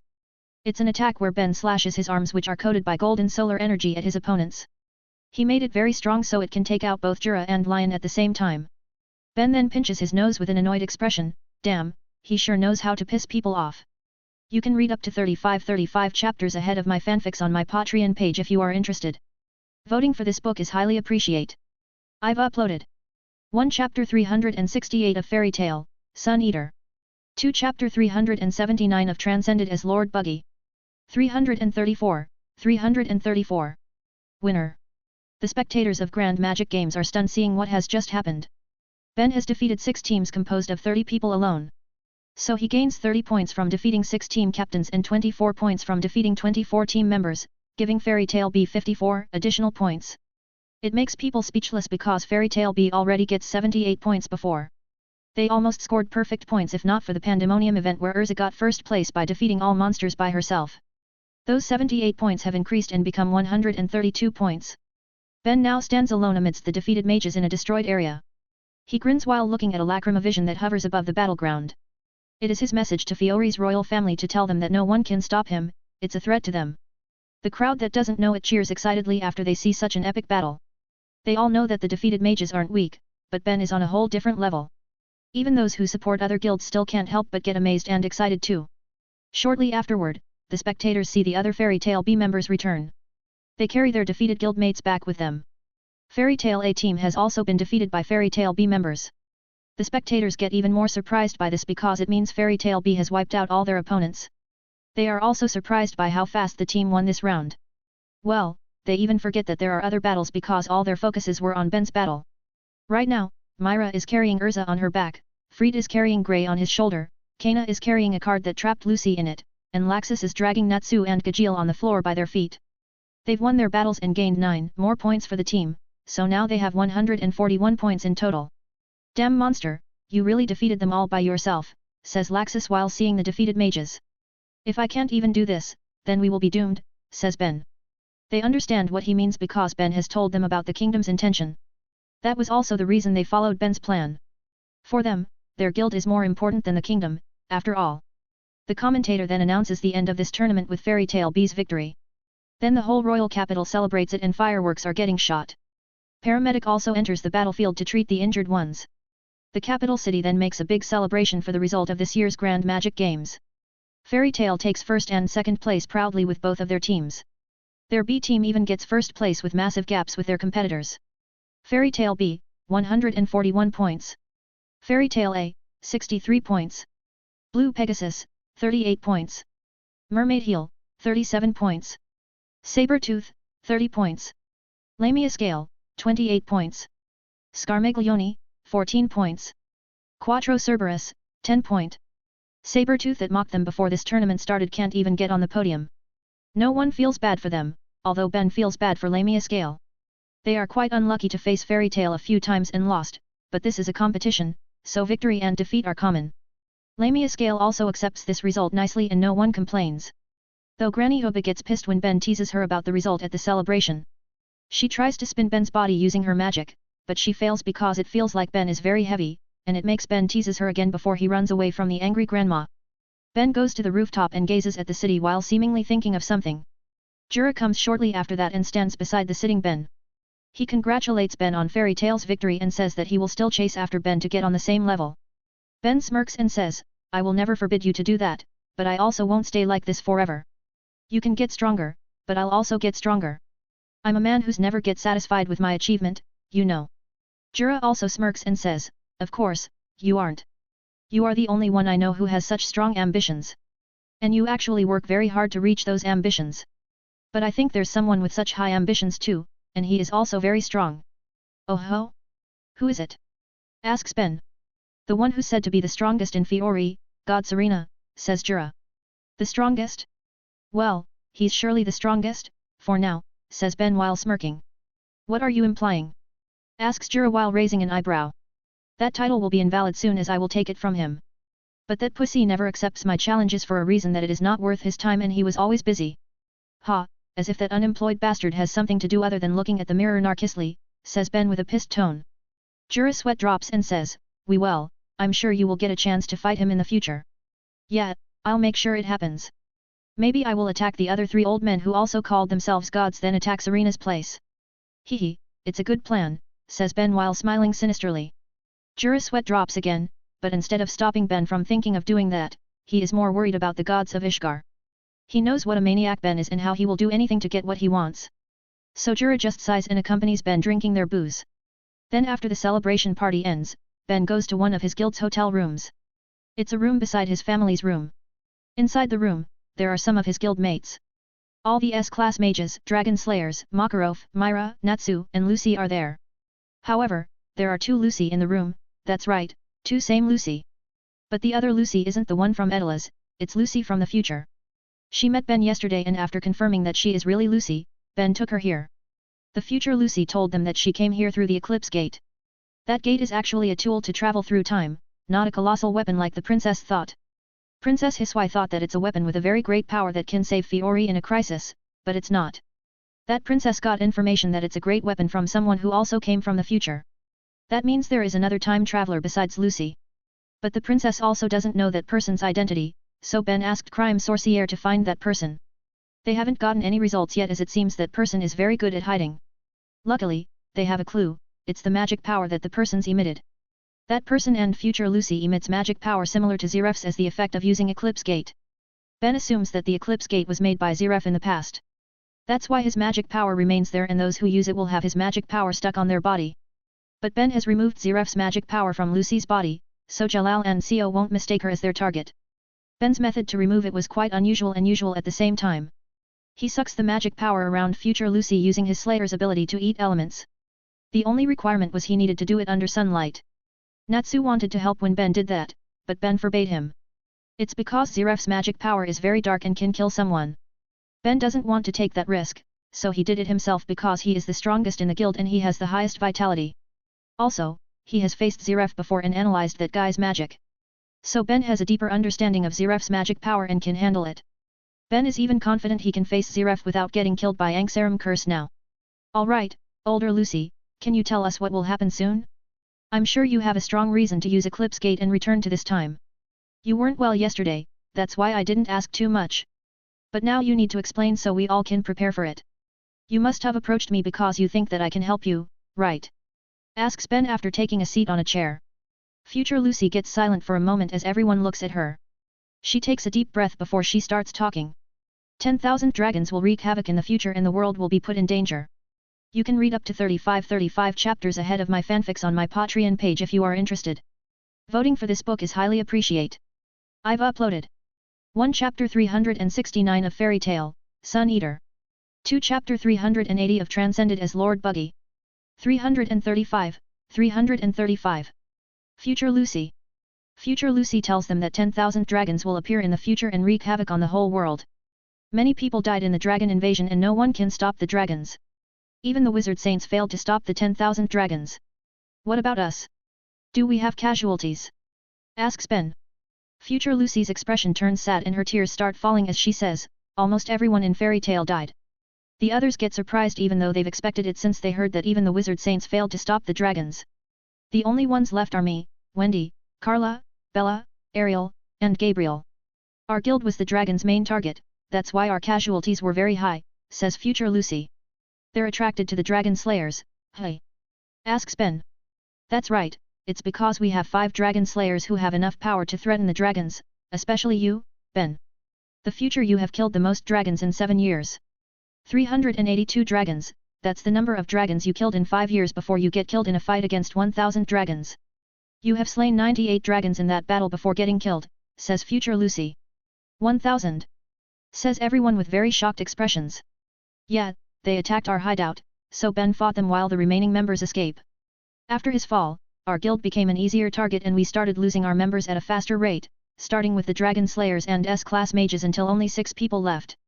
Wendy is the only Dragon Slayer left, and it's only because Ben sealed her Dragon Slayer magic so that she won't be a target, says future Lucy. What about me? Asks Natsu. And me? Asks Kana. Natsu was killed at the same time as Laxus, Gajeel, Urza, Master and Gildarts. They fought against 100 dragons that chased us after Ben's death. After that, Kana and Fried get killed along with some other mages. Myra was the last to get killed while protecting the 6 of us a month ago, says future Lucy sadly. Damn, we couldn't even face 100 dragons, says Laxus frustratedly. It's because only Dragon Slayer magic can damage dragons significantly. Ben tried to raise more Dragon Slayers using Dragon Lacrimas. Even so, they couldn't be as strong as you guys because not everyone could master it as it is very difficult magic. We also didn't have enough time to raise them to high levels. Furthermore, we need to kill a dragon first for Ben to make a good Dragon Lacrima, says future Lucy. I guess transforming adults who already trained their magic to high levels into Dragon Slayers is a big problem too, says Ben. That's right, children who haven't learned magic or have just learned it for a few years would make better progress. But everyone was against it because no one wants to endanger the children by making them the dragons' targets and made them fight dragons, says future Lucy. Everyone's expression turns grim when after future Lucy told them the story. What happened in the future must be worse than what she summarized. What about Grey? Asks Natsu. Future Lucy's expression turns sadder and she says, Ben killed him after he turned into a dark mage because of Juvia's death. She was killed by mages instead of dragons. So Grey quit the guild to get revenge. But he has gone too far and he even started targeting our guild, that's why Ben couldn't tolerate it anymore and executed him. Now everyone gets more shocked because they never thought that one of them would turn into a dark mage, and it's none other than Grey who isn't here now. He must have been saddened by Juvia's death, but being a dark mage and even targeting their guild is just too much. Silence falls in the room before Ben breaks it. Phew, alright then, what's the plan? You have a plan, right? Yeah, it's a plan that the future you made. He was also the one who asked me to return and told this to you. We found that those dragons came from the past through the Eclipse Gate, says future Lucy before Natsu disturbs her. So we just need to destroy that gate, right? Asks Natsu while bumping his fists. No, we must open it. That gate has collected a lot of magic power throughout the years. Destroying it will create a massive explosion that can engulf half of this kingdom.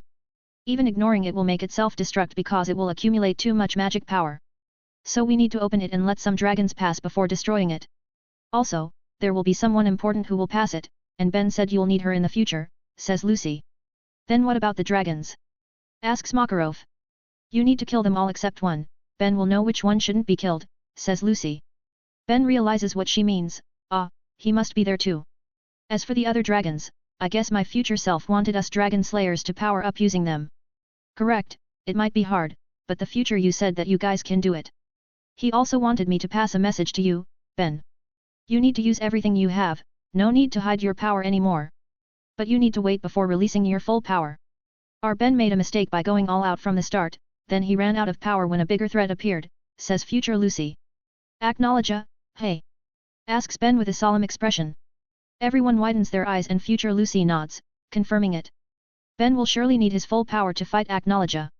If you think it's too much to kill all the dragons, then you need to kill as many as you can, then you can push the remaining dragons back to the gate, says future Lucy. Ben nods and everyone now gets very serious because it will be a very tough war. When will this happen? Asks this timeline's Lucy. This midnight when the day changes, says future Lucy. What? Shouts everyone in surprise. Then we just have an hour, it's 11 p.m. now, says Myra. Alright, let's not waste time anymore and go to the castle right away. Master, please call everyone back, I will go to the castle with some of us, says Ben. Makarov nods before leaving to call his guild members. Ben looks at Myra and she knows what he wants to say immediately. She nods and goes to their room to evacuate with their children. Myra also plans to take all the children in their guild to evacuate. Ben then gives orders to everyone in the room. He will take both Lucy and Natsu to the castle. Laxus and Urza will lead their mages to fight in the war. Even if normal magic won't be effective against dragons, they'll still be able to damage the dragons no matter how small the damage is. Everyone executes his orders and leaves the room to prepare. Ben then teleports to the castle with Bella, both Lucy and Natsu. They teleport directly into the Eclipse Gate to save time. And in that room, there are King, Princess, Arcadios, Dardan, and Yukino already. They get surprised and wanted to ask something, but Ben speaks first. I don't have time to explain, so follow my words if you want this kingdom to survive. Call every mage in this city and evacuate all the civilians. Tell them to go as far as possible in an hour because a catastrophe will fall upon this place. As I thought, 10,000 dragons will appear, says Princess Hiswai. That's not entirely wrong, but it's also not correct. Anyway, this city will become a battlefield, so we will need all mages here. You guys also need to evacuate because this war is too dangerous for normal people, says Ben. They want to ask again, but Ben glares at them, making them cancel their question and start doing what Ben asks. Yukino is the only one who stays because her gold keys will be needed to open the gate. Let's open it now, the gate needs time to charge before it can fully open, says future Lucy. Ben takes a deep breath and says, phew, alright, let's prevent the worst future. Guys, I don't know if you've realized it, but I have changed the cover picture. It's the face of our beloved main character of this story that was drawn by my sister's friend. I've posted his half-body design in my Patreon. I will post more pictures of MC in my Patreon for my patrons. Artist name, Fatma, Instagram @Fatmukn. You can read up to 35 chapters ahead of my fanfics on my Patreon page if you are interested. Voting for this book is highly appreciate. I've uploaded 1 Chapter 370 of Fairy Tale, Sun Eater. 2 Chapter 381 of Transcended as Lord Buggy. 336. Eclipse Plan. Right at midnight, the eclipse gate finally opens as a moon eclipse happens. The evacuation proceeded well with all mages' help. They all worked together with the king's order and Jiro led them with Hibiki's help to connect him with everyone. Then as future Lucy said, dragons start coming out of the gate. The first dragon that comes out is a dragon they all know, Zirconis. It makes Ben confuses because he thought that what future Lucy meant by the dragon he knows is another dragon. But he can't just stay still because of his confusion because Zirconis suddenly roars. It's just a normal roar, not a dragon roar spell, but it's a dragon's roar nonetheless. Just the loud voice of that roar is enough to send a shockwave all over the city and destroys nearby buildings. Ben protects the others who are right beside the gate from the shockwave. None of them get hurt because of Ben's protection. But they are very surprised by the power of a real dragon that can be felt just by roaring. 3 more dragons come out after Zirconis, but they all can see many dragons are trying to pass through the gate. Then, the 5th dragon comes out, and it's a dragon that Ben knows, Atlas Flame. With Atlas Flame's appearance, Ben decides that it's enough now. So he moves to the front of the gate and takes a very deep breath. I don't need any of you, 5 are enough, so stay on your time. Sun God's Bellow. Instead of his Sun Dragon's roar, Ben uses Sun God's Bellow.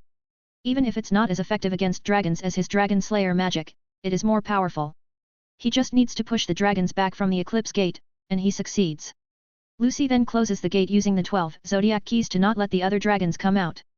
Their actions make the dragons realize their presence though. Ben has masked their presence before, but there's no way he can keep hiding them after doing all those things.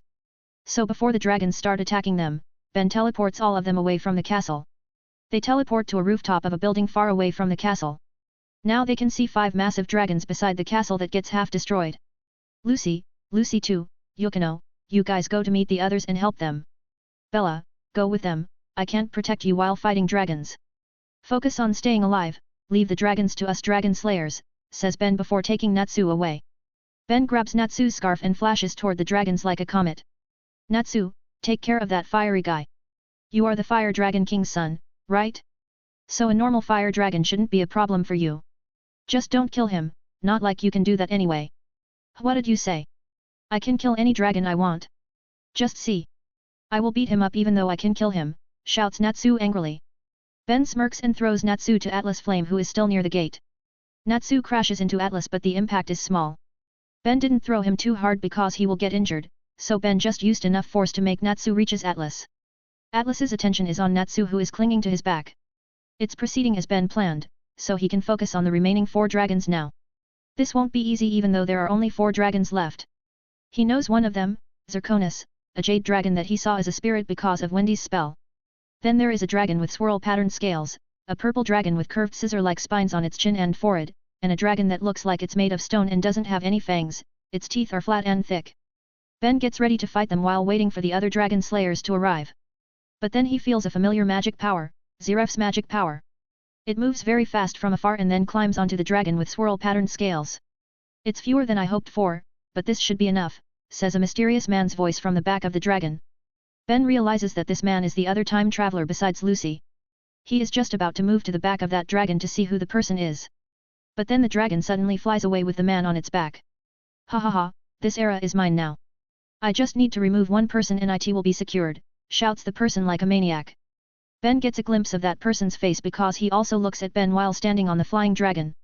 It's a rather familiar face, but Ben can't recognize him yet. Analyzing complete. There's an 85% matching facial feature with Rogue Cheney. So he is the future Rogue, huh? He changes a lot, says Ben while frowning. Ben is about to chase Rogue again, but suddenly the purple dragon attacks him with a stomp attack. The other two remaining dragons also start attacking him. These three dragons are just attacking him using physical attacks, but they are dragons, so their physical attacks are no joke. The strange thing is, their attacks are coordinated as if they've fought together a few times. Their gazes also look strange, so Ben asks Quora to analyze them. Ben evades their attacks with his fast speed while Quora analyzes them. Analyzing complete. Finding a sign of mind control. The dragons' minds don't get taken over, but it's highly suspected that they are following commands. Future Rogue is the suspected controller. Is that so? Then I really can't let him go now, says Ben while looking at Future Rogue who has gone quite far now. He sees the dragon that Future Rogue rides releasing many big eggs. The eggs fall on the city where the mages are gathering. Then they hatch and many draconian creatures come out of the eggs. Damn, those things are dangerous, I need to move now. But I can't just leave these dragons too, says Ben while moving around to evade the dragon's attacks. Leave them to us, says Laxus who finally arrives. He brings along Wendy and Gajeel with him too. Ben is worried about letting Wendy fight dragons, but she is also an adult now. So he can't keep protecting her because she isn't a bird in a cage. Alright, just focus on staying alive, don't push yourself too much, says Ben before he flashes to the place that gets attacked by the mini Dracos. Laxus, Gajeel, and Wendy then look at the three dragons. The three dragons are trying to chase Ben, but then they get attacked by Laxus. He strikes three massive lightning from the sky at them. Of course, he uses his Dragon Slayer magic, so his attacks affect the dragons and make their attention shift to him. None of you will leave this place, you damn lizards, says Laxus to make the dragons angry. His taunt works and they start attacking the Dragon Slayers. Laxus and Co fight back and the battle of three dragons against three Dragon Slayers starts. It will be a difficult battle for Laxus, Gajeel, and Wendy, but they need to get through this to get stronger. Meanwhile, Ben arrives at where the mini Dracos are. The mages are fighting them, but these mini Dracos are stronger than average mages. Also, without Dragon Slayer magic, they can't inflict significant damage on these things. The only ones who can fight them well are Sting and Rogue. Ben is suspicious of this Rogue because his future self might have done something. But Ben leaves him be for now and focuses on stopping the mini Draco, then stopping the future Rogue. Ben makes 7 clones and sends them to attack the mini Dracos. His clones defeat the mini Dracos quite easily using Sun Dragon Slayer magic. Even if they are clones, they are still stronger than most mages, and maybe they are on par with S-class mages already. Seeing his clones taking care of the mini Dracos without any problem, Ben decides to chase future Rogue. He looks at the flying dragon and flashes there using his super fast speed. Ben arrives there almost instantly and crashes onto the flying dragon's left body. The crash pushes the massive dragon far to the right. It even lets out a cry of pain because the crash is very strong. Ben also coats himself with his Sun Dragon solar energy which is very strong and hot. This dragon's scales are also very hard though, so Ben also gets injured a bit. But with his vitality, Ben's injury gets healed immediately and he can climb onto the dragon's back with full health. He looks at the future Rogue that seems very surprised seeing him there this fast.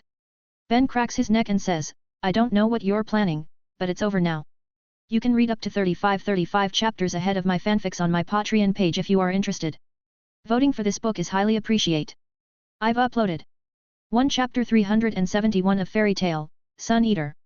2 Chapter 382 of Transcended as Lord Buggy. 337. Future Rogue. On the Mother Dragon, the one who laid a lot of eggs, Ben is facing the future Rogue. Different from the present Rogue, his future self has white hair on the left side, and there are tattoos and scars on his face. He still has his black emo hair on the right though. Future Rogue looks very displeased seeing Ben here. After all, Ben is the biggest hurdle in his plan, that's why he controlled those 3 dragons to attack Ben. He knows how powerful Ben is currently and how strong Ben will be, so he needs to eliminate Ben right now. You are still ridiculously strong just as I remember. But I have become far stronger too and now I have 5 dragons under my command, says Future Rogue with a smirk. Ha, you seem to have gotten more talkative after 7 years. But you still look like a weakling to me, says Ben. Future Rogue's smirk disappears and he looks angry now. You really like looking down on others, aren't you? Looking down on others? Nah, I just like messing with my enemies, says Ben. Then, can you still mess around after this? Asks Future Rogue as he releases a black and white aura. His magic power skyrocketed and it keeps raising so that it can be felt by all mages in the city. Ben just looks at it excitedly while Quora is analyzing it. Future Rogue's appearance also starts to change into something familiar. He enters Dragon Force with his left side covered by black color while his right side is covered by white color. Ben can feel the power of Shadow and White Dragon Slayer magic from him. So Ben is sure that Future Rogue must have taken Future Sting's magic. Future Rogue smirks and looks at Ben. How about now? Feeling scared already? That's an impressive feat after consuming your friend's magic. But is this all? Asks Ben calmly. Analyzation complete. Estimating enemy's power. Name, Rogue Cheney, Future Self. Moniker, Shadow Dragon. Mode, White Shadow Dragon Force. MP, 1,996,739/1,996,739. STR, 567. AGI, 797. STA, 932. Future Rogue has surely gotten a lot stronger compared to his current self. He is even stronger than Ben right now, the normal Ben. He watched Ben's battle against the 30 mages this afternoon, but he watched it from the screen outside the city because he didn't want to get detected by Ben, so he doesn't know how strong Ben was in Sun Dragon Drive mode.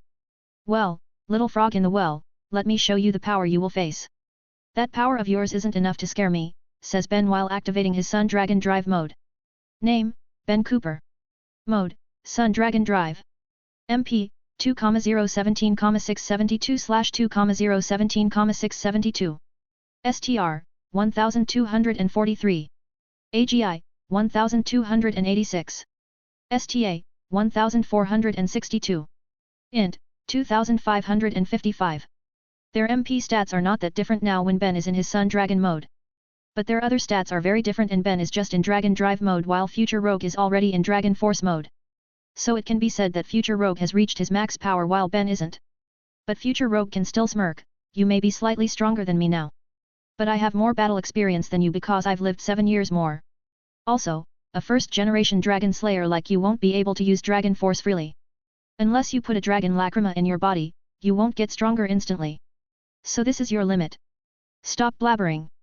Do you want to fight or not? Asks Ben while getting into a battle stance. Future Rogue clicks his tongue and also gets into a battle stance. Then he suddenly feels a strong pressure falls on him. Ben is using a strong gravity magic spell on him without any sign, so it surprises Future Rogue. But Future Rogue who has a lot of experience suddenly transforms into a shadow and slips out of the gravity area. Shadow isn't affected by gravity, after all, so he can get away easily. He moves toward Ben through the shadow and comes out right in front of Ben. Future Rogue sends a very fast punch at Ben but it gets evaded. That punch is actually very fast and it grazes Ben's cheek, which surprises Ben a little. Ben looks at the punch and it is coated by a black and white aura. Ben sends a counter punch which is faster than Future Rogue's punch. But Ben's punch passes through Future Rogue's body that has transformed into a shadow. He has anticipated Ben's counter-attack while also having a great reflex, so he can react to the punch. The White Dragon Slayer magic makes him move faster and now he has more penetration in his attacks. Hey? It really complements his Shadow Dragon magic's weakness. And he surely is far better at fighting than the current rogue, ponders Ben. They fight at close range and no one can hit the other even after exchanging many blows.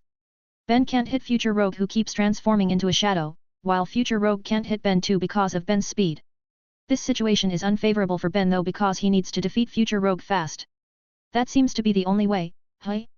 It's been a long time since I used this, so I hope it goes well, says Ben while clapping his palms. A very big bright yellow magic circle appears on the Mother Dragon's back. It attracts everyone's attention, even the dragons and Mini Draco because it's a strong Dragon Slayer magic. Ben then chants the spell's name, Sun Dragon's Domain. Blinding Hell, Light World. A big bright yellow sphere appears from the magic circle. It's so big that it engulfs the Mother Dragon along with Future Rogue and Ben on its back. The yellow sphere is also very bright, it makes the dark night turned into day in the city. Future Rogue and Mother Dragon who are trapped inside the light sphere aren't damaged by it because it's not an attack. But they can't get out because it's a type of barrier. Also, they can't see anything because it's too bright here and they need to close their eyes. The only one who can see normally inside here is Ben. He immediately attacks Future Rogue who is stunned right now. His attacks work and he keeps attacking Future Rogue using super fast and strong punches and kicks. Future Rogue can't evade anything because he can't transform into a shadow here. There's no place for a shadow in the world of light. So he keeps getting hit by Ben without any resistance. With Ben's speed, he can land tens of hits in a second, so Future Rogue is suffering so much right now. After Future Rogue gets weakened, Ben coats his hands with light magic and stabs Future Rogue's body with them. His hands penetrate the guy's body very easily and Future Rogue finally opens his eyes as blood streams from his mouth. Ben weakens the light around Future Rogue, so now he can see Ben. 7 years more of experience. I have experienced one more life, so don't even compare it. You have gone through a lot, but so do I. Also, I actually plan to send you back to your time, but I don't think it's worth it.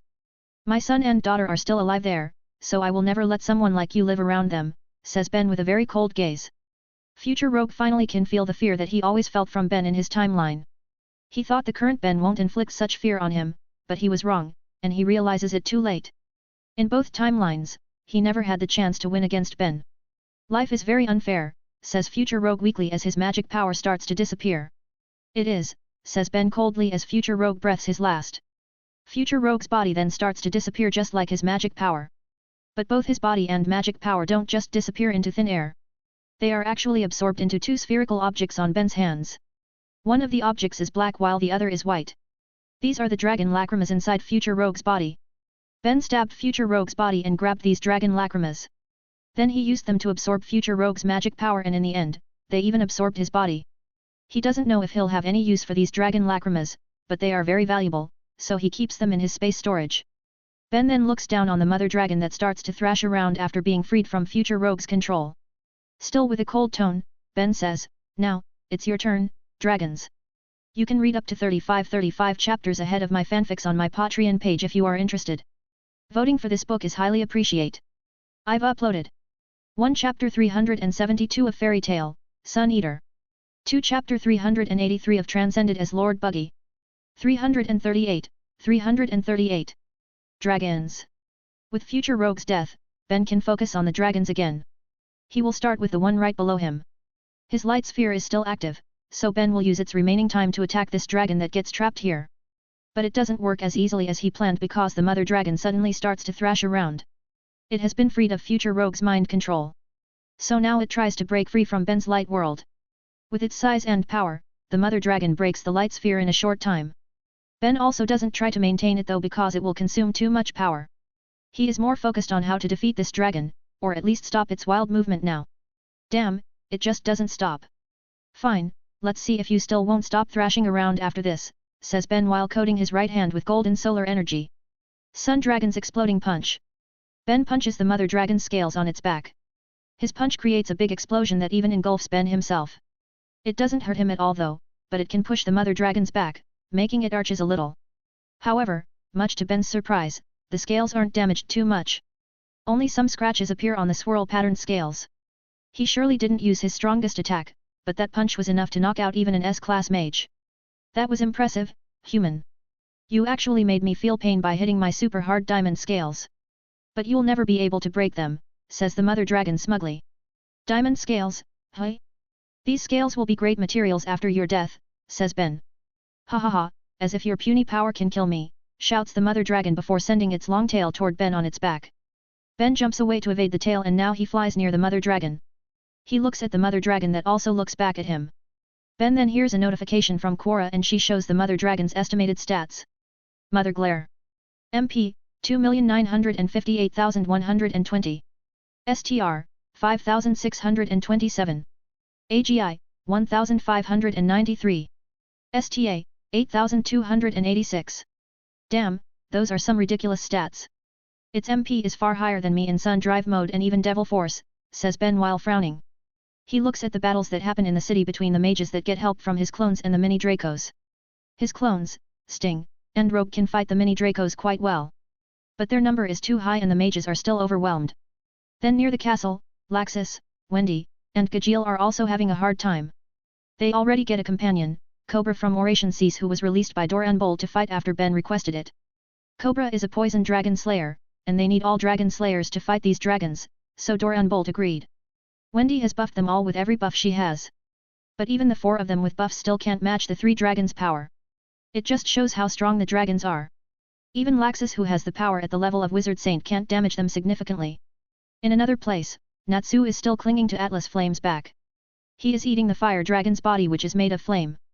His magic is the magic of Fire Dragon King, so no other fire dragon's flame can hurt Natsu, except Ben's sun dragon's flame which has a higher tier. I guess it's time to get serious, says Ben before exhaling some smoke from his mouth. What's wrong, human? Have you given up already? Humph, humans are so weak-willed. But it's understandable because you've found out that it's impossible to win, right? Then, let me send you to death as you wish, says Mother Glare. Mother Glare opens its massive mouth and blue light forms inside it. Everyone below can feel the strong magic power that gathers in Mother Glare's mouth. It makes them tremble in fear even though it's not aimed at them. Then under everyone's gaze, Mother Glare shoots a massive blue beam at Ben who flies in front of it. The blue beam moves very fast toward Ben before hitting him. Everyone thinks that this is the end for Ben because he gets hit by such an attack of unimaginable level. But their widened eyes get even wider when they see the blue beam's direction change. It turns 90 degrees to the sky and keeps going there until the end. Then it explodes in the sky and the explosion is massive. The Mother Glare is also surprised by what has just happened, just like the mages below. Not only them, but the other 4 dragons are also surprised. They didn't focus on it, but their attention get attracted by something in front of Mother Glare. This power, no way! Says Zirconis in disbelief. That can't be. Only one dragon has this power, says the Rock Dragon. This is Lord Escanor, says Atlas Flame with a stunned expression. The dragon's attentions are on Ben who floats in front of Mother Glare right now. His appearance has changed to a form that has never been seen before. His power also raises to a level he's never shown to anyone. Ben's brown skin now gets covered by golden scales on many parts. His arms and legs are fully covered by golden scales. All the fingers in his hands and feet turn into thick and sharp claws as his sandals disappeared. The sides of his face are also covered by golden scales. Scales also appear around his eyes that become more like that of dragons with golden irises. His teeth turn into sharp fangs and his ears become pointy with some scales on them. A pair of golden horns with golden flame on their tips also appear on his head. His short blonde hair grows longer and reaches his back now. Gold color aura also surrounds his body which looks a little bigger now. This is Ben's Sun Dragon Force and his power in Dragon Force is incomparable to Sting and Rogue. Heck, comparing them is an insult to Ben. Their base power is already different, after all, so the boost is different too. In this form, Ben's power is around twice his base power. Name, Ben Cooper. Mode, Sun Dragon Force. MP, 3,068,579/3,297,331. STR, 2212. AGI, 2301. STA, 2671. Int, 4824. The mages below are looking at Ben in amazement. As I thought, there's no way he can't use that with his level of power, says Jura with a smile. So he can also use that power whenever he wants, says Sting with widened eyes. Does he also use Dragon Lacrima? Asks Rogue. I can't think of any way for a first-generation Dragon Slayer to use Dragon Force without installing Dragon Lacrimas in his body. But he is also someone who always defies our logic. He could even use Drive Mode after watching you using it once. And he is the only first-generation Dragon Slayer who becomes a Wizard Saint. Someone like him must have had many secrets beyond our imagination, says Rufus. Yet, it's not strange for a monster like him to use Dragon Force without any Dragon Lacrima, says Orga. Everyone gets even more amazed when they see Mother Glare trembles a bit. But it's not just Mother Glare, other dragons and all mages are trembling unknowingly. They all can feel a very majestic pressure coming from Ben. It's like they are looking at an absolute being who stands above all. Mother Glare snaps out of it and then shouts angrily, "Damn human! How dare a mere human like you make me tremble? I don't know how you get the power of Escanor, but I will still kill you." Ben has a stoic face as he taunts Mother Glare with his left hand, "Come then. You can read up to 35 chapters ahead of my fanfics on my Patreon page if you are interested. Voting for this book is highly appreciate. Cover image is the MC, artists IG, Fatmugn. I've uploaded 1 Chapter 373 of Fairy Tale, Sun Eater. 2 Chapter 384 of Transcended as Lord Buggy. 339. Dragon Force. Ben in Dragon Force becomes the center of attention in the whole city. He challenges the dragon in front of him without any fear and with high confidence. His power in Dragon Force is similar to the dragon in front of him, which makes him look more monstrous. Mother Glare roars before flying at Ben to attack him. But it only hits the air because Ben flashes to the sky. He has taunted Mother Glare, but he suddenly leaves the dragon when it comes to him. It's not without reason though. These fake dragons are too troublesome to be left alone, says Ben while looking at the mini Dracos below. Ben raises his right hand to the sky with an open palm. Then he creates a mini golden sun with 5 meters diameter. It's absolutely small compared to the real sun, but it's still very bright that its light changes the night in the city into day and its heat can be felt by everyone there. Sun Dragon's fury, countless stars. Chants Ben while he swings his right hand down. The mini golden sun suddenly gets separated into numerous golden balls that cover the entire sky of crocus-like stars. Then after a short silence, the golden stars fall at a very high speed to the city. They are falling on the mini Dracos and the dragons except for Atlas Flame. Each shot is very powerful that the mini Dracos get killed in one shot. The dragons are also receiving considerable damage after getting a lot of shots at once. One of them, the one with scissor-like organs on its face, even gets pushed to the ground. Mother Glare, Zirconis, and the rock dragon don't get too much damage though because of their very hard scales though. But the heat of the falling stars is passing through their scales and cooks the muscle under the scales a little. Even if it's just a little, the number of stars that fall on them is a lot though, so they still got some considerable damage. Their hard scales still can't block the heat of Sun Dragon's spell. But at least they can minimize the damage, thanks to their hard scales. The Scissorhead isn't as lucky as the other three dragons though. Its scales aren't as thick and hard as theirs, so it receives full damage from those falling stars. Many of its scales even get burnt and peeled off its skin. All many Dracos get slain by the falling stars which saved the mages below. Everyone gets speechless by what has just happened. Ben has just taken out the enemies. They have a very hard time dealing with that easily. However, they all know that it must have cost a lot of power to use that level of attack. Ben spent 255,000 MP just to use that attack. Normal S-class mages will get their MP drained completely just to make that one attack, but Ben still has a lot and can use it 10 more times. That guy is dangerous, we need to end him before he becomes another nightmare for dragons, says Zirconis. I agree, he reminds me of that human who becomes a black dragon and started hunting our kin, says the rock dragon. Let's kill him first, the other humans are not threats at all, says the scissor-faced dragon. The three dragons that fight together agree and then they fly to attack Ben. But then Laxus, Wendy, Gajeel, and Cobra send long-range attacks at them. Zirconis and the rock dragon don't get affected and keep flying, but the scissor face that already gets a lot of damage fall to the ground again. Scissor Runner, you take care of the humans down there. It will be troublesome if they disturb us, says Zirconis. Damn it, fine, I don't like being ordered around, but I need to put these flies in their places, says Scissor Runner. Zirconis and the rock dragon continue to fly toward Ben. But then Atlas Flame suddenly appears beside the rock dragon and bites its neck. He pushes the rock dragon to the ground and pins its body. Atlas! Are you moving to the human side now? Asks the rock dragon angrily. If it means that I am on the same side as the son of my friend Igneel and the son of my lord Escanor, then I'll gladly become human's ally. You earth-type dragons will never know how big fire-type dragon's love for our lord is. And if he has chosen a human as his successor, then we will follow his decision unquestionably, says Atlas. Does Ben's father really that impressive? Asks Natsu on Atlas's back. He was that impressive. Lord Escanor was simply the strongest of all dragons. Even gods feared and respected him. Only old age could defeat him and end his tale, says Atlas. How's Igneel compared to him? Asks Natsu curiously. Comparing them is an insult to Lord Escanor's power. Even if Igneel is the Fire Dragon King, he is nothing compared to Milord. The young Igneel had once challenged him, but Lord Escanor defeated him without even moving. He defeated young Igneel with a mere gaze, says Atlas. Whoa, that reminds me of how Ben defeated us with that mysterious pressure, says Natsu. What? He has reached that level already? Asks Atlas in surprise. Stop talking and ignoring me. Shouts the rock dragon while sending a blast at Atlas. Atlas evades it by jumping to the side, which frees the rock dragon. It seems we can only talk after defeating him, says Atlas. Natsu bumps his fists and says, yeah, let's defeat him, uncle. I won't lose to Ben. Atlas and Natsu then fight the rock dragon on the ground. Laxus, Wendy, Gajeel, and Cobra are fighting Scissor Runner near the castle. So only Zirconis and Mother Glare are facing Ben in the sky right now. Hibiki, Ben sends telepathy to Hibiki even without Hibiki's archive magic's help. I hear you, replies Hibiki.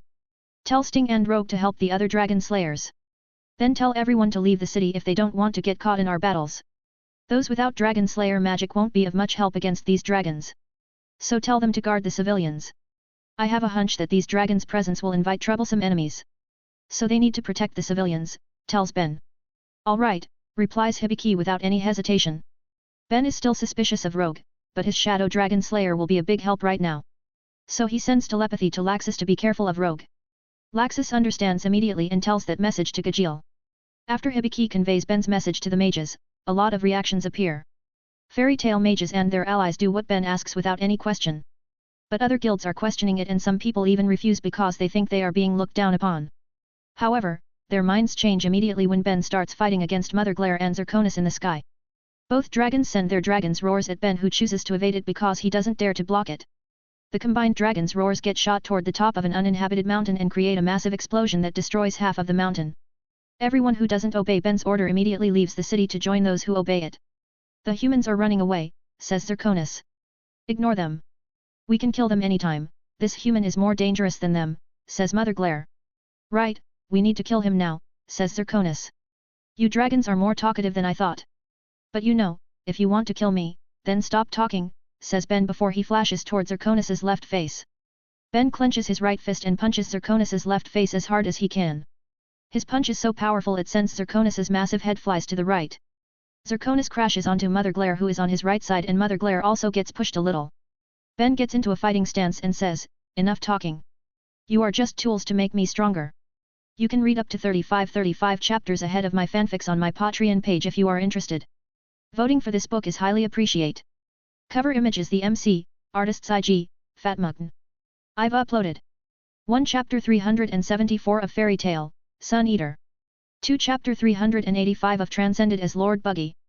340. First Blood. The arrogant mark that Ben made is angering both dragons. They know exactly what he means by saying that they are just tools to make him grow stronger. Dragon Slayer's magic will get stronger by killing dragons, so he just told them that he will kill them. They are not fond of humans, so his arrogant words have angered them greatly. This is Ben's purpose, making them angry, which will make their moves predictable. At the very least, they will use all their power from the start and they'll get tired fast. It's a risky strategy to be used against dragons like them. But it's also the best strategy for him because he is fighting 2 dragons. It would be different if he just fights a dragon, but 2 dragons are still too much for him now. Mother Glare makes the first move and flies toward Ben.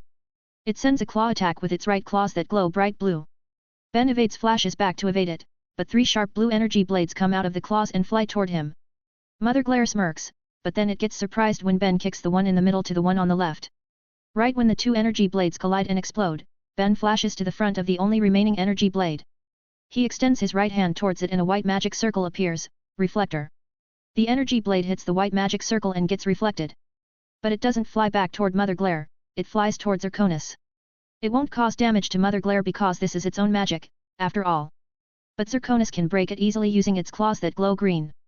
It's just one energy blade, after all, so it's not a big problem for Zirconis. The big problem is he doesn't realize that Ben is moving behind that energy blade. Zirconis that doesn't expect that can't make any move to stop Ben. Ben succeeds to slip right under Zirconis's jaw and grabs onto its scales. Then Ben's right claws glows brightly as golden solar energy covers his whole right hand that he shapes into a sharp spear. "Let's see if your scales here are as hard as the ones on your back," says Ben before stabbing his right hand into Zirconis's jaw. Ben's spear-like hand stabs through the hard thick scales on Zirconis's lower jaw.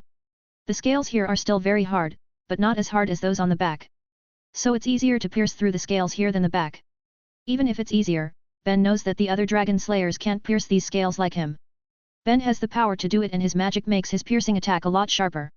Even the hard dragon scales can be pierced without much problem. "Gotcha," says Ben while grinning. Ben's right hand is now inside Zirconis's mouth after he pierced its lower jaw. He immediately shoots a strong golden solar blast using his right hand because Zirconis is sending its left claws to hit Ben. So Ben shoots an attack inside Zirconis's mouth before flashing away to evade the massive claws. Zirconis fails to hit Ben and it gets hurt instead because Ben's solar blast explodes in its mouth. But the damage isn't too big because Ben attacked hastily, so his attack power is low to be used on a dragon even if it explodes inside the mouth. Still, it's enough to injure the dragon's pride that only sees humans as prey. Zirconis gets even angrier and immediately rushed to attack Ben. Mother Glare joins in and both of them attack Ben at a close range. Their attacks are surprisingly coordinated and of course, very powerful. However, none of their attacks hit Ben because he is very fast. He is also very small compared to them, so it becomes even harder for them to hit him. But Ben doesn't attack them at all and just keeps evading. He is trying to understand their attack patterns and let them tire themselves while also trying to find their weaknesses. It doesn't take long for Ben to find one of Mother Glare's weaknesses. He doesn't waste time and immediately makes a move. Ben creates a clone to replace himself while the real him teleports below Mother Glare. He looks at Mother Glare's belly and sees many holes there which it used to create eggs. Well, he actually has found the holes before, but he couldn't find the right timing to attack them. This is his best chance because the 2 dragons are occupied. They are busy attacking his clone that keeps evading their attacks. Diamond scales? No problem, I can just hit where the scales don't protect you, says Ben while grinning. Ben flashes and enters one of the holes that's big enough for him. Mother Glare realizes that something enters its body, but it's too late already. It screams very loudly and shakes the entire city with just a scream. Then it moves its body wildly to shake Ben inside its body. But Ben keeps sticking on his spot using his gravity magic, so the wild movements don't affect him much. He just grins while looking at the hole's interior. This place is big enough to be used as a good hotel room. But the only ones who'll stay here are people who can sleep in a room surrounded by meat walls. Ben isn't one of them, he will destroy it if he gets this kind of room in a hotel, and that's what he'll do now. Ben sees the place where the eggs were being produced. It looks disgusting because it looks like an arse. The only arse that he likes is his wife's, and surely it's not as big and as disgusting as this one. The problem is, he needs to insert his hand into that arse hole to make his attack more effective. As reluctant as he is, Ben knows it will help him win easier. So he gets closer to it and is just about to insert his left hand inside it when an egg comes out of it. Ben smiles widely seeing it, lucky me. He immediately stops the egg from coming out completely. Then he heats the egg to cook the mini Draco inside it. He lets the giant egg stuck in the hole as he creates a golden ball the size of a bowling ball. Ben keeps pouring his magic power to make the ball-sized sun stronger. He uses more MP than his previous big attack, the countless stars. Mother Glare can already feel the heat inside its body and it starts to scream more wildly as steam starts to come out of the hole that Ben entered.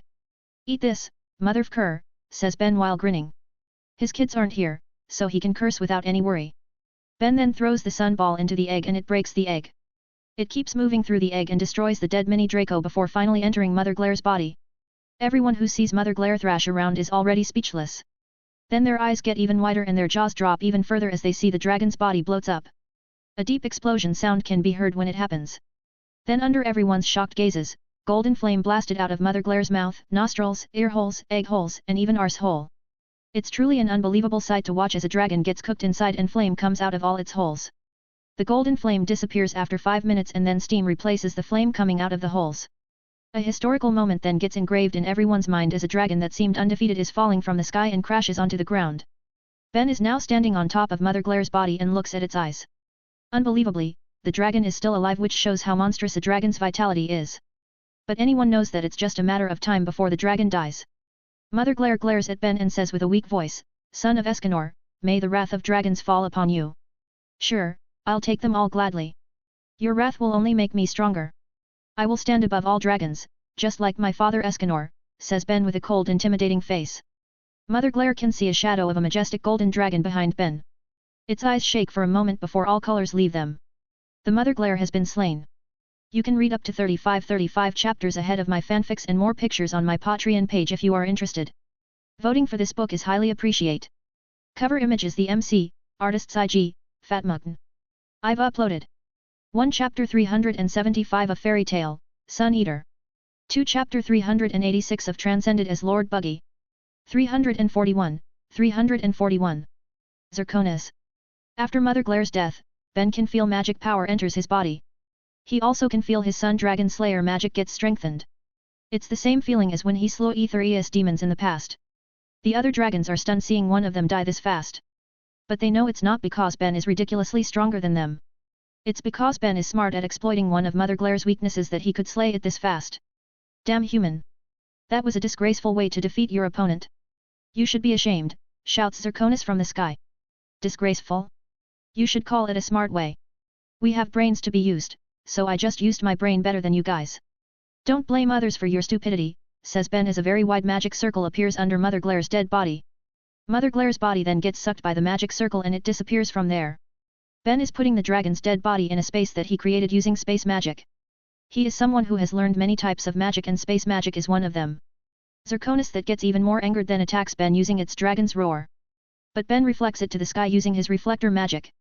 The late Rubal taught this very useful magic to him, but he rarely used it because he was focusing on developing his Slayer's magic, and now he finds the best time to use it because his opponents are very strong. That was his mistake though, because if he trained this magic more seriously back then, he would be able to reflect acknowledge's attacks. Although he still isn't sure that he can win against that black dragon even with his current level of reflector magic. Still, it might save him from 3 years of suffering and guilt because he couldn't fight acknowledge better and endanger his family and friends. So he trained this magic more seriously since then and it's now his strongest magic after his 3 types of Slayer magic. And with his level of reflector magic, he can reflect normal dragon's attacks. But Ben only trains this magic for defense and support, his main attacks are still his Slayer's magic spells. Those 3 types of Slayer magic have the highest potential and attack power, after all. Is that your best shot, dragon? If so, then it is utterly disappointing. I guess you'll get cooked too, says Ben while grinning. Bastard! Says Zirconis angrily before it rushes toward Ben. Ben also flies toward him at light speed and both of them clash in the air. Zirconis sends its front right claws at Ben and Ben evades it. Ben flashes below Zirconis's jaw and sends an uppercut coated with golden solar energy. His uppercut creates a golden solar energy blast that flings Zirconis's head back. Ben continues his attack by sending a sun dragon's roar at Zirconis's belly. It hits the dragon's belly and pushes it back quite far. Zirconis's belly is injured, but the damage is not much. So the dragon can still move and it moves to attack Ben again. Its body suddenly glows bright green and Ben can feel its power increases a lot that it makes his previous self looks weak. Human, I will kill you even if it's the last thing I do, says Zirconis. What a determination. Fine then, I'll make sure that it's really the last thing you do, says Ben who also covers his body with his golden solar energy. Both Ben and Zirconis move toward each other and start their clash again. Ben still uses his strategy to evade Zirconis's attacks and counters them. Although Zirconis has gotten stronger, Ben is still much faster. Ben keeps hitting Zirconis with punches and kicks while evading all the dragon's attacks. Then out of frustration, Zirconis sends a massive dragon's roar. Ben evades it too, but this attack will hit the people who evacuated if he evades. Luckily, Ben realizes it fast and he moves at light speed to stop the green beam. He appears in front of the evacuating people and creates a very wide reflector magic circle. The green beam gets reflected into the sky and the people are safe. However, it makes Zirconis find Ben's biggest weakness. Zirconis smirks and it increases the power of magic that covers itself. Ben doesn't know what it will do, but it won't be good, so he flashes toward the dragon immediately. Ha ha ha, it's too late, human. Feel the dragon's wrath. Jade Meteor! Shouts Zirconis.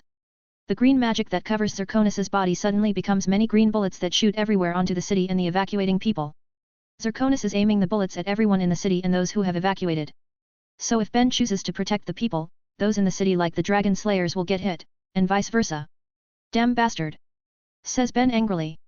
Ben thinks fast and immediately tries to cover the whole area with his reflector magic. But suddenly everything turns black and white.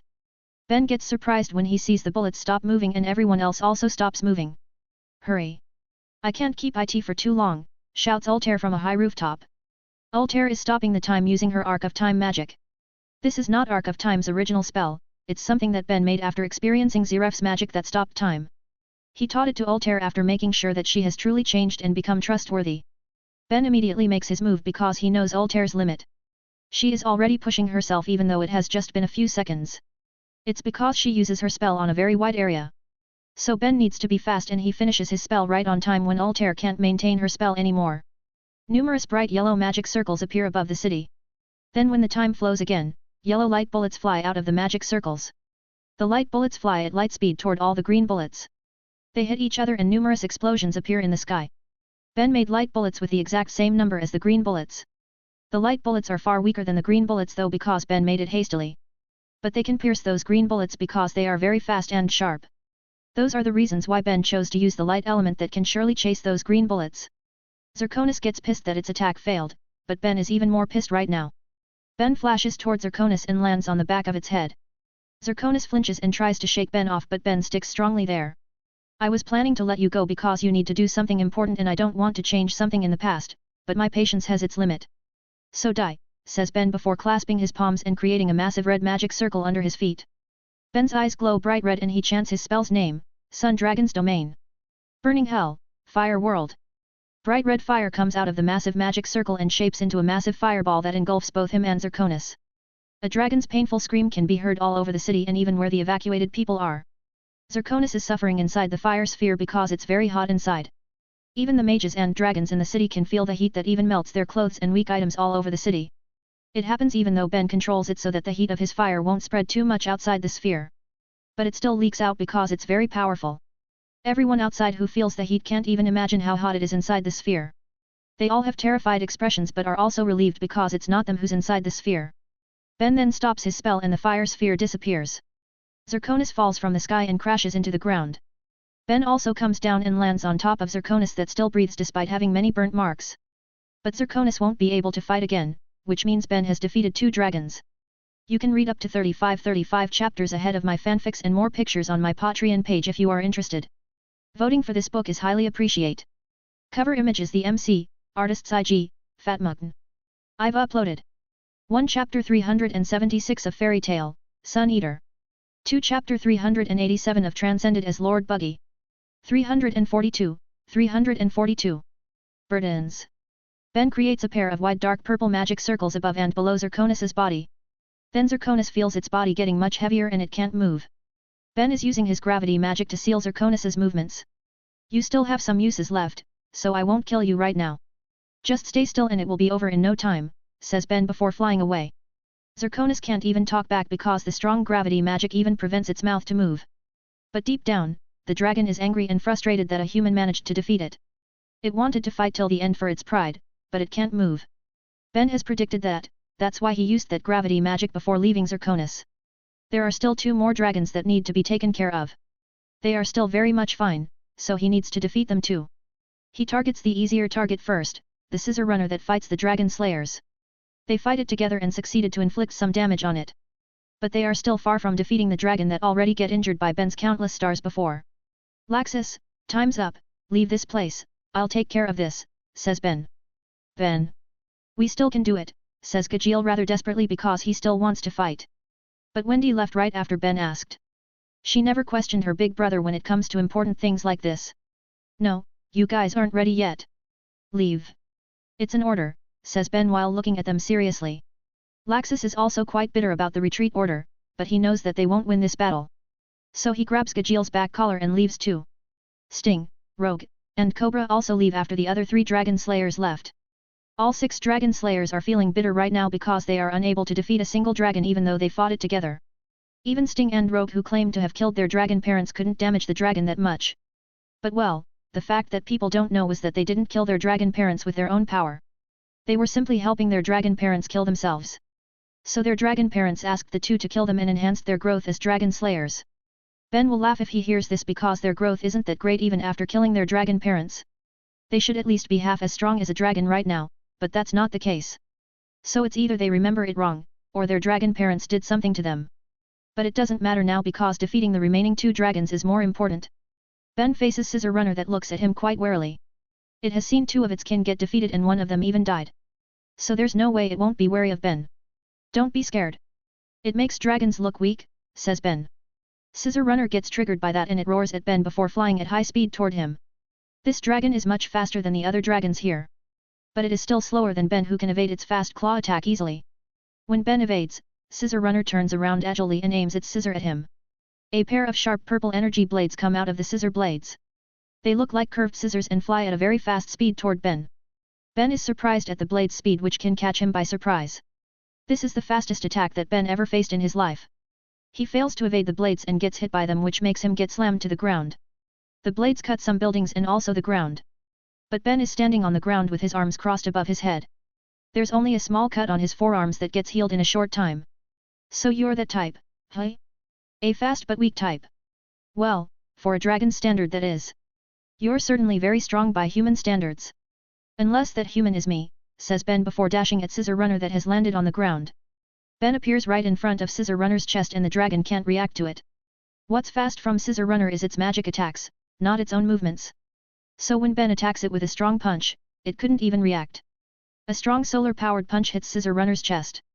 Ben punches as strong as he can and it's enough to send the dragon flies through buildings. It even reaches the other battleground and crashes into the rock dragon. What the? Says Natsu in surprise. Leave, Natsu, Atlas.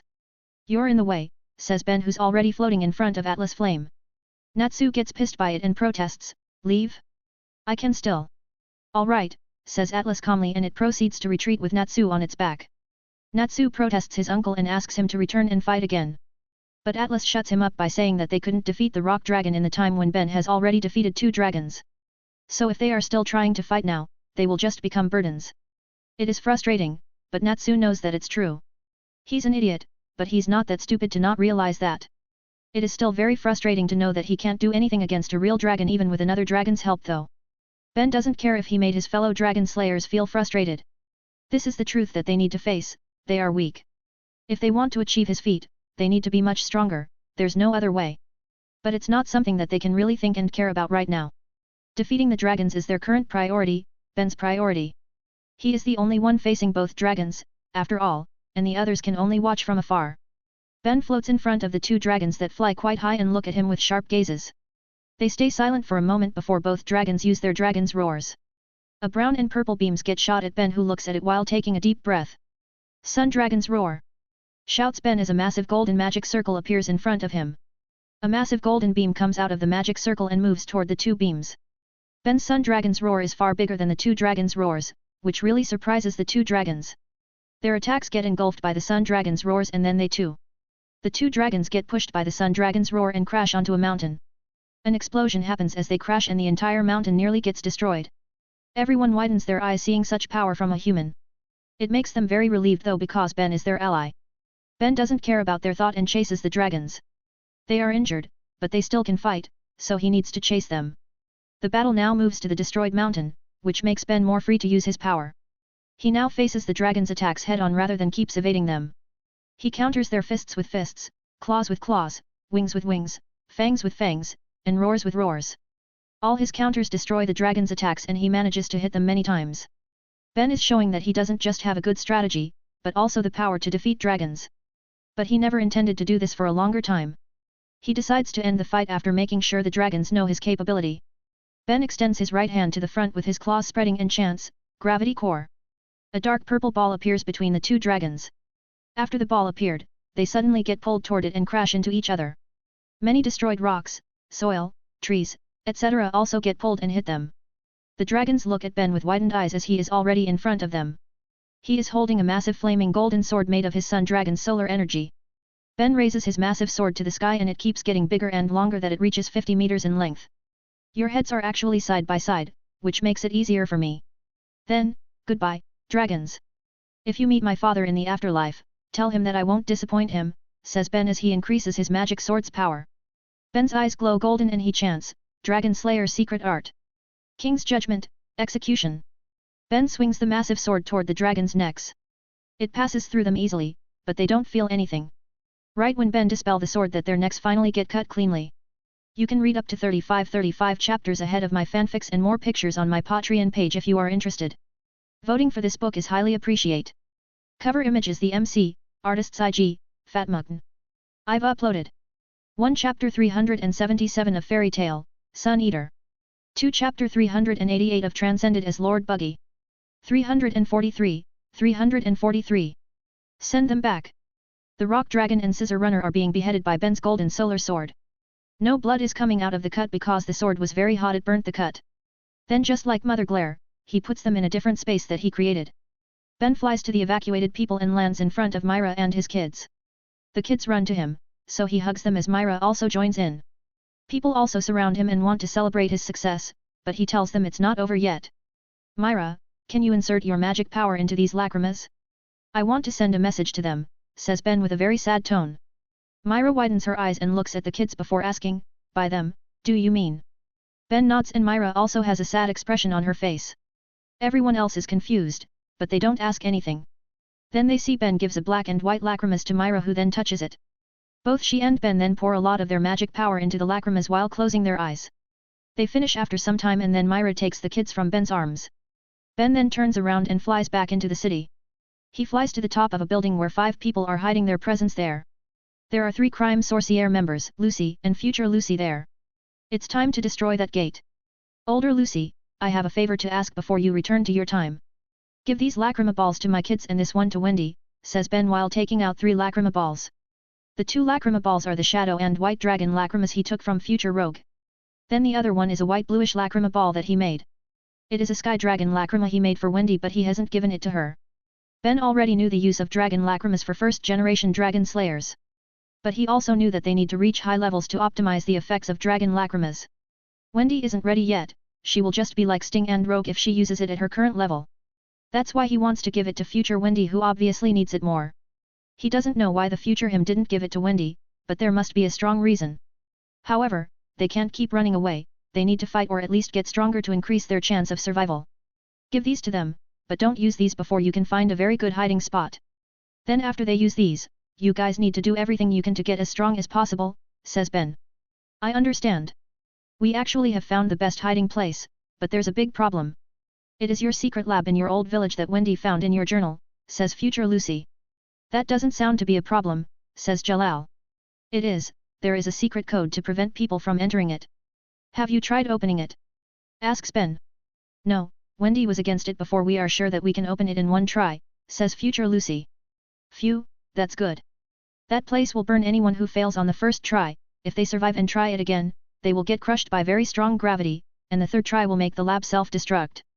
The power of that destruction is enough to decimate the whole Was forest, says Ben in relief. Everyone there is shocked by his explanation, especially future Lucy, who is also very relieved. Are you crazy? Old Tear snaps. Not really, none of those things can kill me, so if it's me who failed, then I will be fine. Also, no one knows about that place and its location is hidden very well. I also made sure that no one will find it by coincidence. So those who find it must have deliberately searched for it. Well, it doesn't matter at all, I'll give you the key, says Ben. The key that Ben means isn't a literal key, code, or password. He just grabs future Lucy's right hand and creates a mark on the back of her hand. The mark that he made is a three-colored crown with black, red, and golden colors. Just enter the cave where I and Wendy trained in the past. Then place your hand anywhere on the ground and pour your magic power through your hand, says Ben. Future Lucy waits for another instruction, but it never comes. That's it. That's it, says Ben. Alright, replies future Lucy. There are some other things about it, but Ben doesn't need to explain them. When they enter the lab, they will understand everything even without his explanation. Besides, explaining about his lab will take too long to finish. There's one more thing. Don't leave the lab unless it's very necessary. I've stored many things there that can help you survive for 5 years inside the lab. Your only jobs are to survive and get stronger. Be patient, and a miracle will surely happen, I promise that to you. Also, good job for surviving till now. You have gone through a lot and more challenges will surely come. But don't ever lose hope, because as long as you live, you will find a way to go through everything, says Ben while patting future Lucy's head. Tears come out of future Lucy's eyes because she never has someone comfort her for a long time. The last one who did it was future Myra before her death. Since then, she became the pillar of her group as the oldest. Ben then gives her one more item, it's another lacrima ball. It looks like a normal lacrima ball, but it has a teleportation spell installed. This lacrima ball is used to teleport the user and some people around them to the cave that Ben meant. He knows that future Lucy's group is near the Eclipse Gate because she used it to return here. The distance between the gate and the cave is very far, so they will need to travel a long way. They will be exposed to danger, so this teleportation ball will help them a lot. Then Ben flies to Atlas Flame, who is talking with Natsu right now. He only wants to make sure that he doesn't create another timeline by changing something. So he tells Atlas a message for his past self, just like what he got a few years ago. After he's done, Ben flies to the Eclipse Gate alone and lands on top of it. He touches the gate and closes his eyes while feeling all the magic power inside it. Quora also scans the Eclipse Gate to understand its full mechanisms. Don't lose hope, my children. Daddy will always protect you, no matter what. I will never break my promise to you two, my sisters, my friends, says Ben as he opens his eyes. Ben takes out a very big lacrima ball that doesn't have any color, it's crystal clear. He places it above the gate and magic power starts to come out of the gate. The clear lacrima ball absorbs all the magic power from the gate and it starts to become black with golden color on the outside. It takes a while for the crystal to absorb all the magic power from the gate. And when it's done, the gate becomes grey like a stone. Then with a small stomp from Ben, the gate gets destroyed into pieces. When that happens, all the time travelers' bodies start to glow. Future Lucy, Zirconis, and Atlas Flame are glowing and their bodies start to disappear. They are about to return to their timelines now. Future Lucy is bidding farewell to the current Lucy and the crime sorcière, and they tell her to stay strong. Atlas bids farewell to Natsu and tells him to get stronger. As for Zirconis, he can only curse Ben as his body disappears. The time travelers have finally returned to their time after a while. Now, the only things left are the memories of them and destruction. But these things will be a great foundation for their future and prepare them for more challenges. People are rejoicing now because they have survived this catastrophe. But the Dragon Slayers are not that happy because out of 8 Dragon Slayers, only Ben succeeded to slay real dragons. They just realized how powerless they actually are, although they're happy that they and their friends are safe. The only one that can't be happy yet is Ben because this might not be over yet. Future Lucy said that Acknowledge will appear after the dragon's appearances. So he is still wary right now even though all the dragons have gone. Luckily, even after waiting for a long time, Acknowledge doesn't appear. He might not look tired, but Ben is actually very tired after using Dragon Force. His battles against the 4 dragons might look easy, but he actually spent most of his magic power. Ben truly gets relieved when Acknowledge still hasn't appeared till sunrise. With the sun's appearance, his power also starts to return. But he is still tired, so he lies on his back and falls asleep. You can read up to 35 chapters ahead of my fanfics and more pictures on my Patreon page if you are interested. Voting for this book is highly appreciate. Cover image is the MC, artists IG, Fatmugn. I've uploaded 1 Chapter 378 of Fairy Tale, Sun Eater. 2 Chapter 389 of Transcended as Lord Buggy. 344. Admired. A few days after the Eclipse Gate incident happened, the royal family holds a celebration in the rebuilt royal palace. They invite all the mages who participate, including those who helped with the evacuation and dealing with the aftermath. In the last few days, the kingdom was focusing on rebuilding the city with the mages' help. With all their magic, the construction could be done much faster. Working together also made the guild's relationship better and the mages have gotten closer than before the competition. The one who contributed the most to the construction was Jura. He used his earth magic to rebuild most of the destroyed buildings. Other earth mages also helped the rebuilding process, but they couldn't be as fast as Jura and couldn't build as many buildings as him because he has much more magic power. Ben also helped a lot though, he is a craftsman, after all, so there are many things he can do. But he didn't use his magic at all and didn't show a lot of his skills too. He only showed the necessary skills to help and those were enough. In the last few days, Ben also thought about his battle with the dragons. He could defeat them all, but he also got very tired after that. The after effect of his dragon force was bad and it will be worse if he still needs to fight after using that. Big bro Ben Anarchy, how could you use dragon force at will? Do you also have a dragon lacrima in your body? Asks Sting with a very respectful tone in the celebration. Rogue is also with him and they talk with Ben normally. Sabretooth has apologized to Fairy Tail a few days ago with Sting leading them. They bowed deeply when apologizing and promised they'll never act like pricks anymore. Fairy Tail forgave them because war between guilds is normal. Though Jaama and Minerva didn't come to apologize. They disappeared after the Eclipse Gate incident, but it's none of Fairy Tail's business. Ben's battles against the dragons amazed Sting and Rogue so much. He was the only one who could defeat real dragons among them, after all. Since then, they start calling him Big Bro or Anarchy, which shows their admiration for him. Dragon lacrima? Nah, I don't use something like that, says Ben calmly while drinking his wine. Sting and Rogue are surprised, just like everyone else in the room. They all are listening to their conversations as soon as Sting asked about the dragon lacrima. Then how could you use dragon force at will? Asks Rogue. Of course, it's because I'm strong, says Ben calmly. The others are dumbfounded by that answer, but they can't deny it. It seems you don't understand, says Ben. And no way, of course, we believe that you're strong. If you aren't, then no one in this world can be called strong, says Sting hastily. Sigh, you really don't understand. Listen, kids. All first-generation dragon slayers can use dragon force even without using dragon lacrimas like you. It's just that there are requirements that we need to fulfill. The most important and basic requirement is reaching a high level in your dragon slayer magic. That's why I said that the reason is because I'm strong, says Ben. Oh, so that's how it is, says Sting, finally understand it a little. But the required level for every dragon slayer is different. So even if 2 dragon slayers reach the same level, one of them might not be able to use dragon force yet, says Ben. Sting and Rogue finally understand it for real after that explanation. Then Rogue asks, then, what's your required level? I don't know how to explain the level to you. But let's say I needed to be 3 times stronger than Jura just to unlock my dragon force naturally, says Ben. Now everyone gets really surprised because they know how strong Jura is. But Ben needed to be 3 times stronger than that just to unlock his dragon force. That also means that Ben can defeat 2 Jura even before he could use dragon force. And when did you reach that level? Asks Sting. I think it's 2 years ago, says Ben nonchalantly. Those who hear it can't even get shocked anymore, they just sigh. If Ben reached that level 2 years ago, that means he is already much stronger now. He might be 4 times stronger than Jura now in his basic form, and they're not wrong. Just from MP alone, Ben has more than 1,6 million points already in his basic form. Jura's magic power is around 400,000 points. Average S-class mages have 50-100,000 points while strong ones have 100-200,000, so Ben is ridiculously strong. If we didn't use dragon lacrimas, how strong do you think we need to be to unlock dragon force naturally? Asks Sting. Well, I don't know your magic that much, but I assure you it won't be as high as mine. Probably you would need to have Jura's level of raw power, says Ben. I'm glad I used a dragon lacrima, says Rogue.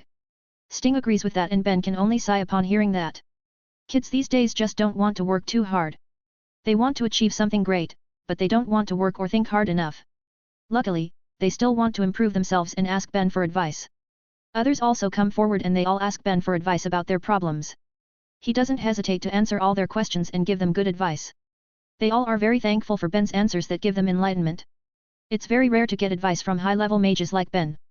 Most of them are very secretive and won't give good advice even if they answer. They'll only tell things that they already know, which aren't useful at all. Those people's reason is the same, their ways to be that strong are their secret. But Ben doesn't care about it at all. He will give people advice, but it will still depend on them to use his advice and get stronger. Ben knows very well that even with the same problem and the same solutions, not everyone can get the same result. But he'll still help them without hesitation. These guys aren't his enemies even though they are his guild's rivals. A danger that can threaten this whole kingdom, continent, or even world might appear again. So rather than getting stronger alone, he will make many people get stronger too. There's a limit to what a single person can do no matter how strong one is. Ben has tried to make everyone in his guild grow stronger and the result is good. But the last incident made him realize that it's still not enough. So he wants to make more people stronger for the future. He doesn't know what threat might come in the future. But he knows there are individuals that can threaten this whole world. There are two that he already know, Aknologia and Ziref. These two's existences are enough reason for Ben to be worried. The stronger he gets, the more he realized the danger those two possess. With his current level, Ben knows he can destroy this continent. So both Aknologia and Ziref must be able to do the same and surely do more than that. Ben is still answering questions when Arcadios suddenly announces that the king will enter the hall. But instead of the king, Natsu comes out wearing the king's clothes and crown. It makes them dumbfounded and only fairy tale mages find it amusing. Anyway, the party continues and the next day, the mages return to their towns. Fairy Tale returns to Magnolia and the town folks have waited for them. They have prepared a big celebration for Fairy Tale's victory, so another big party is being held. Then while he enjoys the celebration, Ben suddenly flinches and looks toward the forest. Tisk, why is he here? You can read up to 35 chapters ahead of my fanfics and more pictures on my Patreon page if you are interested. Voting for this book is highly appreciate.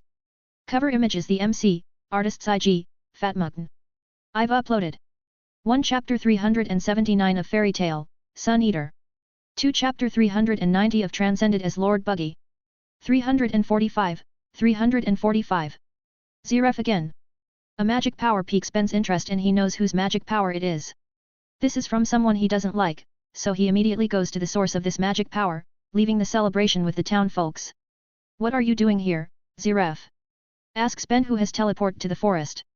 The source of that magic power is Ziref, that's why Ben immediately came here. Mavis has come here before Ben and he knows why she's here because she has told a few things to him. But he doesn't care about it and only looks at Ziref. It's you again. I've realized that you're strong, but I never thought that you would be able to slay real dragons alone, says Ziref. So what will you do about it? Do you want to kill me?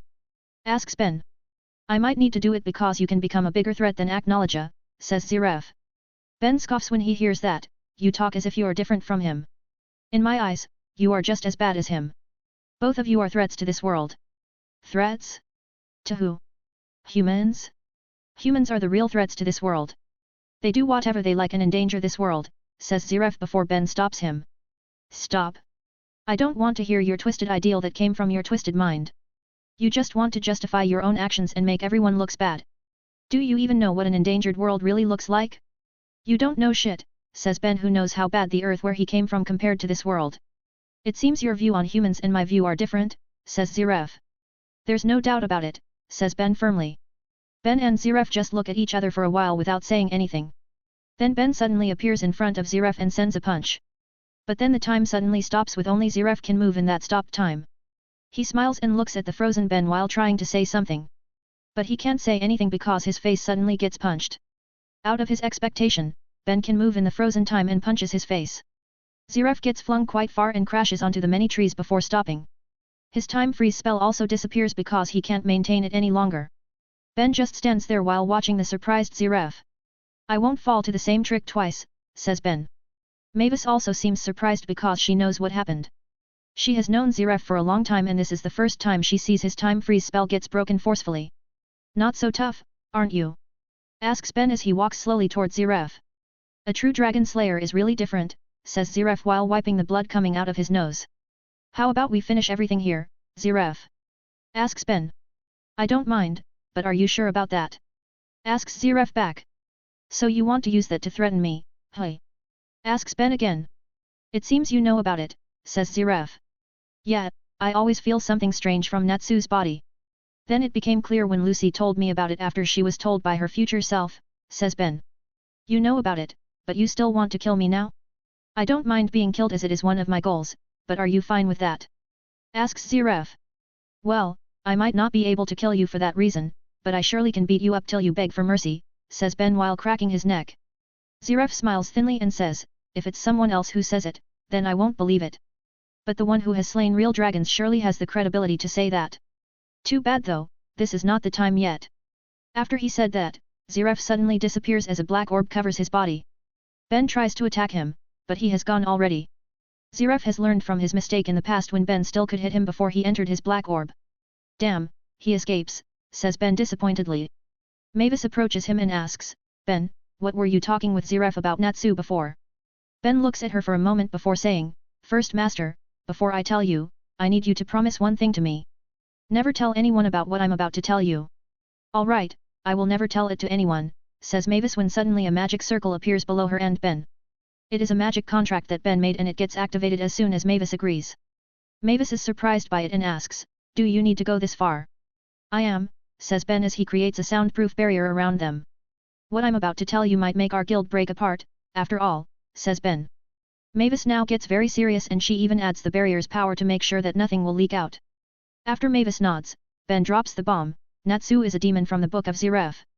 He is the best creation of Ziref that we all know as E.N.D, which is the abbreviation of Aetherius Natsu Dragneel. This is not the bomb that Mavis ever expected and she's really shocked by this. Mavis then says with widened eyes, that's. It is surely a big problem that can split our guild apart. Not only our guild but the entire Ishgard will get affected by it. E.N.D has been known to be the worst demon from Books of Ziref, and has become the target of extermination for a long time. Ben nods, that's right, but I am not a believer in the saying that all demons are evil. I have known Natsu for years and I am sure that he never pretended to be good. He is just a pure-hearted idiot who always wants to be strong. I don't know if I've told this to you, but I have a demon friend in the past who has passed away years ago. From him, I learned that demons also have hearts and feelings like us. So I always thought that only Aetherius demons are purely evil, but it seems I was wrong. Even Aetherius demons still have hearts. It's just that they were made to be evil and most of them follow the purposes of their creations. But Natsu seems to be different and maybe there are other Aetherius like him. I never met them though, but there's always a possibility, says Ben. Mavis understands it well so far, so Ben continues, it is still my speculation, but I think the reason why Natsu can be like that is because he is END. We know that E.N.D is Ziref's best creation, so maybe that's why he is different from other Aetheriuses. Besides, he was raised by a dragon, so I think that Igneel might have done something too. That makes sense and I agree with you. I also don't want to judge him just because he is an Aetherius. But I still can't understand why it prevented you from killing Ziref. I'm sure you know that Ziref can't be allowed to stay in this world like this, says Mavis. It's not that I don't want to, it's because I can't. All Aetherius' lives are connected to Ziref. So if I kill him right now, Natsu will also die, says Ben, surprising Mavis so much. Then, what should we do? Asks Mavis worriedly. I need to sever their connection before killing Ziref. To do that, I need to find the Book of E.N.D first and rewrite it. Then I also need to do something about Natsu's demon seed because future Lucy said that he was transforming into a demon in the future, says Ben. Do you know where the book is? Asks Mavis. I have a hunch, but I won't rely on it too much. I will try to find a solution without that book's help, says Ben. Phew, alright. It might sound pathetic, but I will leave it to you. Also, who knows about this now? Asks Mavis. Only you, me, and Lucy know about this right now. I haven't even told Master Makarov yet. Future Lucy told our Lucy about it and Lucy told me about this because it's what her future self asked her to do because she thought that I could solve this with the best solution, says Ben. Mavis nods in understanding and they end their conversation. Ben didn't intend to tell Mavis about this, but Mavis knows Ziref more than him. So maybe she will be able to help even a little. Anyway, Ben has another big job to do after he just finished another big job. He still intends to kill Ziref because it will erase all Aetherius demons that threaten this world. There might be other good Aetheriuses like Natsu, but the chance is very low and he doesn't know them, so he doesn't really care. But first, he needs to find a solution and sever Natsu's connection to Ziref. You can read up to 35 chapters ahead of my fanfics and more pictures on my Patreon page if you are interested. Voting for this book is highly appreciate. Cover image is the MC, artist's IG at Fatmutton. I've uploaded 1 Chapter 380 of Fairy Tale, Sun Eater. 2 Chapter 391 of Transcended as Lord Buggy. 3 pictures of both stories, X, Bounty poster and magazine cover, by Fatmutton. 346. Hidden Lab. His meeting with Zeref makes Ben has more understanding of his current level. In terms of raw power, he is surely stronger than Zeref. But he knows that Zeref's magic is very troublesome and the difference in raw power can be ignored. Still, at least he knows that he has a chance to defeat Zeref. The only problem left to do is severing Natsu's connection to Zeref. After he's done with it, there won't be anything that prevents him from killing that guy. Ben works on this problem as soon as possible, so he starts his research 2 days after he meets with Zeref. He is working in his hidden lab that future Lucy mentioned. This lab is connected to the underground training room under his house through a teleportation door. The hidden lab is very big and its location is deep under Kate Shelter Village. Its location is also the reason why one of its entrances is in the cave that was used by him and his sisters to train in the past. But Ben only uses that entrance when he isn't home. Jarvis is also connected to this lab because this lab is connected to his house. Jarvis's presence was the reason why Ben didn't explain many things to future Lucy. She will know anything she needs to know from Jarvis, who will recognize her and the magic mark he made. Currently, Ben is opening some black books in an isolated room.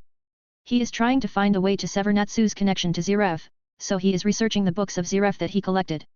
Ben has read through them all, but he tries to find something different, so he checks them again. Damn, it seems the only way is by finding the E.N.D book. If I just remove the demon seed in Natsu's body, then he'll die. It is his core of life, after all, so I can't just remove it. However, if I let it be, then it might change him into an evil Aetherius and remove his personality, ponders Ben. Ben has inspected Natsu's body thoroughly a few times when the idiot slept. He could feel the demon seed clearly because of his Devil Slayer magic. But Natsu's demon seed is dormant and didn't show any activity. Even so, Ben is worried that the demon seed suddenly gets activated and grows. Natsu's demon seed is different from the ones that Devil Slayers have. He is a demon to begin with, while Devil Slayers are humans, after all. Ben knows that right now, there's a dragon's energy inside Natsu's body. Of course, Ben knows that energy is Ignil's energy and soul. He found a similar case in Wendy's body, after all, so Ben knows it quite well. Ignil's energy is suppressing both Natsu's demon and dragon seed's growth. However, a dragon's energy will only remove the dragon seed's dragonization effect. The demon seed will not disappear and it will get activated again once the dragon's energy is depleted. Ben knows it so well because this is also happening to him. He also has a demon seed in his body as the effect of his Devil Slayer magic. And of course, his God Slayer magic also created a God seed in his body. But his seeds are unique because rather than being 3 different pieces, there is only one piece. So that one piece of seed has the power of Sun Demon, Sun Dragon, and Sun God in it. Ben still can't understand why the 3 power merged in that one seed which was just a dragon seed in the past. The unique seed has 3 colors on its skin and is also surrounded by 3 same colors of flame-like energy. There is a blood red color that represents his Sun Devil Slayer magic, a gold color that represents his Sun Dragon Slayer magic, and a black gold color that represents his Sun God Slayer magic. It is really strange, but it also makes Ben relieved rather than worried because all those 3 types of power are negating each other's effects like demonization and dragonization. But Natsu's case is different because his dragon seed is getting weaker. Unless Ignil's energy destroys the demon seed too, then a demonization might happen on Natsu. Sigh, problems keep appearing one after another these days. Let's not think too much about this for now. I can always suppress Natsu if his demon seed suddenly grows. Besides, I don't need to worry as long as Ignil's energy is still there. So at least I still have time to solve this, says Ben, deciding to stop thinking about this matter for now. There is something more important for him to do now, after all. He goes to a massive room which is also a part of his lab. This room's original size isn't that big actually, but he uses space magic to increase its space size, so the sizes inside and outside this room are different. Well, it's confusing, and the easiest way to understand it is that this room has a lot of space. It is big enough to fit 3 dead dragons inside and there is still a lot of empty space. These 3 dragons are the ones that Ben killed in the eclipse incident. Ben stored them in another dimension using his space magic. That's why they didn't return to the past like Atlas and Zirconis. The other dimension's time isn't affected by this dimension's time, after all, that's why these dead dragons are still fresh. Currently, Ben is extracting all their blood and he stores the blood in 3 different containers. All parts of dragons are very valuable, after all, especially for a dragon slayer like him. He can use them to strengthen his power, which will help him a lot to defeat Aknologia. Many cables and pipes are also connected to the dragon's bodies. They are used to extract all remaining magic power inside the dragon's bodies. Ben doesn't want to waste anything, even the remaining magic power that he still can use to enhance his power. Maybe because his seed is unique, Ben's overall power actually grows when he defeated demons or dragons. So killing demons or dragons will also affect his Sun God Slayer magic. The effects are higher on the magic that matches the slain enemies, but the other magic still gets affected. Jarvis, how's the blood extraction? Asks Ben. It went well, sir. We will finish in 4 minutes and 46 seconds. Good, let's start preparing for the next procedure in the meantime, says Ben as he goes to the center of the room. In the center, there is a big round hole with a 1 meter depth. Many small glowing blue magic circles are placed all over the hole. Even more magic circles are also placed on the ceiling above the hole. These all are anima magic circles that Ben uses to gather magic power from another universe. 4 minutes later, the blood extraction finally completes. Ben then pours all the extracted blood into the hole and makes it a blood pool. Then he strips and floats on the center of the blood pool naked. Jarvis, start the procedure, says Ben as he dips into the blood pool. Understood. Please get ready, sir. Initiating Project Ultimate's procedure. Suddenly, all the anima magic circles glow brighter, and more magic power pours in. A magic barrier made of complicated magic letters also appears around the pool and isolated it. Many small black magic letters also appear on Ben's whole body. Ben suddenly flinches before he screams, "Arg!" Suddenly, Ben feels great pain all over his body as the dragon's blood starts to evaporate. Blood-red mist fills the inside of the barrier room and Ben disappears from sight. There's only Ben's scream of pain that can be heard from him. Just what happens for someone like him to scream painfully like that? You can read up to 35 chapters ahead of my fanfics and more pictures on my Patreon page if you are interested. Voting for this book is highly appreciated. Cover image is the MC, artist's IG at Fatmutton. I've uploaded 1 Chapter 381 of Fairy Tale, Sun Eater. 2 Chapter 392 of Transcended as Lord Buggy. 3 pictures of both stories, X, Bounty poster and magazine cover, by Fatmutton. 347. Attacked HQ. Ben feels as if his skin is torn apart, his muscles are ripped, and his bones are crushed even though none of those things happen. This is a level of pain he never felt before. Even the damage he got from Aknologia 7 years ago didn't feel this painful. But he needs to go through this, so he holds on and forces himself to stay conscious. The black magic letters on his body are turning red slowly as they absorb the dragon's blood. They also absorb the thick ether nano in the isolated barrier room, which makes them glow. Then the dragon's magic power that was stored also enters the barrier. It also gets absorbed by the magic letters. The absorption of dragon's magic power activates Ben's dragon force and golden scales appear on his skin, but now they appear all over his body, making him look like a dragonoid. A transformation also happens inside Ben's body. Cracks start to appear on his demon dragon god seed. All the magic power that he absorbed through the magic letters enters the seed through the cracks. The absorption speed is just 1 MP/second, so it seems slow. However, it's actually very fast compared to Mage's natural absorption that might not even increase even a point in a day. It's fast even for Ben, who can increase his MP by a few hundred of MP per day if he only relies on his natural absorption rate. But now he absorbs 3,600 MP per hour, which means he absorbs 86,400 MP per day. His target is very high though, so it will take days to finish this procedure. But he can't leave this barrier during that process, which means he will stay here for days without eating or drinking. He has told Myra about this, so she won't search for him unless there's something very urgent that needs his presence. She can contact Jarvis if something comes up and Jarvis will inform him about it. Myra isn't that worried about Ben because she knows his capability. He will be able to survive without food or drink for even a month if he pushes it. His vitality is very high and the thick ether nano will help him survive. The problem is their kids who will keep searching for their father. Even now, they've already asked about him. It has just been a day, but they've already missed him and wanted to play with him. They behave when Myra tells them that he is working right now. It only lasts until the 3rd day though, and they start whining because he hasn't returned. Myra then turns into a demonic mother and makes the kids behave again. She knows they will whine again tomorrow, so she really hopes that Ben will return soon. In the next few days, Myra keeps dealing with the whining kids. They finally stop whining after 10 days when Myra pretends to cry too. The kids are consoling her instead, but it also makes them get angry at their father. Myra gets speechless at that. This is not the result that I expected. I'm sorry, Ben, but you'll have to deal with this when you return. The days pass peacefully after that and the kids are behaving well. They are still mad at their father though because they think he was the one who made their mother cry. Everyone in the guild knows this because the kids keep complaining about it and it makes them feel sorry for Ben. Although they are also wondering why Ben still hasn't returned. It's been 21 days since he left to do his seclusion, after all. He told them that he would go for a few days, but this is already more than a few days, it's been 3 weeks already. Then suddenly, their attention shifts when Jet and Droy enter the guild with panic expressions. They tell them that something terrible has happened in the Magic Council.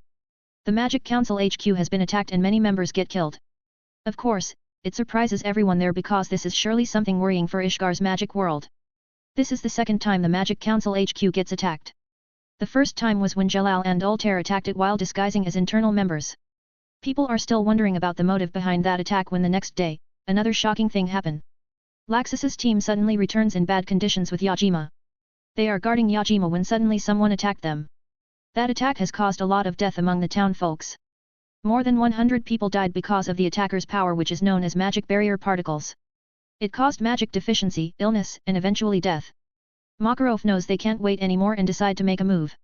The enemy's targets are surely Magic Council members who have high positions. So he sends the guild members to guard those council members. Should we call Ben? Asks Myra. Not yet, he is doing something very important right now. So we should do what we can first before calling him, says Makarov. Don't you think it's urgent already now?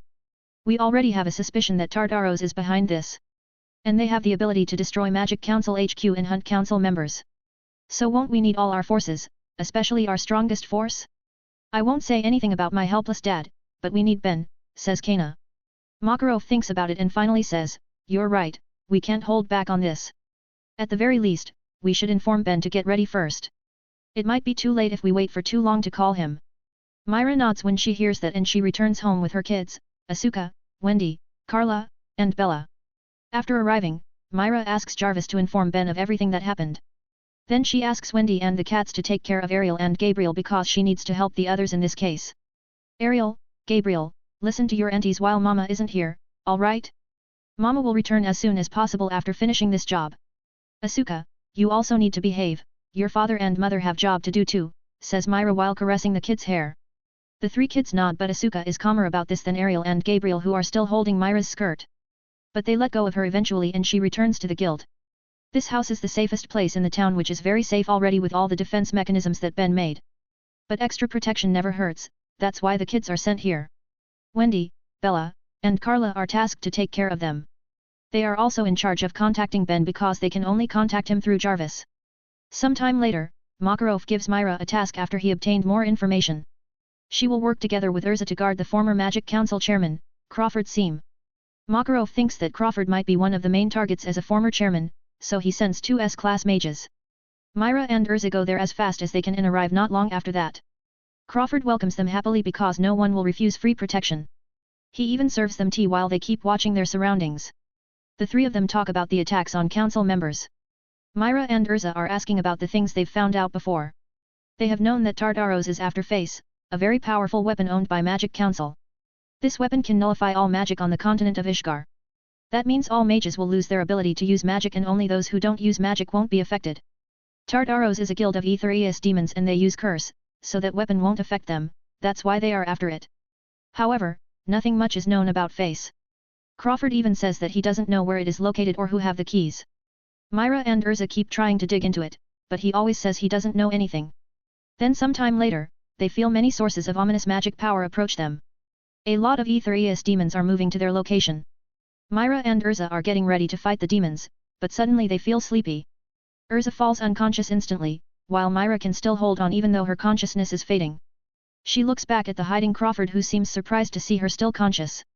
He has put drugs in their tea and he even made sure to put a much higher dose in Myra's tea, but she can still hold on, which really surprises him. Myra glares at Crawford and says, "This won't end well for you," before she loses consciousness. You can read up to 35 chapters ahead of my fanfics and more pictures on my Patreon page if you are interested. Voting for this book is highly appreciate. Cover image is the MC, artists IG at Fatmutton. I've uploaded 1 Chapter 382 of Fairy Tale, Sun Eater. 2 Chapter 393 of Transcended as Lord Buggy. 3 pictures of both stories, X, Bounty poster and magazine cover, by Fatmutton. 348. Tartaros. Sometime after Myra and Urza lost consciousness, some fairies come to Crawford's house. They have gotten bad information from Jarvis after the home AI detected that Myra was in danger. Natsu, Wendy, Happy, Carla, and Bella come to the house. Wendy leaves the kids to Makarov and the other guild members who stay in Ben's house. They are connected to the ones who went to Crawford's house through Bella. She is carrying a small lacrima ball that acts as a communication lacrima that keeps connected to Jarvis like a CCTV, so everyone can watch what happens. The group finds Crawford's house has a big hole which was caused by Myra's attack. They enter through it and can't find anyone there. It makes them realize that Crawford might be working for Tartaros and he was the one who leaked the information of those who become the keys for Face. In a fit of rage, Natsu destroys the house and immediately goes to find Urza and Myra. He tracks their smell using his sensitive Dragon Slayer's nose. Wendy also helps and they follow the smell while informing their guild mates. Jarvis, keep tracking us and tell Big Brother Ben about this, says Wendy while Carla carries her to fly. Understood. While the group is tracking Myra and Urza, Makarov tries to contact the other guild members who were sent to protect the council members. Saving Urza and Myra is more important right now, after all. Those old bastards are less important than their family members. Natsu's group find where Myra and Urza were taken to. They find a huge floating cube at the end of their tracking. Then without any hesitation, they break into the cube through the spot where they can find the smell of Myra and Urza. Where are Myra and Urza? Shouts Natsu, alerting those inside. The ones inside are Aetherius demons as this is Tartarosa's base. Some underling Aetherius demons approach the group, but they get beaten up easily by Natsu and Wendy. The mage's presence surprises Tartarosa's higher-ups because they never thought their base would be found this fast. Natsu then sees Crawford who stands beside an Aetherius demon that looks as if it wears yellow armor. The angry Natsu then attacks Crawford and questions where both Myra and Urza are. Crawford is knocked out though, so the only one who can talk is the demon now. If you are searching for those girls, then you must be from Fairy Tale. I'm very impressed that you can find this place so soon. Ah, I'm Franmouth by the way, and I won't tell you where they are, says Franmouth playfully. Natsu then angrily says, you don't know who you're messing up with. Hurry up and tell me where they are before you got your ass beaten up. Ho ho ho, you? Beating me? That's funny. A magic user like you won't be able to do anything to us who use curse, the power that stands above magic, says Franmouth. I never said that I will be the only one who beat you up. Although I will do it too, but at the very least, you will be glad if I am the one who does it. If that guy comes, then you'll regret every decision you made today, says Natsu seriously. Oh ho? It makes me want to meet that person instead, says Franmouth, not taking this seriously. That's up to you, says Natsu before he dashes and punches Franmouth's stomach. Franmouth then sheds his armor and now looks like a big round bacteria with spikes on his back. Both of them then start to fight while Wendy is trying to get information from Crawford by waking him up. The old guy is very stubborn though, so she doesn't get anything. Wendy then decides to move while Natsu is fighting and he agrees. So she moves with the Exceeds, leaving Natsu who fights Franmouth. Wendy is trying to find Myra's and Urza's smells, but they've mixed up with other smells, making it very difficult for her. Back with Natsu, he is having a rather hard time with Franmouth. The Aetherius demon is using an ability that lets him absorb Natsu's magic power upon contact. He can even absorb magic spells, which makes him a tricky opponent. But sometime later, their fight needs to stop when someone comes. It's a black-haired man wearing body armor. If Ben and Myra are here, they will recognize this man. He is Silver, the Ice Devil Slayer they met on Sun Village who ironically is a member of Tartaros. Silver tells Franmouth to take care of the injured Crawford. Franmouth who seems frightened of Silver complies and leaves with Crawford. Then Silver looks at Natsu who looks at him with a rather strange gaze. You smell like grey, says Natsu blatantly. Silver seems disgusted and says, don't mention that name in front of me. Then without any notice, Silver uses his Ice Devil Slayer magic to freeze Natsu. A hard layer of pinkish ice is covering Natsu's body. He gets frozen and can't move now because his body is well frozen. When Natsu wakes up, he is already in a prison cell. The ice on his body has melted, so he can move again and tries to break free from the cell. But then a girl's voice tells him to calm down and he knows this voice, it's Lysina. She has been captured by the Aetherius demons too and has been put here. Both of them then talk to exchange information and Natsu finds out that Elfman has disappeared. The Aetherius demons must have done something to him too. What about Big Brother Ben? Asks Lysina. Wendy has informed me what happened to Jarvis. So Ben must have known it too. He must be on his way already, says Natsu. That's good to hear. But can he move already? He is in a secluded training and hasn't gone out for 22 days, right? I don't know what kind of training he does right now, but it must be more tiring than usual. Even his usual training was very hard already that no one else can finish it. So this training must be a lot harder and he must be very tired. He might not be able to fight now, says Lysina worriedly. Don't worry, if there's someone who can do the impossible, then it's him. If he can't do it, then no one else can. He will come. Even on the brink of death, he will come to save Myra. That's how much he loves her, says Natsu very seriously. Lysina is speechless hearing Natsu talks about love, so she says, you sure know about someone else's love so deeply while being ignorant yourself. What are you talking about? Asks Natsu confusedly, making Lysina sigh deeply. On another place, Wendy and the Exceeds are still tracking the trace. They've lost it, so they are now trying to find it again. But the smell of the demons here has covered up all the smells that Urza and Myra left. The group meets several Aetherius demons on their way. But they defeat those things without a lot of effort, except for Happy who struggles a bit. They've been trained well by Ben since they were young, so their battle power is high, even Bella and Carla. Then when they walk in a dark corridor, they meet another Aetherius demon. But this one looks stronger than the previous ones they met and emits far more magic power too. This Aetherius demon is big, has 4 arms, greenish skin, and he has spikes on his head and shoulders. Oh? Are you lost, little girls? Asks the demon while smirking. Girls? I am a boy, you know. Shouts Happy angrily. Really? But you look weaker than these little girls, says the demon while smirking. Happy gets depressed at that statement because it's a fact. He is the weakest here and can't help much in battles. But Wendy doesn't think about that right now because there's something more important. Where are big sister Myra and Urza-san? Asks Wendy while looking at the demon firmly. You don't look scared at all, I'm very impressed by that. Then what if I tell you where they are after you defeat me? Asks the demon.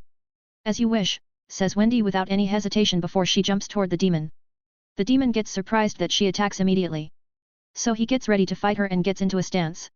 However, before Wendy's attack arrives, they all feel heavy pressure on their bodies. It's not just them, but every creature in the cube feels the heavy pressure. Then they all fall into the floor because of the pressure and no one can resist it. Everyone then feels a strong crash below them. The giant cube has crashed onto the ground below it and it really surprises the Aetherius demons. This cube is their base and they all know how strong this thing is. But it actually crashed onto the ground because of outside pressure, which is unbelievable for them. Wendy looks at the confused demon as they lay on the floor and smiles, it's all done now. You can read up to 35 chapters ahead of my fanfics and more pictures on my Patreon page if you are interested. Voting for this book is highly appreciate. Cover image is the MC, artists IG at Fatmutton. I've uploaded 1 Chapter 383 of Fairy Tale, Sun Eater. 2 Chapter 394 of Transcended as Lord Buggy. 3 pictures of both stories, X, Bounty poster and magazine cover, by Fatmutton. 349. The Arrival. Just like Wendy, the other fairies are smiling even though they are pinned on the floor by the strong pressure. There's only one person they know who can make this level of gravity pressure. He's here, says Lysina happily. Took him long enough, says Natsu. Elsewhere, a naked Urza who is tied to the wall also smiles while looking at a female demon who lays flat in front of her. It's over, says Urza while smiling despite feeling a lot of pain because of the female Aetherius demon's curse. What are you talking about? What happens? Asks the female demon difficultly. He has come, your nightmare. I've told you that you've angered something beyond your comprehension. Just by feeling his magic, I can feel the rage in his heart. I've never seen him this angry. You guys just need to hurt someone who he cares for so much, says Urza. Bang bang bang. Suddenly, they hear some loud crashing sound that keeps getting louder. It's as if something is breaking the cube's walls and floors from the top and it keeps coming down. The crashing sound then stops after a while and now a big gaping hole appears above Wendy's group. I know you would come, big brother, there. Ben? Asks Wendy confusedly because the man who stands in front of her looks familiar yet unfamiliar at the same time. Steam lines come out of the silhouette of the man in front of Wendy. Are you all right? Asks the man as he releases the pressure on Wendy's and the cat's bodies. Why yes, answers Wendy. The voice makes Wendy sure that it's really her big brother. Although she and the cats are still confused because Ben really looks different now. Even his sisters who have lived years with him can't recognize him now. The reason why they can't recognize him is because he is very thin now. His muscular body is nowhere to be seen and he looks like a stick man now. He is so thin that his ribs marks can be seen from his skin and his face becomes rather unrecognizable. The only thing that grows is his blonde hair which has become longer than even his body. His current body looks as if it will break even by a weak hit. But that is impossible because he has just broken through the floors and walls above. Where's Myra? Asks Ben. He is very worried about Myra, but he still asked if his sisters were fine when he came. They all are his family and he loves them all, so he is worried about them all. We still can't find her. The Aetherius demons we met didn't tell anything. But he said that he will tell us if we defeat him, says Wendy while pointing at the green spiky four-armed Aetherius demon. Ben looks at him and then steps a foot on the demon's head. But the demon doesn't feel anything because Ben is so light right now. Where's Myra? Ah, Urza too, says Ben. Who are you? Asks the Aetherius demon while trying to get up, but he can't. I am the one asking here. Where are Myra and Urza? Asks Skinny Ben as he increases the gravity pressure on the demon. The Aetherius demon stays silent and doesn't want to answer at all. But suddenly, he screams in agony as his left leg gets burnt by a dark red flame. Ben uses his Devil Slayer magic's red solar energy to burn the leg, and it feels very painful for a demon.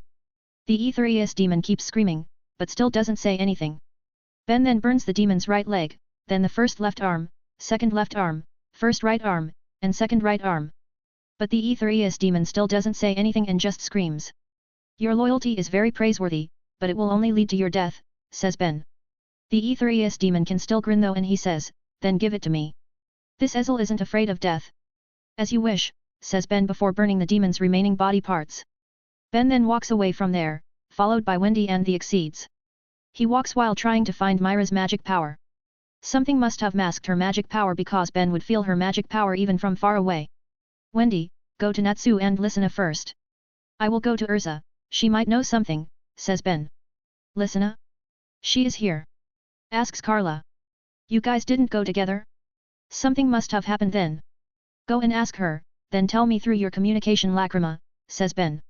But where are they? Asks Happy. Ben approaches the wall on his left and punches it lightly with his right hand which is covered by a dark purple aura. It's a light punch, but the effect isn't light at all because this wall and the walls behind it break instantly.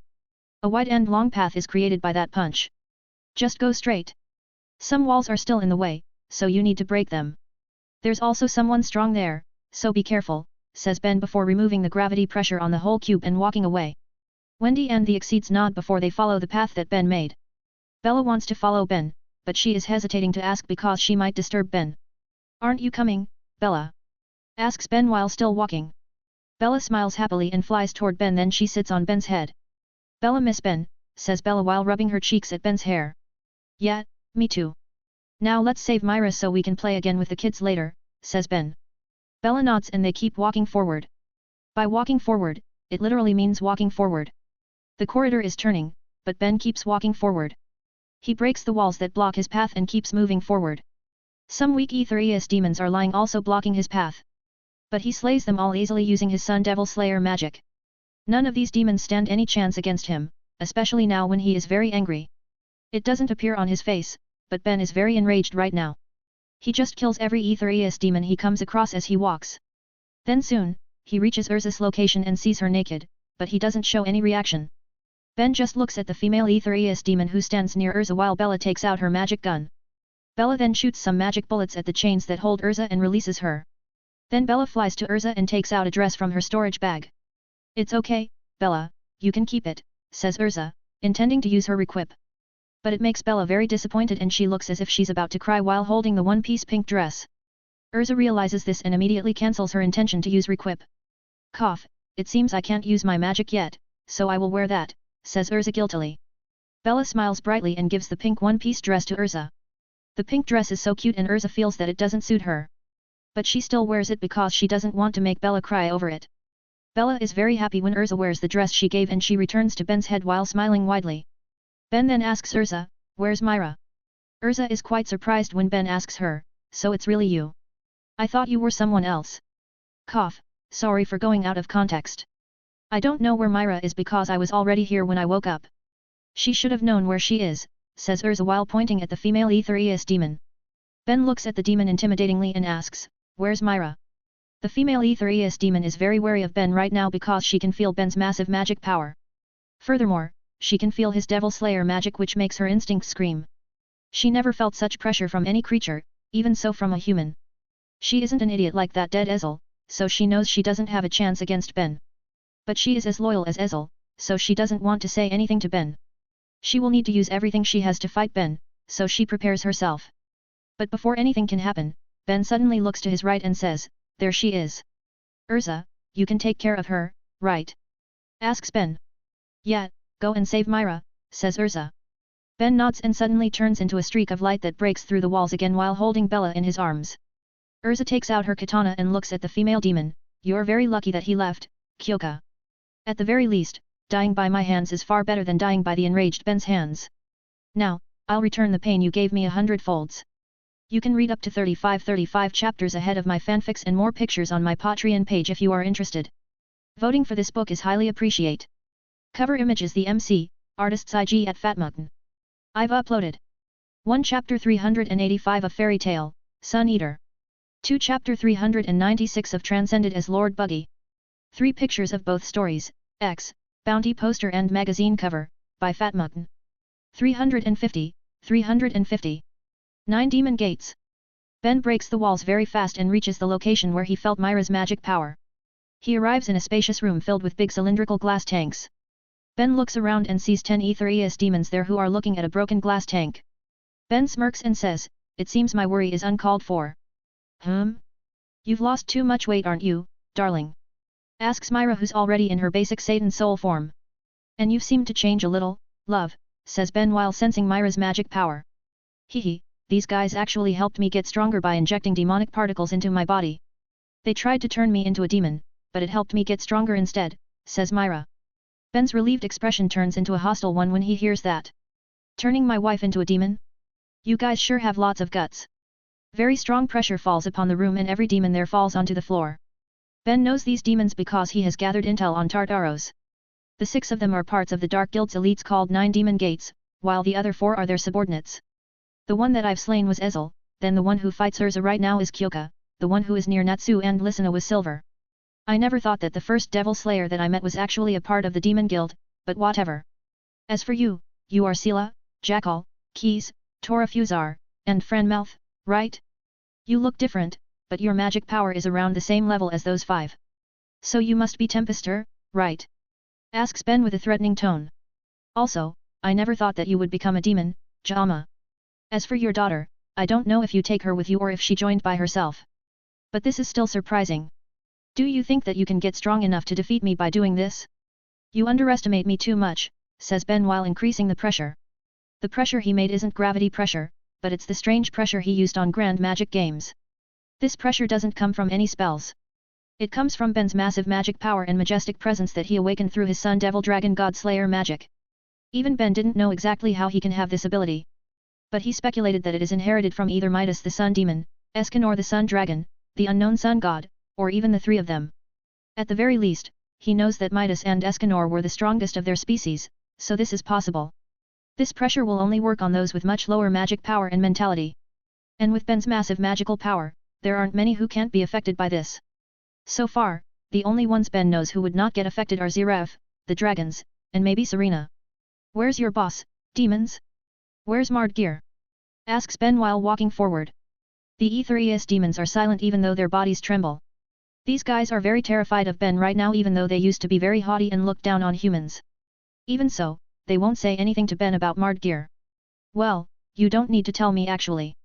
I've sensed his magic power since I arrived. But I just want to give you a chance to talk for the last time, so let's end this here, says Ben while covering his thin arms with dark red solar energy of his Sun Devil Slayer magic. Wait, Ben. Let me take care of one of them. She was the one who planned the kidnapping and maybe these whole things.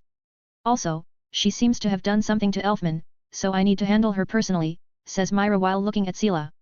Anything you wish, love, says Ben before releasing the pressure on Sela. Myra immediately flies and grabs Sela before moving to another place. So now Ben faces 5 of the 9 demon gates, demonic Jama, demonic Minerva, and 2 demon subordinates. He releases all of them from the pressure and tells Bella to hold tight to his head. Come, demons. I'll give you one last chance to save your lives, says Ben while taunting them with his thin left hand. One last chance? You sure are as arrogant as we heard. Don't you know that we deliberately waited here because we knew that you would come here? Obviously, we come here with preparations to face you, true Dragon Slayer, says Keys, the one who looks like a skeleton. A circle magic letters formation with a pentagon formation inside it suddenly appears on the floor. Ben is inside the formations and he just looks at them. Then he suddenly teleports Bella away and sends her to Carla's location because this will be too dangerous for her. The formations get activated and now Ben is trapped in a circle and pentagon magic walls. Dark particles start to fill the inside of that formation and the demons are smirking. But Ben is still looking at them calmly as if nothing is wrong. You could use your magic to leave that spot, but you chose to just send that cat away. It's just as we've heard, you are very arrogant and think highly of your power, says Keys again. Arrogant?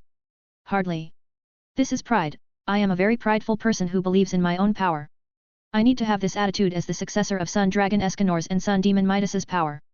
This is a befitting attitude of a real king, says Ben while holding his head high. Jackal smirks and says, then die with that pride of yours. It's the first time we heard that you are also a devil slayer, but it doesn't matter now. You will die anyway. Die? Me? Just because of this? Ha, it seems the arrogant ones are you guys, not me, says Ben as his eyes glow dark red. Suddenly, a dark red solar flame fills the entire room where Ben is trapped. All the dark particles get burnt into nothing, including those that have entered his body through his breathing. These dark particles are very dangerous, but they can't withstand the power of Ben's magic. What the hell? He can still use that level of power even when many magic barrier particles have entered his body? Asks Tempester with a very surprised tone. Don't panic. This is still something that we've anticipated when facing someone like him. Let's continue our attack, says Tora Fusar while crouching and putting his palms on the floor. Suddenly, black water comes out of the magical formation that traps Ben. It comes out of the whole walls and turns the inside black. The demons are looking at it intensely while still keeping their guards up. Poisonous water, a rather interesting and sinister curse. Well, all of your curses are sinister, but they are worthless if they are weak, says Ben from inside the black water. The demons see the black water boils and evaporates because of Ben's super hot Sun Devil Slayer magic solar energy. Carbon is very dangerous for living beings even though it's also needed by everyone. Well, maybe you know that because it's your power. But did you know that with enough pressure over a long period of time, carbon can be a very hard item? Asks Ben as if he's giving a fun fact to his students. If you don't know that, then I'll show it to you, says Ben before creating a small dark purple gravity ball in front of him. Suddenly, the black vapor gets pulled into the small gravity ball. Even the barrier walls are contracting and get pulled into it. Then after all the black vapor disappeared, the barrier walls start breaking down, freeing Ben from the trap. Ben keeps the gravity ball, but it doesn't affect the surrounding things anymore. It only affects the very thick dark vapor gathering around it. He increases the gravity pressure and after a while, a clear round ball appears. HOH, I thought I would fail, but I actually made a diamond from carbon. Interesting isn't it? Asks Ben at the demons who aren't interested at all. These demons aren't that stupid, so they know that Ben could escape from the beginning. But he was just playing around with them. They finally understand what kind of monster they are facing right now. You can read up to 35 chapters ahead of my fanfics and more pictures on my Patreon page if you are interested. Voting for this book is highly appreciate. Cover image is the MC, artist's IG at Fatmutton. I've uploaded 1 Chapter 385 of Fairy Tale, Sun Eater. 2 Chapter 396 of Transcended as Lord Buggy. 3 pictures of both stories, X, Bounty poster and magazine cover, by Fatmutton.